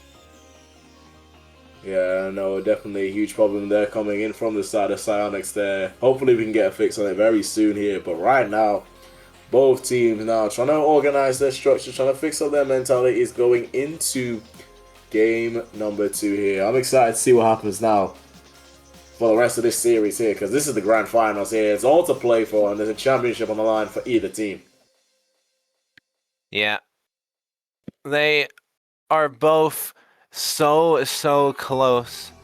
They've both done so well to get to this point that only one of these 2 teams can take home the crown at the end of this series, or maybe the next one. And yeah, they'll both be fighting so hard for it. Mistaken trying to push for that franchise of the season, getting those 2 trophies. They want this rival trophy. I remember in the interview for the Academy Grand Final after they won it, Bariza said to me that we will be seeing Mistaken rival being crowned champions, and he is definitely not one to lie. He wants to make that a reality. He wants to make that the truth, but he's just gone 1-0 down to Flame in the series, and he has to come back. Identity need a response here in this game too, as after a little bit of a break, we finally get underway. Oh, we start once again here. Magic now with control, gets that bump. Now, Subi now is going to be able to take it to that left side. Demolition coming in from the side of Brave here. Goes into the middle here. Ken looking for a shot. Magic with the save here straight away. And Brave now with early pressure here in this game number 2. And they have all the control in this series here. Now Kalen looking for the Psycho to get it to the other side. But it's only going to go into the midfield as Magic is going to be able to get the touch. Now Ken with a booming pitch here. But Change is going to be the one with the shot. Goes off to the backboard. There's someone there. Bounce a shot from Barissa. And that interview that they said that was going to confirm the rival trophy. Barissa's trying to make that be true with the first goal of game number 2. Barissa, the captain, the AGM, stepping up for his team, getting that goal to put them 1-0 up in this game 2 on Forbidden Temple. Let's see how Flame can respond. Kalen off the sidewall, looking for a reset. He's got it. Musty flick, just can't get the power on it. Love to see him going for that, having the confidence to go for that in a grand final. It'll eventually pay off for him. Ken now trying to get this one off the backboard. Changes there to clear it away though. Kalen looking for the shot. Magic doesn't make connection. This is awkward. Bariza, awkward touch. Subi with the shot. No one from Identity able to get a hand to it. And 1-1. Yeah, Subi with the shot there. The sky isn't the limit. It's even further beyond than that. Subi now is going to be able to soar up into the air, slam that down, and there's a bouncing shot there. No one from Mistaken can get there, but someone can be there. Barissa's going to take the lead back from Mistaken straight off the kickoff. You never want to be giving away kickoff goals like that. Ken just misflipped, wasn't able to get a touch on that, and Barissa able to put it in to the empty net, reinstate that advantage. This could be another one. Ken managing to make up that ground. Now Magic to his own backboard, no second touch. Subi and make this a little bit awkward. Kalen though, not the touch he would have wanted, and now Flame, they have to backpedal a little bit. Ken trying to put the shot on net, but change is just there. Identity, they're trying to start to put that control that we saw against Marvel, that we saw against Chianina. They're trying to do the exact same thing to Flame. Totally so here. Now, booming clear here. It's going to go to change off the left side. Magic now, with a bit of work to do now. Subi going to get it to the backboard.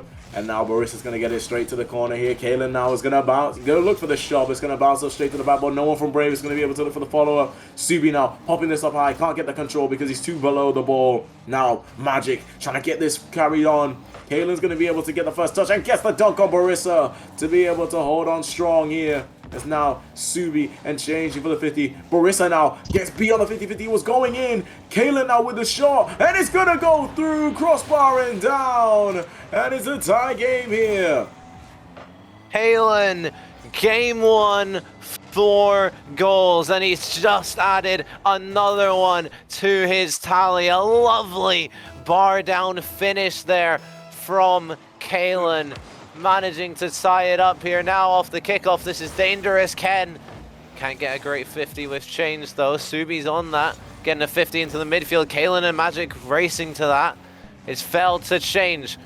Can't get contact on the shot though. Magic pinch in the corner. Who's there? Ken comes from inside the net. Now Kalen has a shot, but it's just wide. Flame, they're putting the pressure on. They're getting the opportunities, but they can't find the finish, Tino. Yeah, no Mistaken, not able to get that output there as now Ken with control here, tries getting past one here, gets down onto the floor, looking to carry on with this. He goes off left side now. Magic's going to be able to get some control here, and now there's no solo play coming in for the side of Brave, and now Mistaken up the ball. Magic chain dashing to this ball here, trying to get there as fast as possible, but he can't get there in time before Subi's there with a 50-50 and be able to clear it off now. Infield pass there coming from Mistaken, but now there's a counter attack from Brave here. Magic needs to get a touch to get that to the side, which he does. Barissa now looking for that pinch on the corner, but can't get so. Now it's going to go off to the right. Kalen now is going to try to pop this up high, but Ken is not going to be able to get there in time. He doesn't have enough boost. Now Subi needs to get this touch. He gets it to the side here.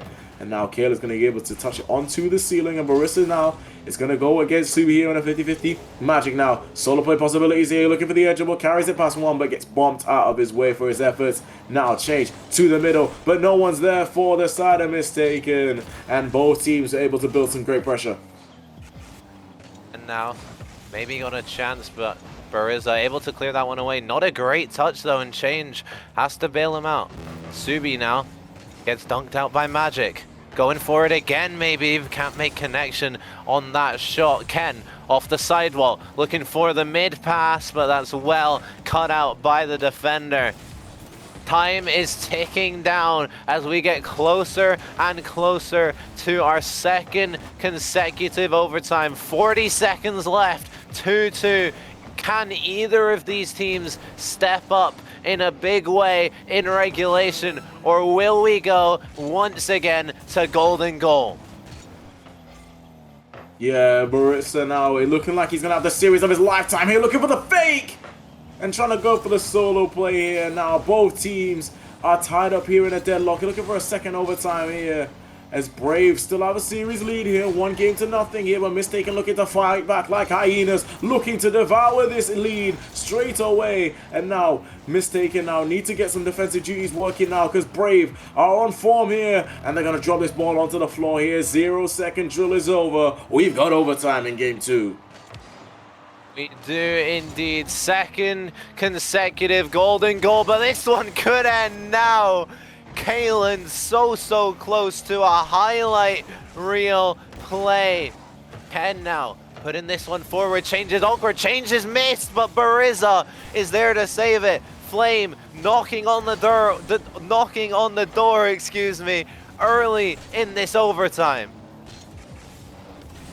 Yeah, both teams there holding strong here in this overtime, but it's Mistaken now been having to do a lot of the defensive work here in this game. Number 2 overtime here as Brave hounding in shots here, but they're not able to, and they're able to get it out just in time here. Is now Change. It's going to be able to try to build some pressure here with a full tank, but is the net open? It is, but now Barissa's there with a 50-50. It's a slow roller, but now there's a counter-attack possibility for Mistaken. It's a one-on-one. It's now going to be a 50-50 straight up now. Shot comes in, and Barissa's going to take credit, and a hat-trick coming from him with 100% efficiency. Takes game number 2. GM himself, hat-trick hero in game number 2. Identity. They tie up the series. They show this Flame roster what they're all about. Coming back so well into this series, responding massively. But Tino, both of these first 2 games ending in overtime, this has all the hallmarks of an absolute banger of a grand final. Yeah, it's 100% here. Both teams now being able to get this game, but the MVP goes to Barissa, who's been having the series of a lifetime here. 3 goals, 3 saves on 3 shots there. 100% conversion rate coming from him, with 8 saves coming from Mistaken Identity compared to Flame's 4. But Flame had so much pressure with 12 shots compared to 7 on Identity here. And now all the work for Brave to do here, as they have a job to do here to try to cancel off that Mistaken momentum, as once again they do need to win this series to be able to carry this on. We've got another black screen. Let's go. It's happened again. We're going for the every game black screen here. Yeah, we're going to have a little bit of an extended break between these 2 games, but whilst we wait, yeah, this grand final, both of these teams have been playing so well this entire day, right? And Brave, the storyline on this lower bracket run is absolutely incredible. They get the sweep in their play-ins, and then they only drop, I think, 2 games throughout this entire day in the lower bracket. So yeah, it's just, if they pull this off, then I don't know if there will be a greater lower bracket run that has ever happened in the RSC. Maybe there's a team that did it from round 1 of play-ins, but to do it from round 2 of play-ins this dominantly as well, not just do it, but be able to do it dropping 2 games the entire time up until the grand final, it would just be unbelievable, Tino. Didn't Brave do it in Elite last season? I think they did. They won from the lower bracket. I'm not sure how long they were in the lower bracket, though. I can't remember. They were there for a while, but it's not answers to the question. I can check it out, but yeah, we're going to get the players in there for game number 2 here. But yeah, both teams now fighting for everything that they need. Everything here is on the line here for these grand finals. And it is all to play for here, as both teams giving their heart and soul out here, as they're playing so well in this series. Yeah, all tied up. This first series has turned into a best of 5 here as we head into the next game on, I believe this is DFH, my map knowledge hopefully coming to fruition. No, the Brave was seed 1, and they lost the first game and then went on to win the whole thing. Still a fairly impressive lower bracket run, but it doesn't trump this one right here. And if they do manage to pull it off, then fair enough to them. I'd love to see it personally, but this mistaken roster also deserves it so much. So either of these teams would be incredibly deserved winners here in this grand final, and incredibly deserved winners of the rival tier. And I believe the reason that like this Brave roster did finish 5th or 4th in league play rather than being one of those upper bracket teams, I don't think they had their full team for a lot of this season. So I think that will have interfered a little bit. We do finally get underway here with game 3. Let's see just how many more crashes we can have for the rest of the day. But these players on the pitch, they certainly won't want to crash in the energy. They want to keep going, and they want to take home this trophy. Yeah, certainly so. But the question I really have here, would the game crashes really build more time for timeouts here to talk with the rest of your roster to see how you're going into the next game? Or do you think about it as just a blockade going into the next game because you're so ready here in the grand finals? But now we get into the game. Barissa tries looking for some control here to try flick it in. But it's not going to be possible here. Now Barissa's been a bit greedy there. I think that was on target there, but he took it off target now. Mistaken now with all the pressure here.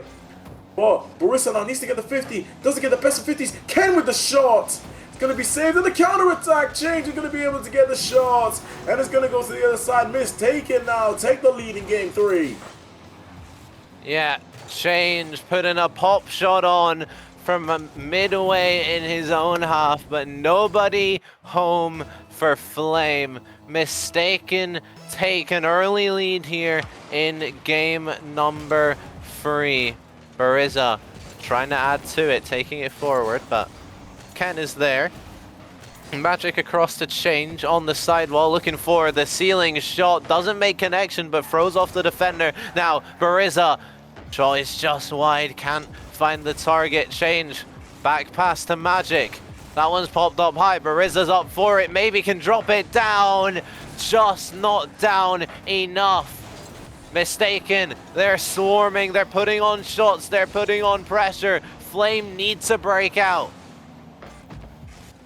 Yeah, they need to break out of this pressure here, the side of Mistaken here, which they don't do so yet. Tsubi now looking for that shot, and Brave with so much control here in this game number 3, but they don't have the lead. Mistaken are the only ones with the goal. They've got it off the counter-attack, but Brave have been having so much control in this game here. You feel like the goal is coming, but Match going to be able to get that save out away from Tsubi's shot. Barissa now is going to be able to get that next touch there. And now Change with a lot of work to do here. Gets the reset off to the backboard, looking for a pinch, but Ken is going to be able to get it cleared in time. Booming clear off to the other side here. Now Tsubi looking for something here, looking for a shot. Not going to be there. KO now with control, looking for the flick on. Magic gets the save there. Demolition's coming in the back lines. And now Ken looking for an edge ball, takes it to the skies. And can he get it carried on? No, we can't. Barissa there to deny it. Now Kill into the middle infield pass. But Tsubi's not going to be able to get to the ball in time. He wasn't in the middle quick enough. Ken now with the 50 on Barissa to get it cleared onto the other side here, and it's still Brave pressure. They're fighting here in this lower bracket run here to try and win this in grands. Now off to the backboard, straight to KO, but it's not going to be successful here. But the shot, it's off target. It's not going to be there in time. And Brave with all the pressure now, but they can't get it through. Able to break out. This is dangerous here. Ken needs a touch. That's a bad 50 though, and Change can't finish it. Kalen comes out of nowhere, the savior for Flame, managing to keep it out, but just under 2 minutes left. They need a goal still, but they've got the time, and they've definitely got the resolve. That's a shot. Change, really good save there, pre-jumped that to absolute perfection. Tsubi can't win that race. Down the other end is Change to the backboard. Ken can block that out though. Barizza, not a lot of boost, trying to put it into the middle. Who's there for it? It's Magic. He'll put it away. Identity take a 2-goal lead. Yeah, the defense coming in from Identity is rewarded, as now It's 2-0 in this game here with 2 counter-attacking goals here. Brave with all the pressure in the world, but it shows here in these grand finals you need conversion over precision, over just so much pressure here. You need to be precise and not be persevering without any effectiveness here. And now Magic looking for a sidewall off to the corner here as now Ken is going to bust off to the corner. Change now is going to get the 50 with Ken, but it's going to go straight to Barissa here, who's going to get the carry, but it's going to go straight to Subi here, and he's missed. And it's going to go now to mistaken ball. Demolition now coming on the side of Change, now forcing it. Kalen gets the pre-jump save. Now shot possibilities coming in, and now Magic couldn't get there in time. Barissa has all the control, looking for the flick. He does, and it's 3-0 mistaken now. All but done on DFH. Mistaken. 3-0 up. Barissa, another goal to add to his tally for this series. 47 seconds, Brave. They need something very, very quickly. Kalen looking for that, but Magic will just take it away. The time is not the friend of this Brave team. 3-0, 30 seconds, Tino. We can pretty much call it right now. Mistaken identity going down in the series. They respond with the equalizer, and they respond with the go-ahead game. They're now in the lead. They're now poised and ready to keep this going and take home this championship. Yeah, Mistaken identity looking to be in the driver's seat of this grand final here as the time finally goes to 0. There will be no comebacks here. Brave will lose this game number 3, and Identity have this series lead. It's 2-1. Yeah, Identity coming back into it. Barissa in chat saying the game is actually fun now. They're feeling it. They're vibing, and that is a lot of what you have to do in these situations, in these playoff situations, is just kind of vibe. The Rocket League skill comes into it to an effect, but often on the day you see it's the team that just is the most chilled mentally, the most relaxed. They put the nerves out of their mind, and they just have fun. Yeah, most definitely here. Magic now with the MVP of that series here, touching 500 points there in that game with a goal to very much help with the team hat-trick coming in from this side of Mistaken here. All 3 players getting goals, as it is a very dominant game here, as we now have all the players here having good jokes around here throughout the series there. They're looking to see if we get a black screen, which we don't this time. Come on! Now we're going straight to the Utopia Coliseum. Let's go! What a result. We got the no black screen. We actually get to play the game immediately. Kickoff here on the Coliseum. Game number 4. Mistaken identity. The opportunity to take series points, championship points. Magic with the save. Change. Trying to hit that one away. That's into the middle though. That's bouncing up. That's bouncing awkward. That's a beat from Barissa. That's a follow-up. Kalen has to get there.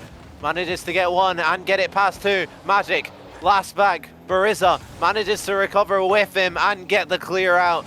Flame, they've started strong, but you saw that almost counter-attack from Identity. All it takes is 1 counter-attack and everything can be flipped on its head. Yeah, double commit coming in from Mistaken here. Brave needs to capitalize on this quickly here, which they're trying to now. Subi and Ken now with it, also the double commit there, looking for the shot, and it's not going to go through. Magic now is going to get past 1. Can they get the goal here? Barissa now trying to carry this through. Good shot there, but Subi's going to be able to get the save in time. It's changed now, trying to force some more pressure. Goes into the middle once again, and now Barissa should be able to get control. No, doesn't. Subi's going to be able to get the 50 in time. Magic's going to get the flick on. And it's going to get cleared off to the corner here. Kayla's going to try to build something. He's going to try to get into the middle here. Shot there coming in from Ken, who's on the follow-up. Nobody's there in time. Masubi tried, but it's going to be too slow to it. Now, Kalen with all the control here, but Magic going to be able to get the touch now. Ken is going to try to get some control, looking for the double tap, but he can't. He doesn't have boost or control. Barissa's going to fake the clearance here. And now Subi's going to try to take some control here. Both teams fighting for this game number 4 here. Mistaken to get themselves into championship point. And the crossbar blocking out Ken, but that's an air dribble from Kalen. The first touch of glue touches it perfectly, sets it up for the second. The demo as well from Ken, but Kalen, absolutely brilliant shot there. Puts Flame on the board in game 4. Yeah, Brave strike first here in game number 4 here. There's now change. Gonna take it off to the left side here. And now Magic's gonna pop this one high. Gonna go straight down from the ceiling. Ken's gonna be able to get the save before Magic goes for the shot. And now change into the middle. But both of the mistaken attackers were heading back here, fearing of a counter attack, which does happen. And now shot there from Kalen, and Magic's gonna be able to get that clear off to the side. Brave now with the 1-goal lead, and Mistaken trying to build some more pressure. Change is taking up too high here, trying to get some more control. It's going to be unsuccessful here, and it's still 1-0 Brave.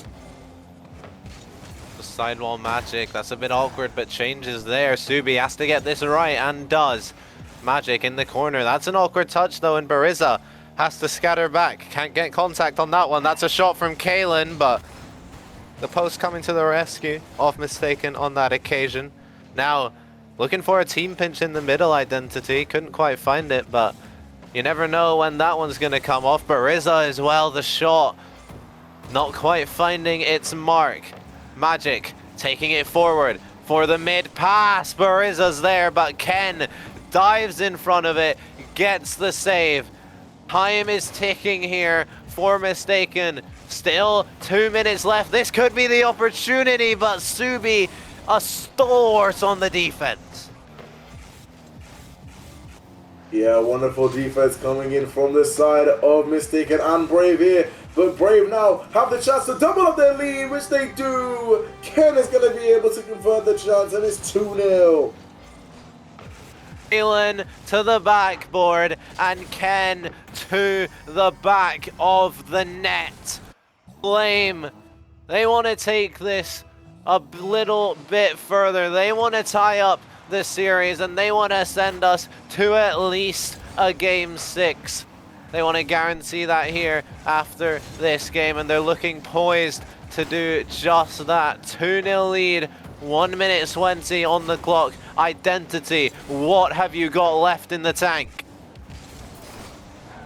Yeah, Identity needs to show a bit of magic here to try tie this game up again. They've already made a 3-goal lead. Can they do a 2-1, but with less time? Change now has an open net. Can't convert the chance just yet. Can Barissa get this off? Gets it into the middle, and there's the demolition coming in on the last man for the shot. Now counter-attack opportunity from Brave, and that you think has to be a goal, but it's just not going to be so for Mistaken in this game 4.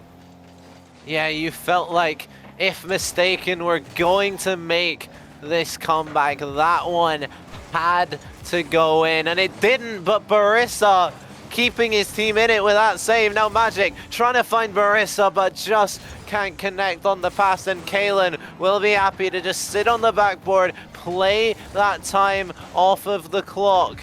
Ken, lovely beat to the backboard. Who's up for it? No one from Flame there, but they don't need to overcommit at this point, Tino. They've got 15 seconds left. They've got a 2-goal lead. They've got this game 4 in the bag.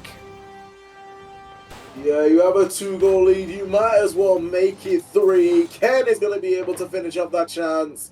And then we will have a tied series going into game number 5, which will be a pivotal one as we go into Bedwick Park Midnight with all to play for. Yeah.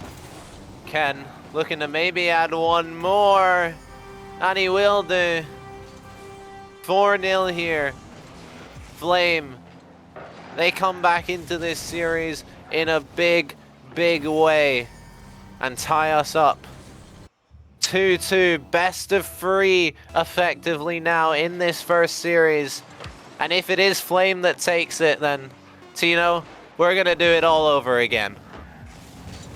Yeah, round 2 is looking very possible here, as we do see a 2-2 tie here, 4-0 coming in for the side of Brave here. They flip this game on its head. And now that fire is looking to rekindle once again for this Brave team. They've been playing Rocket League for so long here. And it just feels like everything is connecting in this lower bracket run. Yeah, this lower bracket run, the momentum that they have is so great. And yeah, it's just, they're playing such good Rocket League, right? You thought that at some point it had to have stopped, but they just kept on going. They never slowed down. And they're not looking to slow down here, but Identity are proving the hardest challenge for them. And I believe that there's a timeout coming in here for Flame. I'm not sure if it's tactical or technical. I believe there's a duplicate login here for one of the players, and their game has crashed. So I'm not 100% sure on the ruling. If our streamer could confirm that, it'll be a technical timeout here for Flame. So we've got 5 minutes of waiting, but we do get a server that does not crash. So that's something. Yeah, no black screen here coming in for this game number 5. Both teams now getting ready here as we do have a little technical timeout here. We have 5 minutes to get ready, and no, not even 1 minute is needed to get him back into the game here. We will have game 5 with all 6 players ready to play this game number 5. Yeah, and I'm not sure. Again, I'm going to ask our streamer, are we able to just start the game again now that he's back in? All right, we can get them back in if all the teams are ready. We do have someone just gone for a little bathroom break, so we'll be waiting just a little bit longer. But yeah, 2-2 in this series, and this could go either way here, Tino. Both of us predicting that 4-2 for Brave, which both of our predictions are still very much possible, but we'll see what happens as we progress here in this series. Yeah, definitely all to play for here. Both teams here really going for this win here, as now it just feels like it's anyone's game really to play for, as the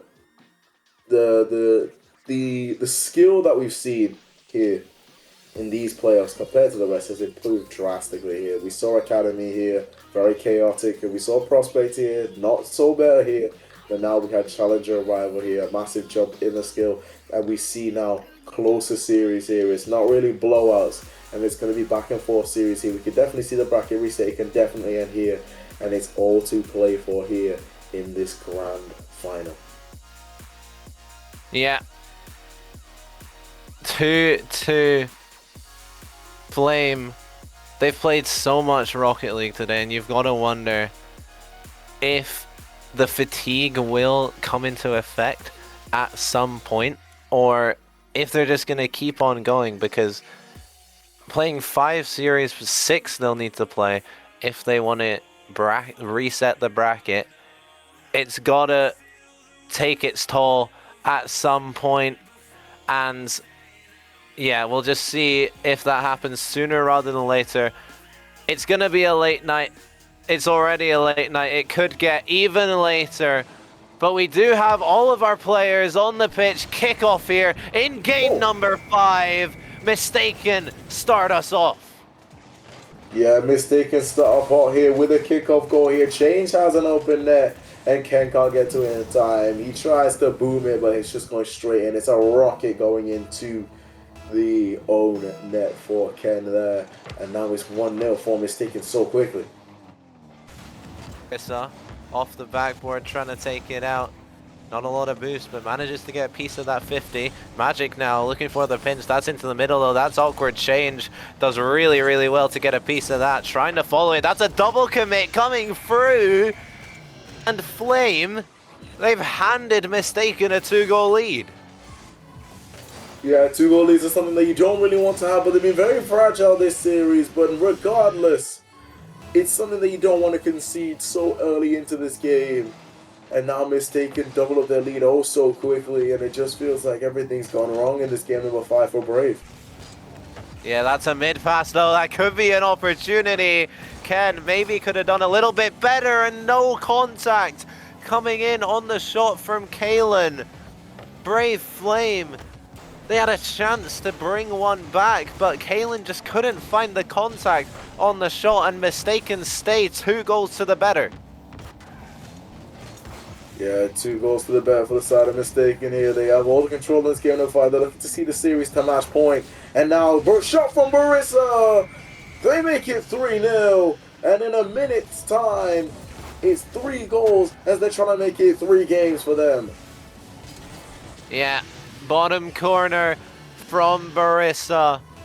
3-0 within a minute for Identity. They're trying to run away with this series as soon as they possibly can. But Kalen has something to say about that. Puts the hand up. Double tap off the corner. Unbelievable.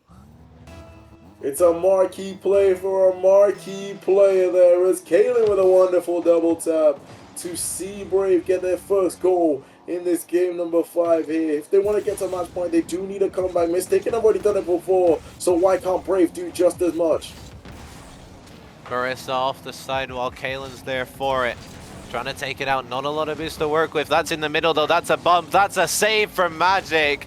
Barissa almost putting it in his own net off the bump, but Identity, they get away with that one. And like you say, Identity have done the 3-goal comeback. Flame are like, why can't we do the same? Yeah, no, both teams here. Very fragile defenses coming into this game number 5 as now it's 3-2 in 1 minute 30 seconds. The halfway point is not even close to being here. We've had so many goals in this game, and now Brave looking to tie this game. It's now only 1 goal and they have 3.5 minutes to do so. Subi off the ceiling. Barissa's there.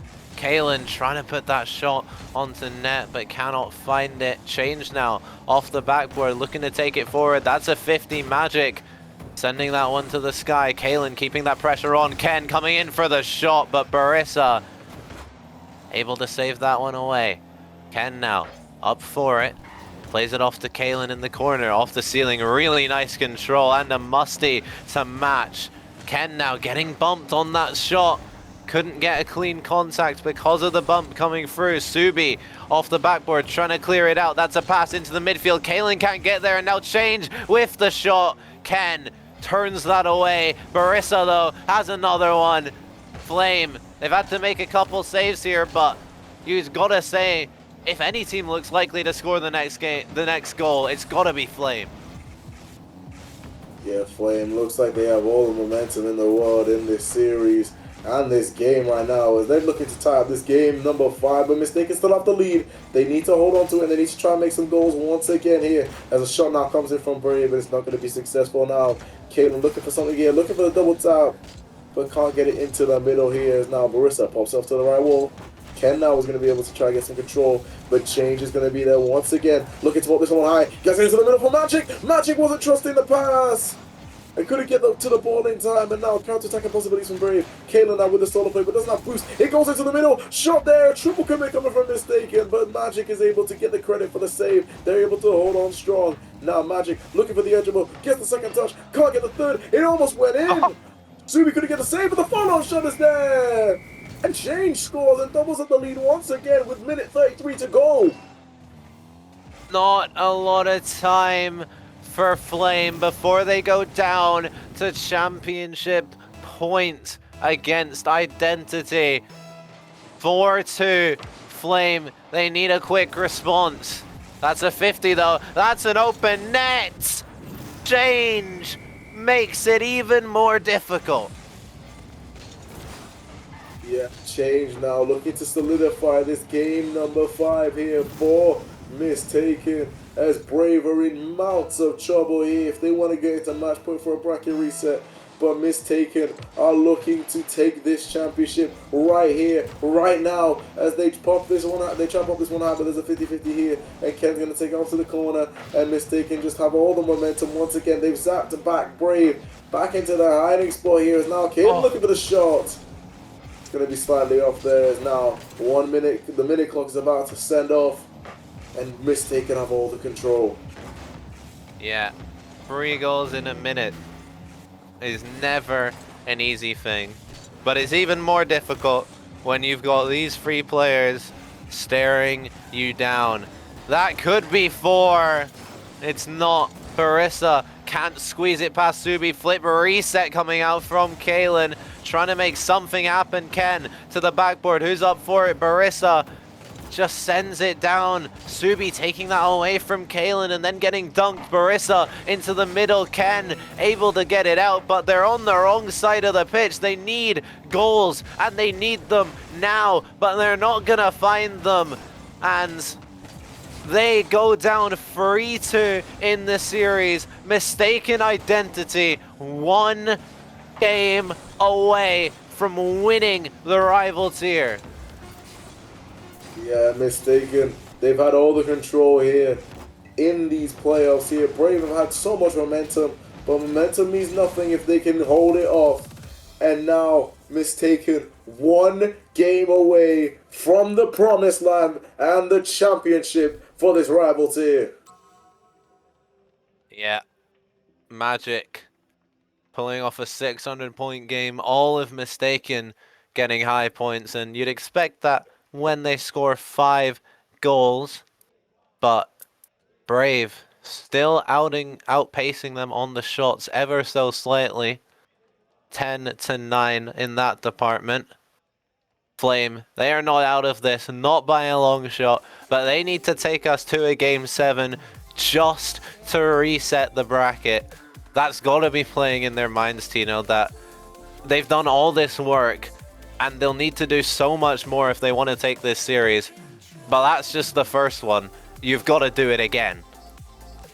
Yeah, it's going to be so tiring for those in that series here. Not only do they need to take the series to 7, but they need to do it again here.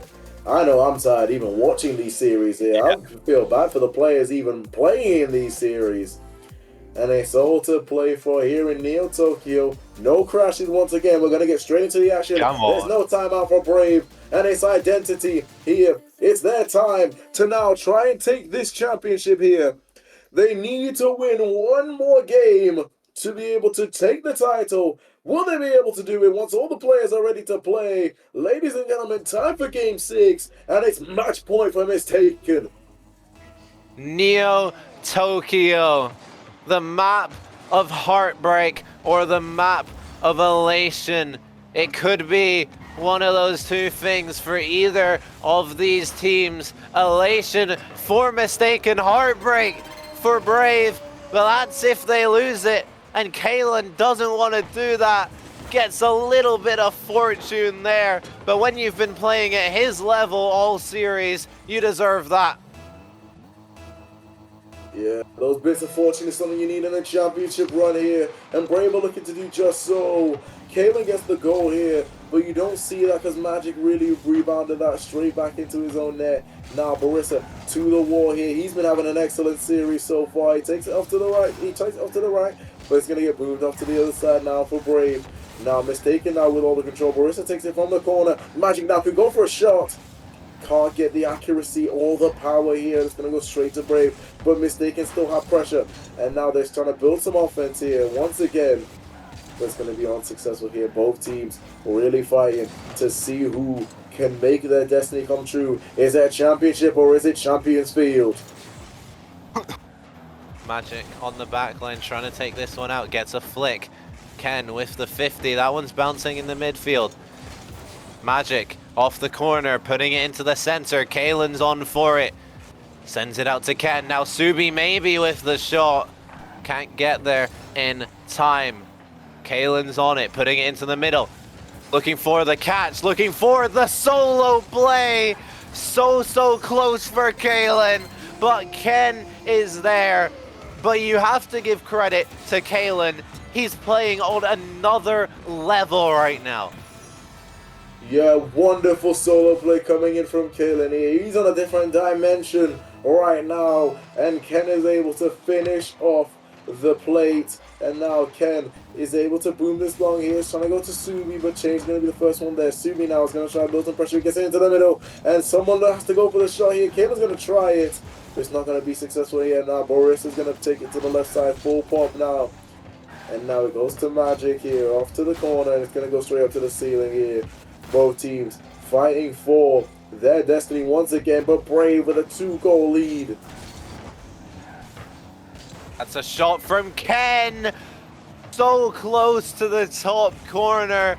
Post and crossbar keeps out Ken. Keeps a lifeline here. The post again for Identity. Flame. I don't know what changed in between those two games, but they are absolutely on fire. And what more would you expect from a team with the name of Flame? They've come out onto Neo Tokyo showing that they're not willing to go out this easily. They're not willing to leave it on Neo Tokyo. They want to take it to Champions Field. They want to take it to the bracket reset, and they want to take it home. Yeah, certainly so. Here is Ken is going to take a booming clear here to it's Brave. And now who's going to try to get on offense here? Now Ken going to take a full carry here. He's going to try to get a pinch off the wall, but he doesn't do so. Change now going to try to take some control. Bounce down to the ceiling. And now Kalen now with a solo play. Looking for the dunk, but there's a double commit coming in from the side of Brave. But Subi now is going to take some control. It goes a pop up to the side. Now Change. He's going to try to go for something. Magic is going to be able to control the ball. He has enough time there. There's 2 whips coming from the side. I'm mistaken. Now Caleb looking for a shot here, but can't get it. As Ken now is going to try to pop something, but it's just going to be unsuccessful. It's just been on this mistaken half. No clearances happening, and Brave just have more pressure, and they have the double goal lead. And now trying to control this one. That's a 50 though. Bump onto Bariza and the touch from Kalen. Subi was already up, not really expecting that touch from his teammate, and can't really blame him. I didn't expect it either.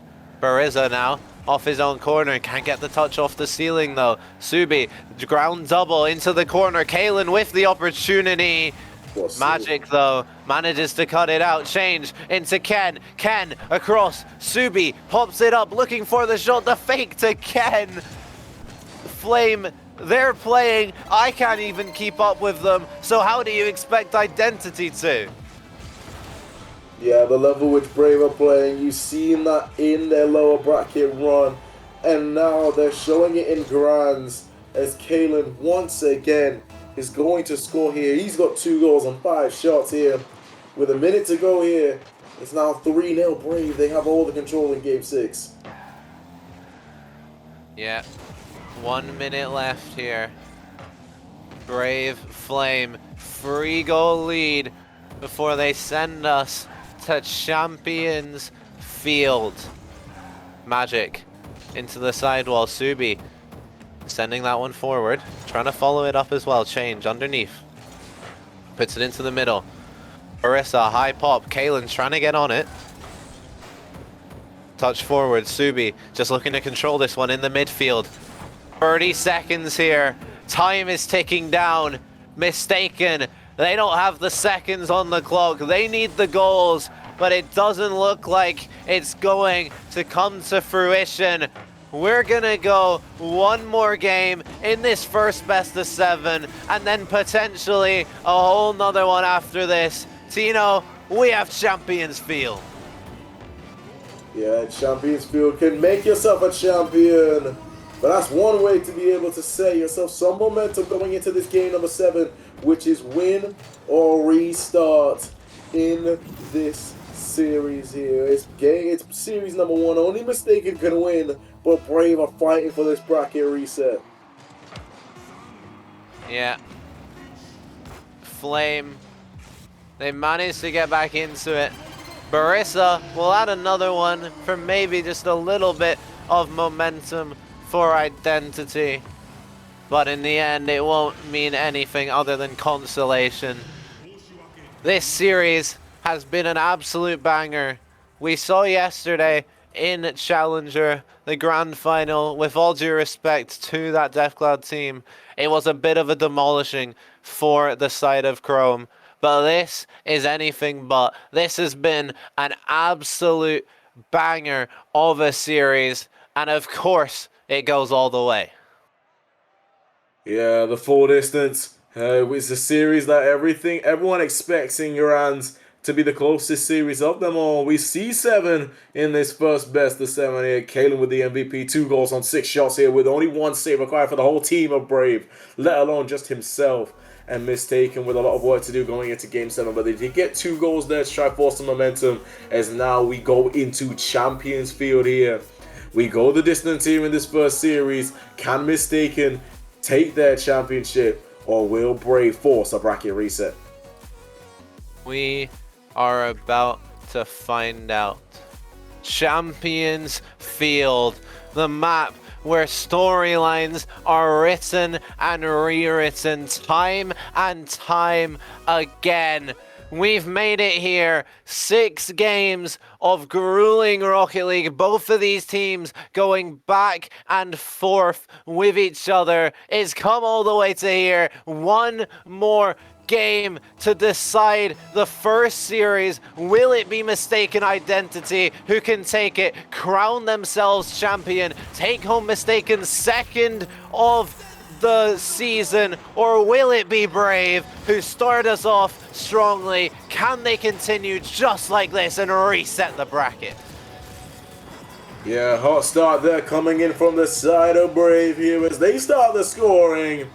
And it's all to play for here in Game 7 here. And now Mistaken really need a goal if they want to try to see off this series. Now it goes up to the ceiling here. Barissa now looking for a shot, but there's a 50-50 with Subi now. And Brave just have all the momentum coming into the beginning of this Game 7. Now, change, air dribble, carried over to Barissa here. He's looking for a shot. Subi's going to be able to get that clear just in time here. His nerves are intact here. And you see here now, Mistaken with a bunch of pressure here where they get it into the middle. Magic with a shot! And they tie Game 7 here. It's 1-1. Magic managing to tie it up. Barissa with the 50 drops down perfectly. The slot into the bottom corner. Great play there. 30 seconds in. We're back to a level scoreline, and anything can happen from this point. Kalen trying to get there again. Subi able to clear it out. Magic's on it though. Bit of an awkward touch to the sidewall. Gets a really nice double though.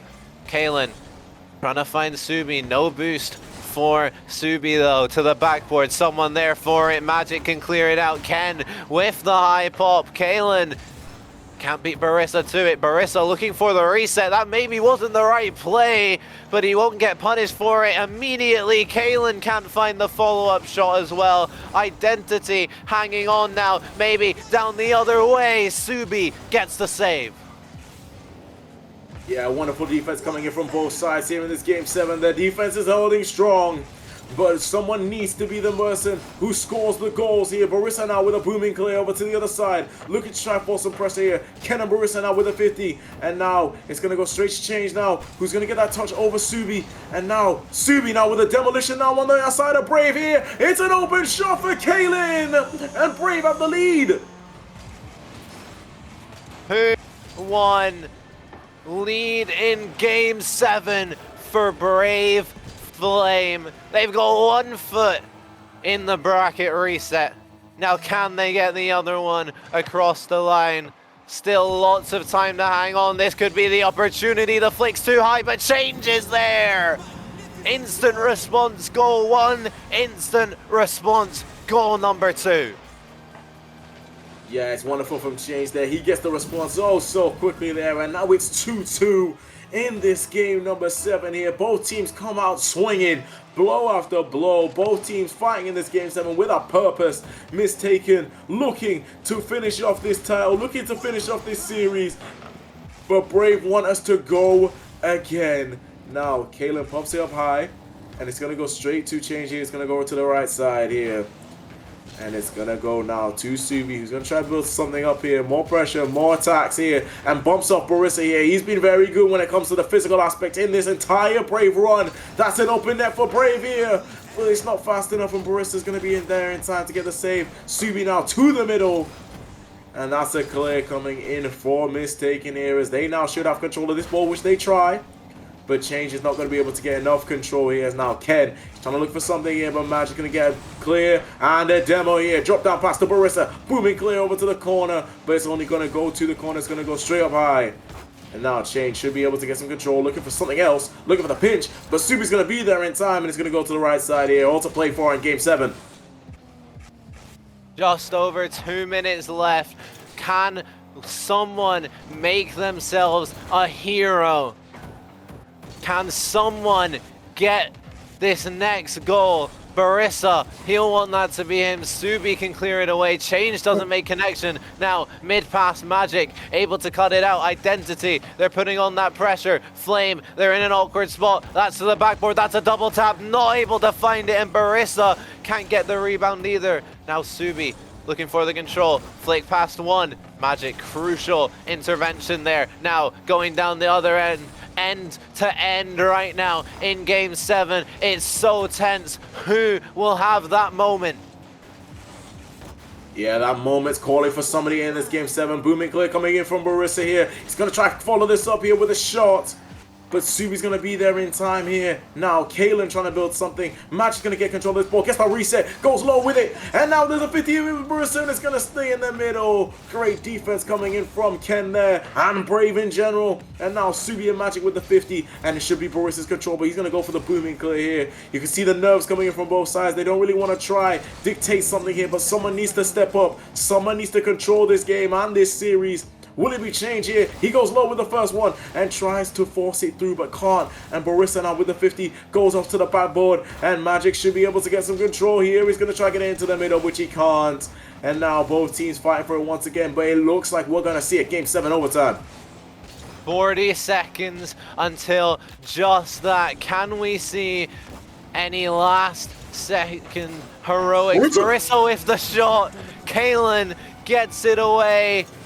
Subi now hitting that one forward. Ken looking to chase it, not a lot of boost, can't make contact, that's to the backboard. Kalen has the shot that's just high. Subi's there though. Magic, unbelievable save, keeps his team in this Game 7. Ken, one last opportunity. Kalen with the shot, that's across to Subi. No shot coming through. Timer taking down the shot on net. Change with the save again. Flame so close to denying it, but it was inevitable. One of the closest series I have seen in a long while, and we go right to the very death. What a pre-flip from Ken there, and even better save. Both teams now missing. We have overtime here. All to play for in this series. Are we going for round 2? Is it over here and now? Change now with control of this ball. Looking for something. Gets it off to the backboard. There's a shot from Barissa, but it's going to be saved by Ken. Good defense coming in for the side of Brave here. Now, off to the backboard here. It's open if the shot's there in time. But it's not going to be such. Now, Change and Ken with the 50. Barissa now looking for the 50-50 once again. But stay. It's going to be Kalen now. Both teams, they have their performance. And Ken to the middle, it's an open net! And we have round 2 in the grand finals. Subi sinks it. Game 7 overtime. And you know what? We're gonna go again. Flame reset the bracket. They clutch up right at the depth, and they keep us all up just that little bit later. But who minds when it is this much cinema? What a series, and that's just the first one, Tino. Yeah, we go again with the bracket reset here. A Game 7 overtime, and Subi is going to be the one taking the honors. And now 600-point game coming in from him, as we see the stats there coming in from both teams. It's an impressive series there, but Brave will take the series, equal goals, but look at the shots there and look at the pressure that Brave were able to build, and that's what took them the series here in this series number 1. And we go again. If we have an MVP for this series, if we can see it now, and it is Kalen, not surprising there. 16 goal contributions out of Braves 18. He was the focal point. in the series. 3,200 points coming from him. Such brilliant stats coming from your series MVP. Yeah. Unreal series. We're going to do it again. We're not going to keep waiting that long. We're going to have a 5-minute break. I believe that you are hopping out, Tino. Amazing casting from you in that best of 7. Was a pleasure casting with you. We'll be right back after a very quick 5-minute break with your rival grand finals bracket reset. Make sure you don't go anywhere.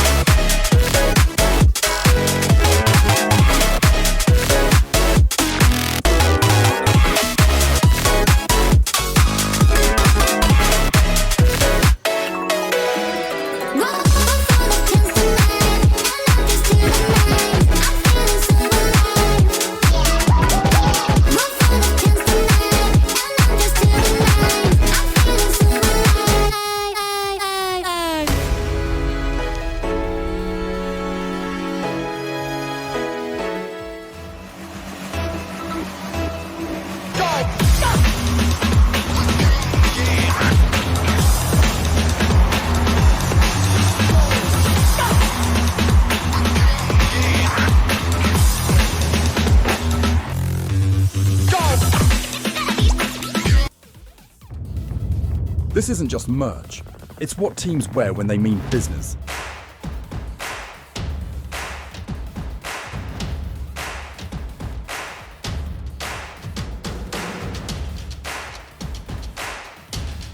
Every stitch, every print, every detail, made to perform.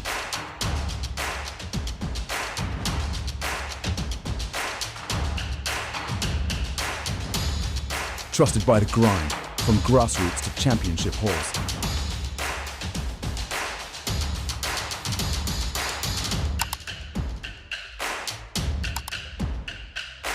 Build your team store. Wear the brand that wins.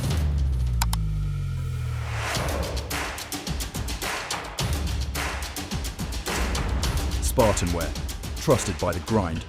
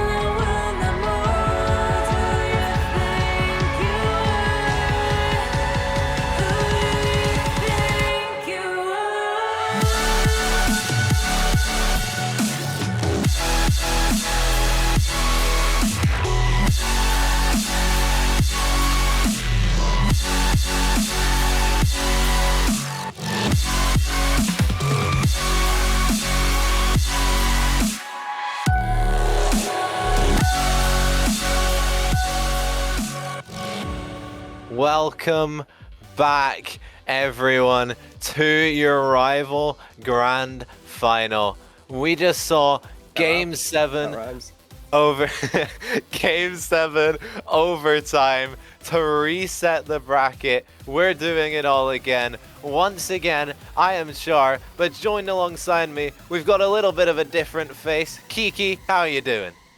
Hello, pleasure to be here once more. I was supposed to be in the grand final, but something came up. Thankfully, it went to a bracket recess, so the grand final waited for me to get back. So here I am, back on the show, and time to hopefully get an early night's sleep. So without further ado, let's just get it rolling in terms of the predictions. The same exact, teams going at it again. So Char, what do you got for me? I want to go to bed, so 4-0 Brave, please. Okay, yeah, Identity, why didn't you give us an early bed? Why didn't you give us an early sleep time? I will give it 4-0 to Brave, honestly. They deserve at this point. They made it a Game 7 win, and they better sweep it now, They better sweep it now. So, we're going for those 4-0s. Mon the Brave. Give me that sponsorship as well in the meantime. Just kidding. Anyway, right, let's take a brief look over the stats while the players do still join the lobby. We are still missing a few players from either side, I believe. So let's take a little extra booky look at why Identity couldn't take care of a team that's 3 seeds lower than them. Go for it, Char. Get me that analysis. Listen, to be honest with you, at this point, this means absolutely nothing. Like, it's so late. They've had such a long day in this playoffs.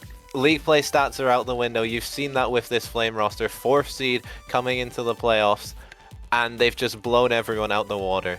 This lower bracket run has been nothing short of absolutely incredible. 3-1, 3-0, 3-0, 4-1 into the grand final. Identity proved the biggest challenge for them so far, but they got the job done in the end. Game 7 overtime.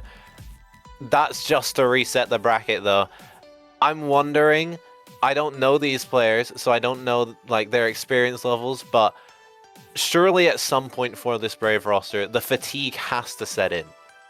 Yeah, and well, for everyone really, it's just the main difference. Flame has been kind of there on it, and they have been, Flame is constantly game after game after game. They're playing. They don't care. They don't mind. They're going to have that warm-up consistently. 5 series in a row is draining, though. Identity had those breaks, but whether that helped them more or it hasn't, no one really knows. But no one even had them in a grand final.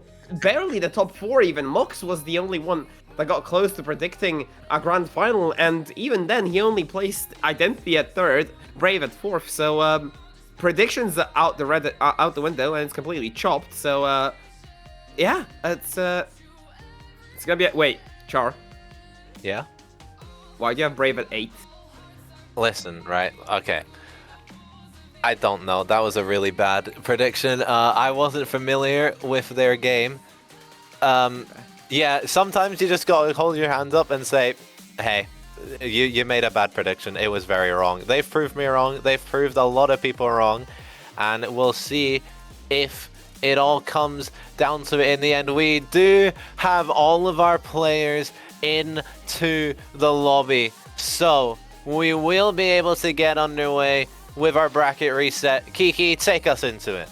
Well, Identity, the heavy hitter here, the favorite by far, going up against the underdog of Brave itself, the Flame, up against the superior Juggernaut. It's gonna take a Champions Field potentially again, but a best of 7 it is. Starting ourselves off here, it is gonna be only game number 1 of what we can only hope for being a 7-game series. Underway we go! Yeah. Barissa right off the kickoff looking for an aerial play. We've seen so many of those from him. That was almost one. Magic boy. Can't find the top corner. Oh no, Change again. can't find the top corner. And already, I think Identity have 2 shots that they really should have scored, Kiki. I think I'm giving the Savior Medal already over towards those posts because that one definitely should have been converted, but let's see if Flame have a response here. Ken looking for an early shot here. Great! Drops it down from the heavens! Raining Hellfire upon the defense of Identity and scrambling it in its face. And dropping it down from the sky. Barissa can't reach, and Flame, just like they did in game 1 of the first series, they take the first goal. Can they take the next one and the next one like they did in the series previous, or will Identity come back into it? Subi can't get the sidewall double there. Change hitting it forward. Ken's onto it though. Change, good interception there. Ken, not a lot of boost, pops it over one, but Barissa's up to it now. Change, maybe a shot on net. That's to the backboard though, and no one from Identity there for the follow. That's a shot though. What a save, but it's not enough. Magic puts it in. Feels like this one might not be as clear cut.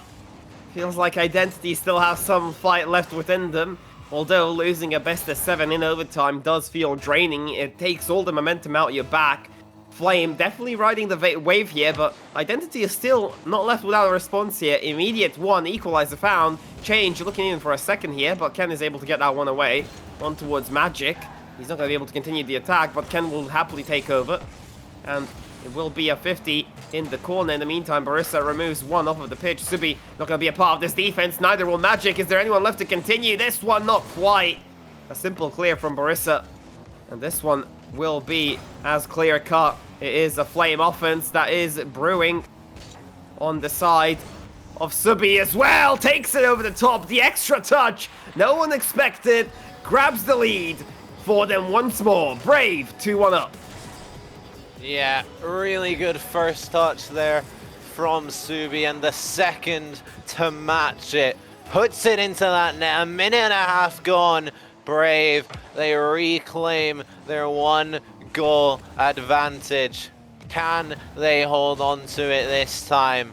And one thing I want to kind of call back to from last season, we're in a very similar situation here to that Elite Grand Final last season. Brave versus DSQ. Brave were the ones coming from the lower bracket once again. They took the first series in Game 7 overtime once again, and then in the second series, they just absolutely blitzed DSQ and managed to take home the trophy. Will we see a similar pattern of play to last season's Elite Final with the Brave team once again, or will we see Identity break that trend and come back into this and take home the trophy? Yeah, so far we've seen a bracket reset every single time, so the storyline has to match up eventually, and here it is. There could be a chance. Kalen could look to put it in there. It will be Subi trying to turn it in, but not enough on the angle and no power behind it. Will mean Change gets another chance at the equalizer. Here though, looming at the edge of danger. The ball is everywhere but nowhere at the same time as well. No one was left to convert it, but it was looming in front of the net. Still, no conversion means no goal, but in the meantime, on the other end, Subi able to double the lead of Brave. Brave Esports Flame, they take the 2-goal advantage and put Identity in a do-or-die situation for this game number 1. Just over 2 minutes left here for Mistaken to come back into this. They have to do so much. Ken off the ceiling, Kalen's onto it, off the sidewall, double tap, maybe put it down into the middle. Magic managing to clear it away though. To hit forward, Subi trying to control. Can't get the touch, the bump coming through as well. Magic, 50-50, that one goes right back down to the Identity half. Time is ticking down for Mistaken. Every second that goes by is a second. Brave get closer and closer to this game 1, and that goal will not help the matter. Oh, they're feeling it. They feel it's getting close right now, and honestly, I can feel the flame burning as well. It's getting warmer and warmer the more time goes on.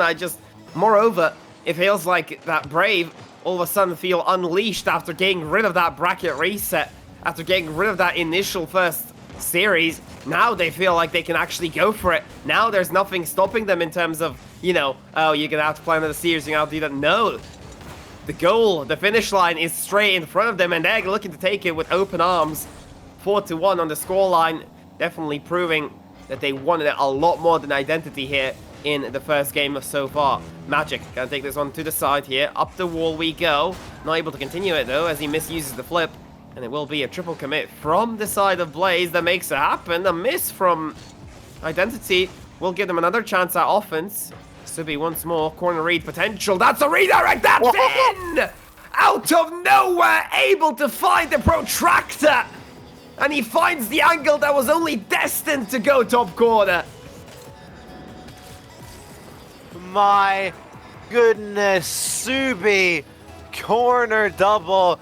Well, we saw a corner double in the first series from Kalen, but it was not to the same level as that one right there. What better way to end this game number 1 than with an absolute rocket of a corner double. That's gonna do a world of good for the mental, for the morale, for the confidence of this Flame side. Subi, unreal shot. Ken adds another one. Identity. They look like they're having an identity crisis right now. I like the way you put it, because it doesn't feel like they've been they're feeling themselves, honestly. It feels like they simply haven't just shown anything on the field ever since the last 3 games, actually, in total. If you combine the series, they have been nowhere to be seen. They have showed nothing in the face of Brave, and, well, what can you do in the face of fear, truly, when the Flames are roaring upon you 6-1? Only be thankful that you haven't gone Brazil in game number 1 here, because there's more to come in the forward games, and I might have spoken too early. They were looking for that 7th. But game number 1 goes over to Flame, and that will be one step closer to that championship trophy. Yeah, Flame, an absolute statement in this game 1. 700 points for Subi, 4 goals. Just unreal. They've absolutely blitzed Mistaken Identity in this game number 1 of the bracket reset. They're trying to carry that momentum through from winning that game 7 overtime. They don't want to let it go that far this time. They want to take it as quickly as possible. And yeah, there's no better way to start, really, Kiki.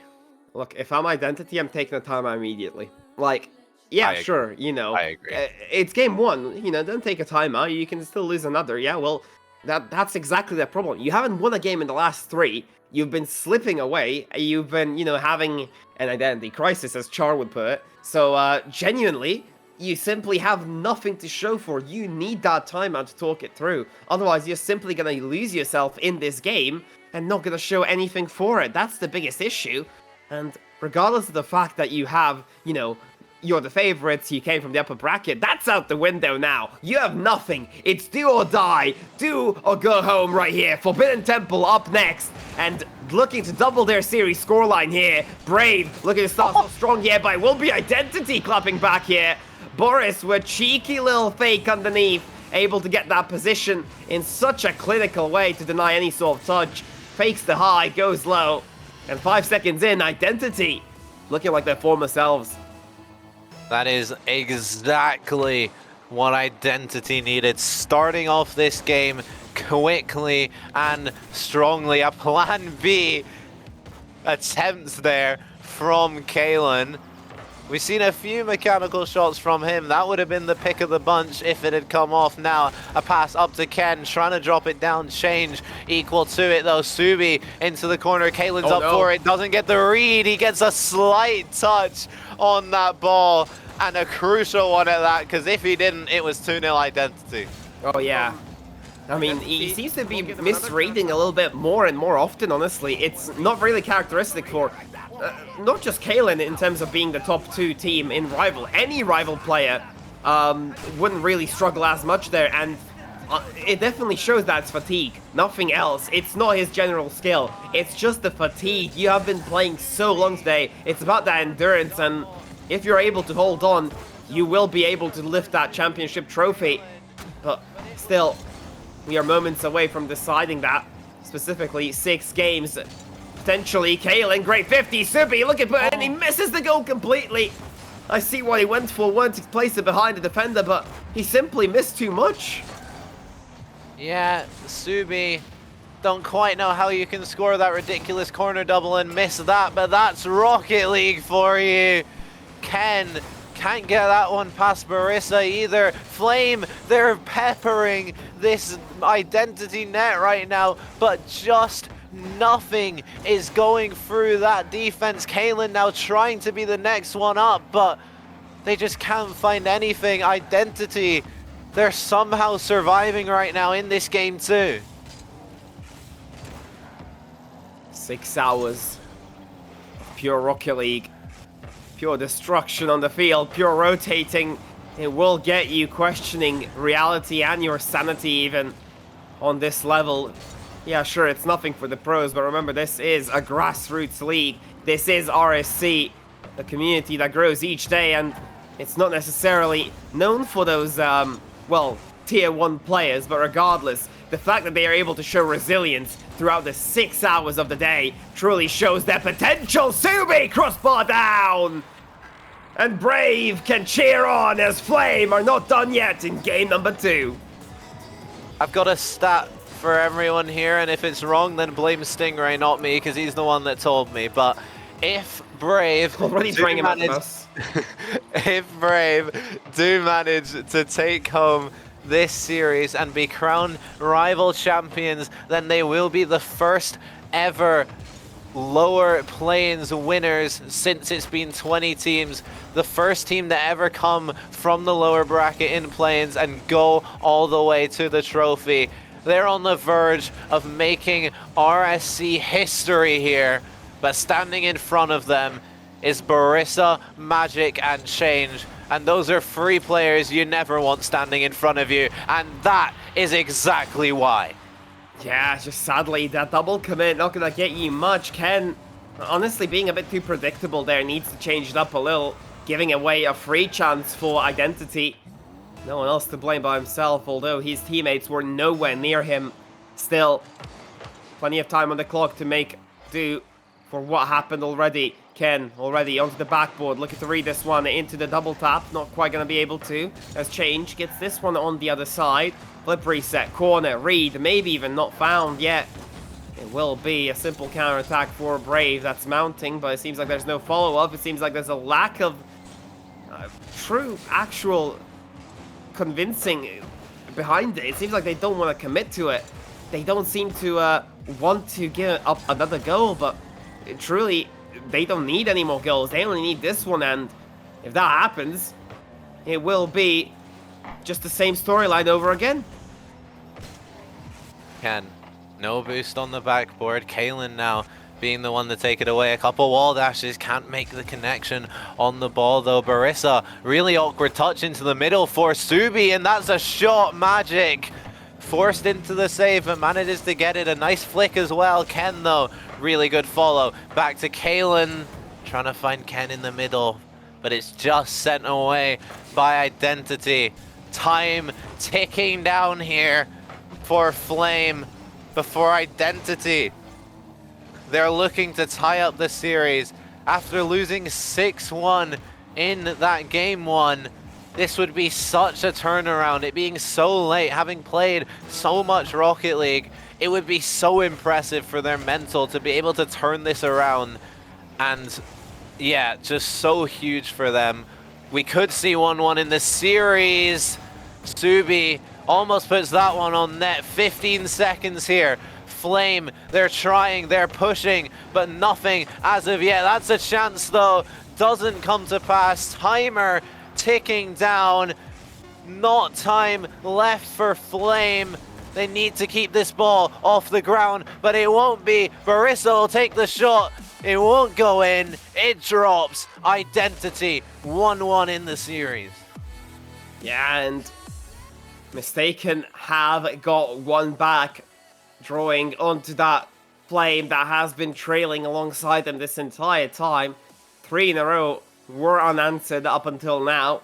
Finally a response from Identity, and after such a convincing game number 1, it felt like they genuinely just kind of, you know, woke up. I told them to take a timeout, but you know, they don't need it apparently. They don't need it. They're ready to go for the next one as well. And we're gonna oblige. We're gonna give them what they want. They want to get this one over and done with as soon as possible while they still have some of that energy left. And well, even we on the cast desk are losing some of the energy. It's not just the fact that, you know, some of us like Char have been casting for a longer while as well, but still, it is very late into the night. We're approaching midnight on the average European countryside and approaching 11 p.m. I believe on the British Isles and the rest. So honestly, this one, a game of attrition on all sides, but mainly, it has to be said, the players, they have not been allowed substitutes. They have not been allowed, you know, different kind of replacements. They have been forced to play for their legacy, and will they attain it? That is truly up to them. Game number 3, getting ourselves off here. 6 cars on the field, 5 minutes,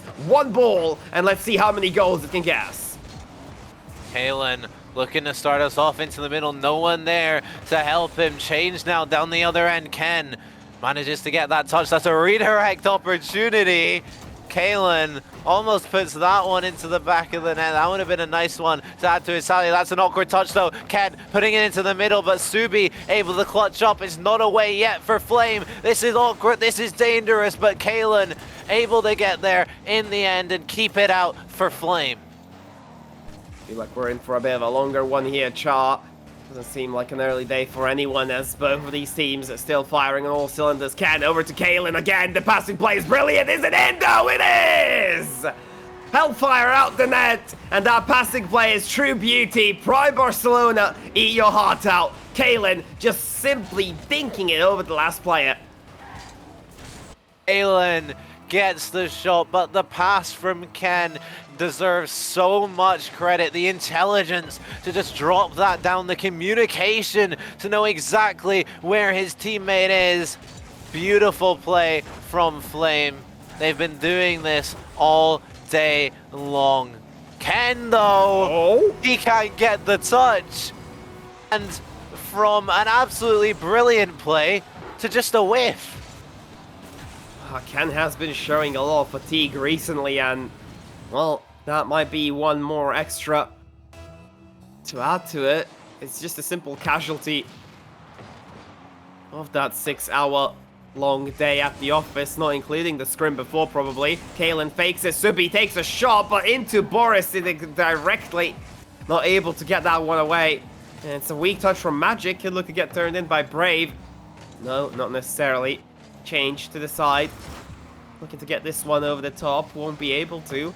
And Magic is one to collect it. Great touch. Able to follow it through. Able to use the Zap Dash as well for the recovery. Great mechanics on display. Showing that it is still the muscle memory that's functioning. But how are the motorical sensibles handling this one?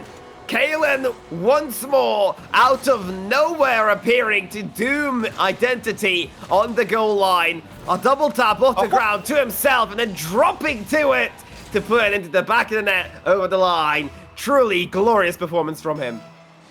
That angle is absurd, Kalen. You have no right to put that one into the back of the net, but now Magic with the banger into the top corner. And you just knew with Magic bearing down on that ball, he was going to produce a little bit of magic. I see what you did there. I see what you did there. I see what you did there, you know. Keeping us awake on our toes, I see. All right, well, let's get back into the game. And it was right there for me. Yeah, it was. You know what? I understand it. I applaud it. I commend it. Keep doing it. Keep doing it. Anywho, Borsa looking to control this one. Ken could have put it over him as Borsa was losing momentum, but unable to. Subi takes it, looking to get the 50. Into Kalen we go. High into the skies, looking to reach for the heavens. Trying to place it underneath Magic, but right place, right time. That will get himself a clear, and Change will look to have a free shot. Great save, taped onto the crossbar here, but the danger is not cleared yet. Identity are still on the prowl, and that net is looking all more in danger every second that passes by. Lower the boost on the defenders of Flame. They have finally managed to break out though, so that is a positive to start this one off, but for how much longer? Magic being able to beat so many players, and now this is an issue. Kalen, low boost. Can he reach it? Yes, he can. Magic still, though, keeping the offense flowing here for Identity. Will they be able to convert it? Not quite, as things finally calm down here for Flame. Subi trying to get in onto the backboard. Magic coming forward, though. Barissa gets demoed. Magic as well. This might open up a little bit of space for Flame. Subi, nice air dribble change. Awkward touch. That's back to his own half. Barissa forced to tidy up. Touch from Kalen, not going to one of his teammates. But Kalen's onto it again, drops it down. No one there for Flame. Ken forced into that save. Kalen now trying to get it away. Change will keep it in though. Subi with the clear. That'll be sent right down the other end of the pitch. And now Flame, they might have a bit of an attack. Subi, demo, change though. What a first touch, going to the ceiling. Ken can only send that into Magic, and now Identity back on the offense. Yeah, great save from Subi as well, coming in clutch here, and it feels like he has been Subi against the world in the offense, but also in the defense. Magic able to put one past. Identity still playing for this game 3, wanting to take the lead in the series, and once more wanting to make Blaze trail after them instead. Great shot coming through over the top, and it seems like Flame are running out of steam here. Yeah, 1 minute 10 seconds to do something about it. That's to the backboard. Kalen's up for it! Great demo. The demo as well. That's what Flame can do. Absolutely. Why not, instead of beating the defenders, why not just remove them, put them up in flames? Kaboom goes the final one. I believe it was, if I'm not mistaken, Borsa in net. Not quite sure right now. I'm seeing triple, but regardless, we keep at 3-all map. Not done, not just yet at least. Kalen takes this one over, tries to musty it over the top. A little bit ambitious, considering there's already a defender on top of the ball. And Magic will look to take it down the other end. Subi can't quite control what he is able to produce. And he is trying to get another 50, and now that's a little bit more control. That's what we like to see. Magic, though, able to beat 2 for his efforts as well. Leaves it to Boris, though, takes a shot. Probably would have been better left at Magic's disposal, especially considering he had so much room to work with. Now, bit of a weird overcommit here coming through from Identity over the top. Ken able to beat 2 technically, since Change did double commit. And Kalen now already missed jumping again. He does this so often, honestly. He needs a little bit more patience to calm things down in the third end. But it still seems like there's life here. Regulation or not, overtime might be around the corner. And if it is to be so, it might mean that one goal decides who takes the lead in the final series of Rival. Overtime, game number 3. This next goal is so crucial for the outcome of this grand final. To go up 2-1 in the series, to put yourself in the driver's seat. This could be it. Ken just can't squeeze it through. Kalen now off the ceiling, ground double tap. He almost uses his mechanical wizardry, but doesn't find on that occasion. That's a pass as well. Flame, they're getting so close, but not close enough quite yet. Change misses that one. Magic, control, 1 touch, 2 touch, backboard. Kalen with the save. Keeping them alive at a moment like this, but will it be all for naught? The offense is still there. Subi able to take over, but Magic will simply beat him out due to the lack of boost in Subi's tank. Boris, backboard found again, but there's no one left to follow. It's simply a pass away to Ken. And Ken is able to take it over 1. Kalen look to take the shot over, but it's weak enough to be simplified by Magic. There's another infield, and it is cleared away. They stay alive for a little while longer. Boris tanks differently, maybe looking for that backboard play in tow. Not necessarily going to be anything like it. Subi, it's a bit awkward from that bump. Magic going to take advantage of it. And they're going to take the lead in this series as Identity strike back twice as hard as Flame. Identity 2 games to 1. Just like the first series, they go down in game 1, but then they take the next 2 and head into the lead. Can they hold it now, or will we keep that yo-yo pattern just like in the first series where they go back to a 2-2 scoreline we'll find out. But for now, Magic putting up an absolute monster of a game. 5 saves, 3 goals, an assist in there as well. He's doing it all right now, Kiki. It was him and Kalen that whole game, genuinely. Nothing to be scoffed at. Obviously, not won the game, and a little bit less on the defensive front, but it felt like it was him and Kalen just back and forth. But Magic was able to do a lot more, well, a lot less in those scenarios. He was able to beat out a lot more players, set up a lot more chances, and especially get those saves. We saw the aggression coming through here. Flame, for a change, had a lot more shots than, you know, Identity did. Identity had 10, Flame had 13, so technically Flame should have won, but regardless, the defense held on for Identity, and they kept this one going. Now, Utopia Colosseum ready to bring it on. Rumbling or not, it doesn't matter. Engines are roaring, and it's ready to get ourselves underway here. Maybe putting even Identity onto series point. It's truly a crucial map to decide this one. Maybe a kickoff goal to start us off here. It wouldn't be a bad shout. That's a shot on net, Ken. Can't get it past Barissa. Now going down the other end. Subi, shot, Subi, goal! Flame, they're blazing into this game 4. It might be going to another 7. It might be needing Champions Field. It feels like we're drawing ever so closer. Closer. Band for band. Game for game. Every 5 minutes a deciding factor. Only one can withstand the other. And who will truly prevail? Sadly, we cannot crown 2 winners even if we'd like to. Only 1 winner allowed in Rocket League, and that's what the game has been meant to be consistently. Here we go, Kalen able to get this one into the corner here. Ken looking to take this one over. Into the side we go, and Subby finally gets that one down the line. Into the open arms of Boris. Kalen takes it over. Corner read not found. Not enough boost in the tank to make it happen, and Subby gets bumped into that touch. It does favor Flame a little bit more than Identity, so they'll be happy with it. Boris, flip reset, used to play it underneath! Instead! Well, usually you'd go over the top, but in this case, Boris adds a little bit of a special Boris twist to it, plays it underneath, and slots the equalizer for Identity.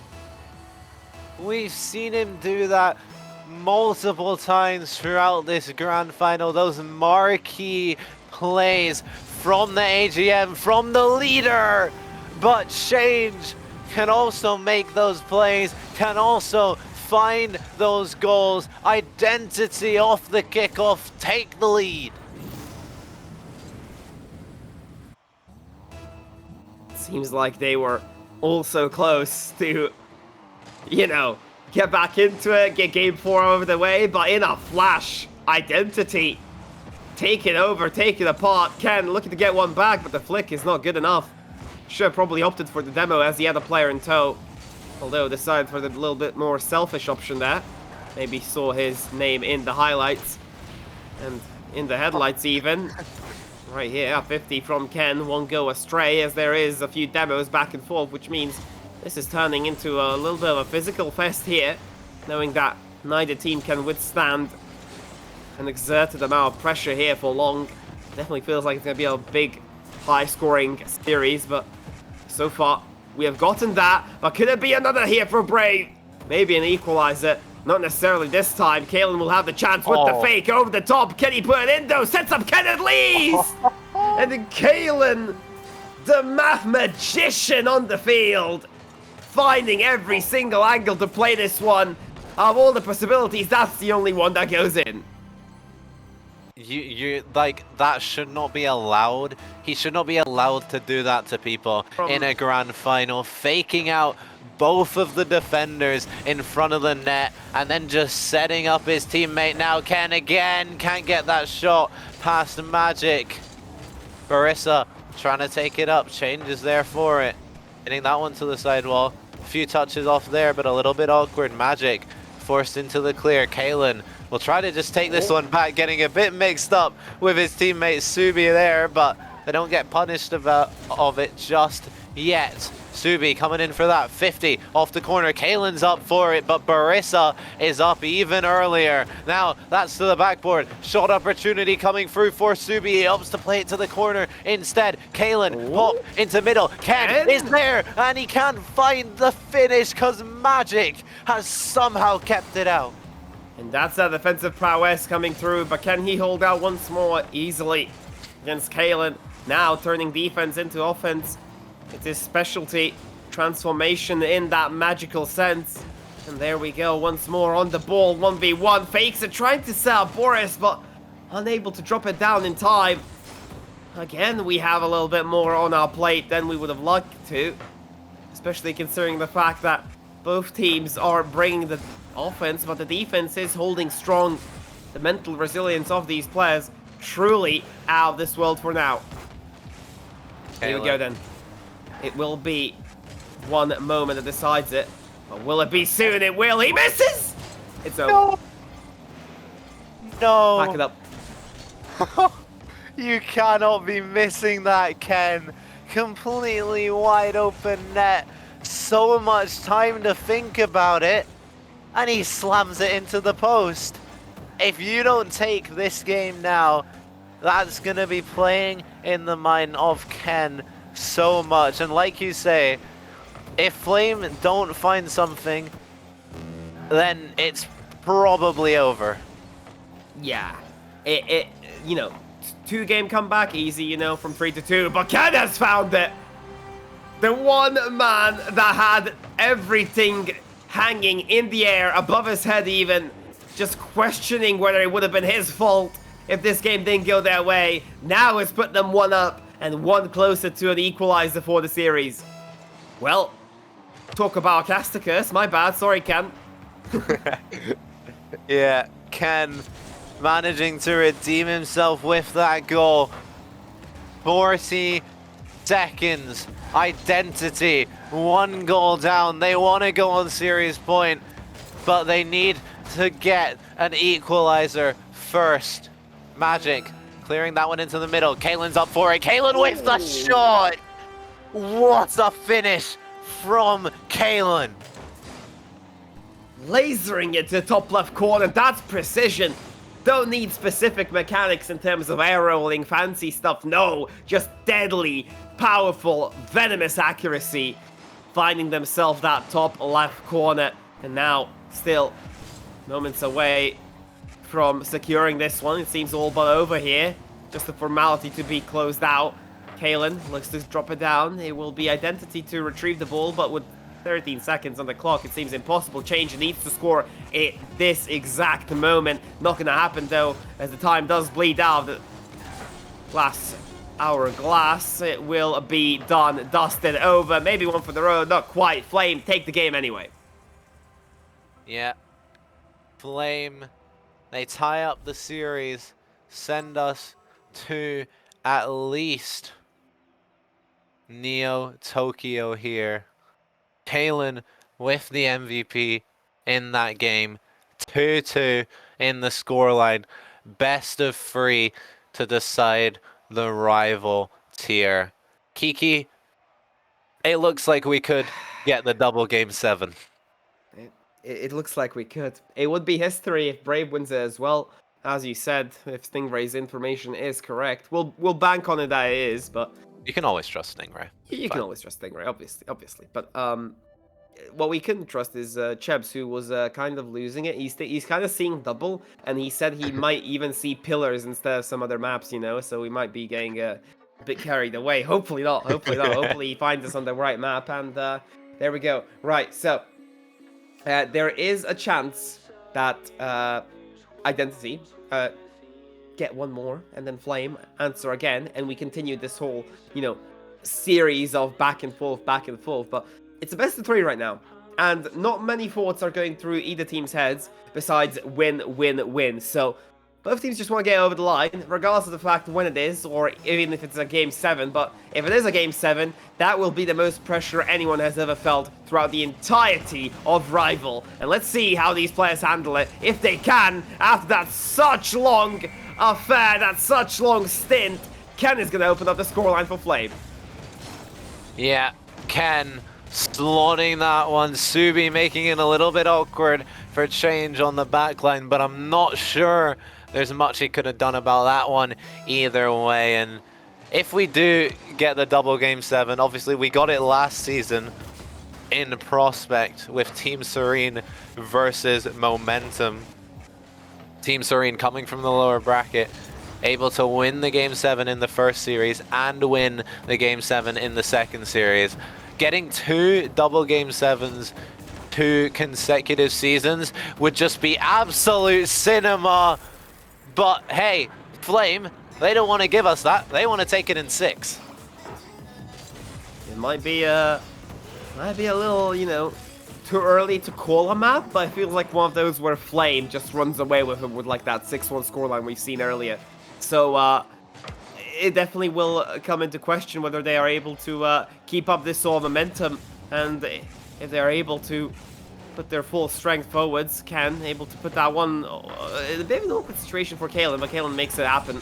He's able to make it work, and there will be a simple clear over to Gale while redirect coming through, although a bit of target, and it will not bother anyone for the time being. So you still have a little bit of an even battle in the midfield, but as for the scoreline, it's very heavily one-sided. Yeah, a minute played here. 2 goals to the better are Brave Esports Flame. They want to go into Neo Tokyo with the series point, with the championship point, and they're looking in a great position to do just that. Identity, they still have plenty time to get back into this one, but this could make it a little bit more difficult. Subi can't find the shot on that one. Now Barissa, good first touch, but Kalen there again and gets the wall pinch. Only as far as Magic, looking for the air dribble, but that one doesn't come out. And I think now, Kiki, as this series has gone on, as both of these series have gone on, we've seen more missed touches, more misplays from both teams. Fatigue is playing an effect for both of these rosters right now, but Kalen is still on fire. Yeah, and 3-0. It seems like Kalen is the name we keep mentioning consistently. Subi is there to just dominate a single, it seems like he's charging up all these maps and he just comes out and dominates a single one of them. Kalen has been there consistently for the team over and over again, being able to provide high-tier setups, high-tier plays, and I think it is his kind of flaw, maybe, if you would like to call it that, is that sign of overzealousness, so almost getting that one over the line. But yeah, he does seem to get a little bit impatient sometimes, and even not leaving enough players behind. Barissa underneath one. Ken will be simply clearing that one over to Subi. Can he get that redirect? Surely not a double again. And it will be still a 3-goal lead for Flame, but it's definitely not unreachable, as we have seen it happen before in previous games, although Flame was the one coming back from the scoreline. Yeah, we saw it in game 1 of the very first series though. Flame, they went 3-0 up and it went all the way to overtime. So this is definitely not safe and secure. This is a chance. Change fakes it out. And that would have been such a smart play if it worked out, because I don't think he had that shot on. I think it would have been blocked. Magic not able to get the read, but mistaken. They're pushing for this goal. They've got to just take it 1 goal at a time as time keeps ticking down. That's a double whiff. Both teams, they've been playing for so long. It's late. Fatigue's coming in, but we'll still see some outstanding plays, I'm sure. Oh yeah, still plenty of time on the clock to change that. Kalen's going to be forced to dive onto this one. I don't know if they have enough time to get this one completely back. It seems like Flame might be heading towards that series point. It might be within their grasp. Hopefully it's not too much pressure to bear. They will be so happy if they are able to get that one over the line. Change, able to clear this one away. Kalen just gets that one as like a simple time-wasting touch. Nothing too fancy, nothing too special. Ken unable to turn that one in. And Magic, if he's able to score off of this opportunity, we could have something to talk about maybe. Infield pass for Change. Change not in a position to shoot, not expecting Ken to miss that. It seems like Flame have done enough to get the time off the clock that's necessary to secure them. Game number 5, and Subi, finishing touch onto the cake. It will be Kalen. And cherry on top, Flame definitely take away game number 5 here. Yeah, you have to think that barring an absolute miracle, that is this game 5 done and dusted. And yeah, Flame, they're playing amazing right now. They're going to go onto series point. They're going to go onto rival championship point here in the next game. On Neo Tokyo could be the map where they end it. Last series, they came into that map 3-2 down on the brink of being eliminated. But now, roughly an hour later, they come to Neo Tokyo and they're ready and poised to play for this rival trophy. Flame 1 game away from one of the best lower bracket runs in RSC history. Rarely do we see history like this happen, but when we do, it truly is special and truly did take something special from these players. Ken, Kalen, Subi, 1 away, 5 minutes separating them from that championship trophy, from that surreal victory that could just cement them into the Hall of Fame for RSC. Well, it definitely will if they get over the line, but the question is if Identity still have a lot to answer for here. Yeah. 5 minutes away for Flame, or will Identity take it to our second Champions Field of the Grand Finals? Identity I'm have excited. taken a timeout. I've just realized. Identity just have noting taken that. a timeout. We have time. We have time to talk. So Yeah, didn't see that, but Go for it. I'm not overly surprised here, Kiki, that Identity, if you're ever going to take a timeout, now's the time to do it. First timeout, or first tactical timeout, I should say, in this entire grand final, which is quite interesting to me. Ooh, really interesting. I mean, well, we'll get the timer on screen right there, ladies and gentlemen, so you can follow along. 2 minutes of yapping available for them right there. 2 minutes of yapping available for us to you, ladies and gentlemen. So Love yapping. we predicted this one to be a bit of a quick one, already You're exceeding the game limit that we already placed, but we could guess the winner right. You never know, we could guess the winner right. So if Flame are able to get this one over the line, it would be history. Everyone would go ecstatic in chat, because I know Brave have a huge fan base in terms of RSC. They just they always get the fans. It's just Brave, it's just Mon the Brave. But what more could it take to get that over the line? That is the true question here, Char. You reckon they go takes taking a Neo Tokyo, or are we seeing another Champions Field? At this point, right, it's late, but we're already all up anyway. Why don't we just go for the second game 7? Why not? Let's do it. I don't know who takes it, but let's do it. Let's go to Champions Field. I want to see it. I think most people want to see it at this point. Let's go. Throwing in the kitchen sink. Well, yeah, honestly, it has been one heck of a show. Why not keep it running a little while longer? I'm not sure how much the account has been live. I believe we've been almost live for 7 hours straight. So why not give the people what they want? I believe we are still doing the interviews afterwards anyway, so it will give us that 7-hour mark, and I'm quite excited to see, well, whoever it is we interview. For Identity, they're gonna feel relief if they win it. Brave will feel heartbreak. If Brave win it, ecstasy. Identity, disappointment. So those are the kind of stakes on the line, and Brave have nothing to lose. They have not even been expected to make it here. No one had them coming here. No one. Not a single person had them. One person had them top 4. No one else had them top 2. Timeout is done. Tokyo awaits no one. You need to take that crown for yourself. That championship on the line. Many teams have ended it here. Can you do it as well, Flame?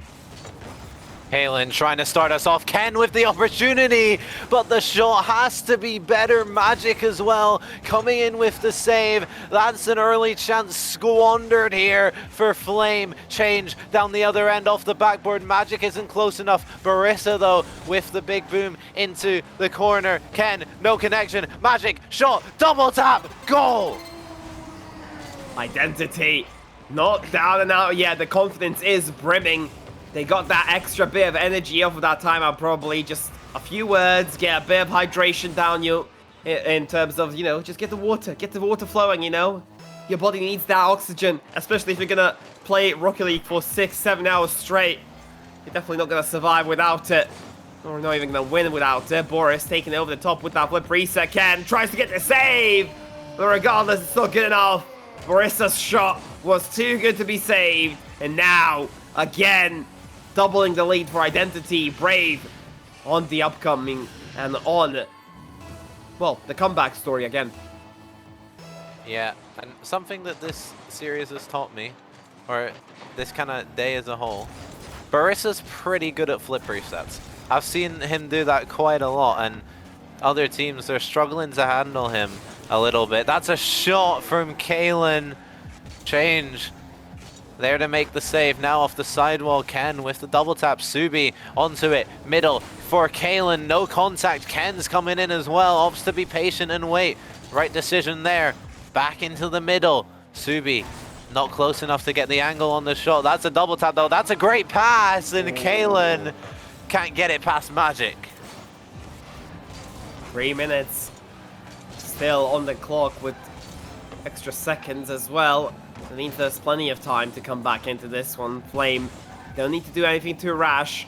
Just need to keep their heads cool and see what they can find. See to exploit the mistakes. It's rival after all. Just need to set up those chances a bit crystal clear. We've seen what Kalen could have done. The playmaking, a magician that has been setting them up consistently throughout this series. Can he do it a few more times? That is the question. Now, ball over to Kalen. Let's see what the magician can do with that demo as well. Open net, no one is there. And sadly, too many bodies have been taken up. One for the demo, one for the recovery. There is no one left for the follow. Ken taking the shot. Top corner, crossbar though. And one of the better defenders from Flame comes alive once more. From Identity, actually. Kalen needs to get this ball. It's a bit awkward for him though. Gets a touch over to the left. Double commit coming through from Flame. Maybe a little bit of panic setting in for this team as they are down 2-0 with half of the game to go. Another double commit as well. Ken, the demo in the net won't really affect the play. Subi booms that one for it. That's a nice demo though, but it's not found its way in. Such a good airstrike there for Flame. They're making those plays, but the finishing touch just isn't quite there. Ken could have an open net to work with, and he finds it. Now they're feeling it. Now the drama is rising, and now Identity are going to start to feel the pressure. Last game, you're not behind yet, but you have been on the defensive path for the last 2 minutes, and Flame don't look like they're done just yet. Yeah, right off the kickoff, Barissa has to backpedal. Does really nicely off the ceiling. Really nice 50 though from Subi. Now maybe the dunk. Magic. Good touch over to the sidewall, but it's just to Ken into the middle. For Kalen gets beat out by Magic. Barissa hit forward. Subi double tap off the ceiling. That's a nice one. Gets it past the one, but Change able to collect fairly comfortably. Get a nice clear as well. Kalen can keep that pressure on. Both of these teams just playing a bit of boom ball right now. No one really taking control of this ball, and you don't blame them at this point. It's so nerve-wracking. You've got to have ice in your veins, nerves of steel. The mistakes are gonna start coming in. It's just about who can capitalize on them more. Another double commit from Flame. Ken, that's a miss on the backboard as well. That's into the middle. Magic chasing it, but Kalen able to take it away. Yeah, it still seems like there's mistakes arising. Cracks are showing, and teams are running out of that juice. Magic able to get that save over the line. Identity still looking to keep it a close affair. game after game, 5 minutes each. They've been consistently trailing this Brave roster, and they have not been giving up yet. Change able to get that one by. 45 seconds left on the clock. How much longer will it take for someone to break through, or if even anyone will break through? Seems like the wall of identity doesn't seem to be moving. And it seems like the more time goes on, the better they will get at this sort of offensive range. Brave running out of fumes here. Honestly, they feel like they're just trying to throw their kitchen sink in there. No boost, no nothing to sap the attack. They're just floundering. The pressure is getting to them. Ken now starting to finalize the final counter-attack. Not much time remains, and it seems like it's all over for Tokyo. It seems like Neo Tokyo will be a simple one to get over the line for Identity, and Champions Field might need to wait. Or will it? Ken gets the redirect, but it's not good enough. And the ball still in the sky here, 0 seconds. Will look to get put down. No one is there to chase it down. And they're in a very awkward situation. If anything, they might concede one before it ends. Subi still has the time to work with. Gets the 50, but that one down, done, dusted. Champions Field necessary. Champions Field round 2. Absolutely unbelievable from these two teams. We had it in Prospect last season, and Rival is delivering the same. Ever from the start of this series, seeing how close it started, there was an inkling in the back of my mind that said, hey, this could go right the way to the end. Double game 7. It's been a close series all series. These two teams have gone back and forth, blow for blow. And after what has to be about 2 hours of this grand final, by this point, it comes down to 5 more minutes. I can't. That's it for me. Thank you, ladies and gentlemen.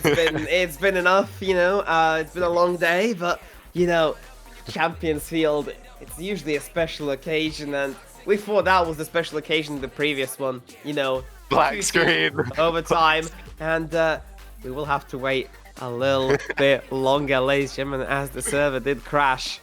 It was too much to handle, and now too hot to handle. Flame coming in at it, wanting that chance at glory. Identity needing to defend their legacy, technically, coming from the upper bracket. They failed once. Are they going to falter again?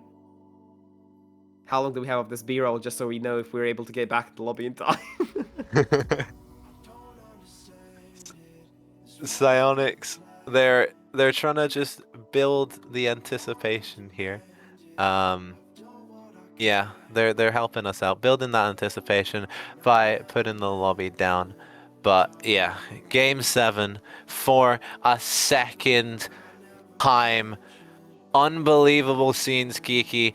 I'm so glad that I've got to witness this. These 6 players on this pitch have put up such a performance, such a show. Thank you everyone for joining us on this journey. It all comes down to one final game. We went the distance in the first series. Champions Field, game 7, overtime. Flame were able to take it. Now in this second series, these teams once again have gone blow for blow. Neither team able to take a 2-game lead in this grand final in either of the series, and now it all comes down to one more game on Champions Field. Here we go. We have the lobby back up. We have all the players back in the lobby. This is it. This is your moment if you are these two teams to crown yourself RSC champions.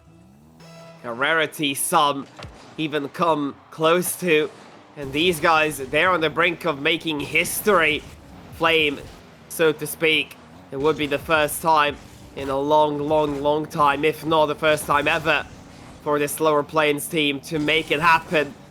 And they're only a few moments away, and let's start ourselves off, Boris. We're crystal clear. Ken diving for the save, tips it onto the crossbar, keeps it alive. And right now, still an even matchup. First goal, it's going to be so crucial for the momentum, for the pressure, and especially for the motivation. Down on the other end, Ken able to follow this one through, looking for the demo on Boris, not able to find it. It will be a simple rotate over in from Kalen. Kalen looking to take the skies here. Has the flip reset to make it work, but can't get over the top. And it will be a shift of momentum over for Identity. No goals in the opening minute so far here. Magic over to the sidewall looking for the double tap. That one doesn't come off though. Subi now down the other end, not a lot of boost on the sidewall to the backboard. Who's there for it? No one for the side of Flame, able to convert. Barissa going down the other end. That's out into the midfield. Magic, full boost, looking for the air dribble. Nice first touch, plays it over one. But Ken just playing disruptor. Barissa into the middle. Subi has to clear. Not a great touch though. Change can pounce on that one. Puts it into the middle. No one from Identity there. Neither of these teams able to break each other down quite yet. This could be it. Kalen, fake. Subi, short. Barissa save. What a read coming through to keep Identity on the verge of destruction, but still so far away from the ravine that they almost fell down into. It will be Ken reconciling here with his teammates, looking to set up another offensive push. Kalen, the sub maestro, who's been there consistently, unable to get it over the line. Defensive fortify, and it will be a simple clear away here for Identity. Barissa, not much boost to work with. It will be a little bit extra needed to get this one over the line if you're Flame. It seems like it's very stubborn on the defensive front of Identity. How much longer can you keep this up? And is it even going to be a multi-goal game? Is it just going to be maybe an overtime of where one goal crowns a champion? We're going to have to wait and see. But for now, half the game gone, nothing to talk of. If we see a double Game 7 overtime, then I know last season's prospect was pretty special, but this would have to take the cake for me as the greatest RFC series certainly I've ever heard of. It would be unreal, but we'll see how this unfolds. 2 minutes left on the clock. Can someone come up with a clutch moment? Subi almost does it. Ken with the shot, but it's just too slow. Change can keep it out. Identity breaking down the other end. That's to the backboard. Ken has to get the touch, manages to save it away. Magic into the middle. Subi clear. Ken's up for it. Maybe the shot onto the net. That's just wide. The rebound. Kalen coming in. The save from Magic keeps Identity at 0-0. 90 seconds remain. 90 seconds is playing these teams from potential disaster. Could it be it? No! Hits the post, stays alive, and Kalen clears it away for good measure. Ken is able to take over here, looking to follow through as well. Looking to get demos. Haven't seen much physicality here, but players are so scared to get put out of position. No more second chances for anyone in any sort of shape or form. It's gonna be 60 seconds at the side, the potential winner here in regulation. If not, we know what will be necessary. A golden goal, and maybe not necessary at all! Heroics from the man you'd least expect it from. Ken able to get some sort of ungodly read off of the ceiling, and it just goes in. Flame thanking their lucky stars. He is just Ken. What a read, what a pre-jump off the ceiling. 55 seconds on the clock for Brave to pull off the greatest lower bracket run in RSC history. They just need to hold on here. Identity, they're going to try and push for this. Barissa off the sidewall. Kalen trying to take it away, gets the 50. Subi maybe adds one more for insurance. Ken with the shot again. Ken! He gets the double. Ken 2-0. 30 seconds. Flame, they're so close. The captain himself deciding it's over. You're gonna burn in flames. 32 seconds remaining. Surely they can't make it happen. Surely there's no more miracles left to have here. Barissa has the full boost and the ball on the side here. Gonna have to leave it to Magic to set this one up. Change nowhere near that chance. 20 seconds remaining. Can they put anything forwards here? Can they have any extra miracles in the back? Not necessarily. It seems like the Brave Flames are gonna burn them to ashes. They're gonna kill their legacy off, and they're gonna kill their season off completely. Seconds remain, but one champion stands tall, and Brave Esports Flame are your rival champions! Absolutely unbelievable. Brave Esports Flame, 4th seed in league play, round 2 in play-ins, sweep, round 1 in playoffs, sweep. They got a little bit of they got one game somewhere along the line. They got one game off them in that lower final, and then it took them almost as long as it possibly could be. Game 7 once, overtime, Game 7 twice, 2-0. These players have written their names in RSC history. One of the greatest lower bracket runs we will ever see. Absolutely unreal. One of the greatest series of RSC we will ever see. Absolute cinema here, Kiki. I don't even know what to talk about. I mean, sure, we can look at the goals, and it is clearly deserved. I mean, 4 wins to 3, it says it, but look at that. Shot 77 to 44. It was a bloodbath. 21 goals to 11. And there was truly everyone putting in the work. Ken, able to clutch up in the most dire of moments. You saw, I mean, I don't know what happened, but whenever you would see someone on the ball, it would be Subi to make those one-match miracles that he would just take upon himself to put it over the line. And I mean, can you guess the playoff making magician? Maybe he gets the MVP. Let's have a look. I have a slight feeling he might be even crowned it. No, it will be Ken. Okay, fair enough. Ken gets the MVP. I thought I was lining it up perfectly, but Kalen did an extraordinary job. It has to be said as well with the subs, but Ken will claim it. The captain himself putting his team over the line. Yeah, I think that just all 3 of these players could have been it. It's just unreal effort from these 3. That lower bracket run, that finals performance, taking down the Titan in Mistaken, and yeah, just I'm at a loss for words, Kiki. We're gonna take a little break to kind of compose ourselves, but make sure you stay around just a little bit longer, because when we come back, we'll have an interview with these players, your new rival champions. Congratulations, Brave Esports Flame. We'll be seeing you very, very shortly after a quick break.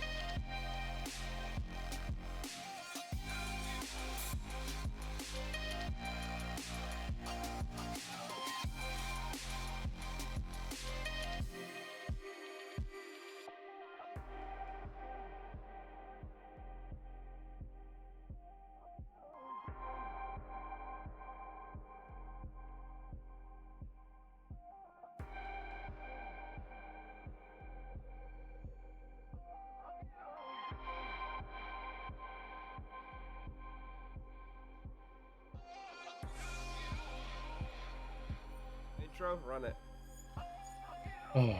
Well, welcome back, everyone.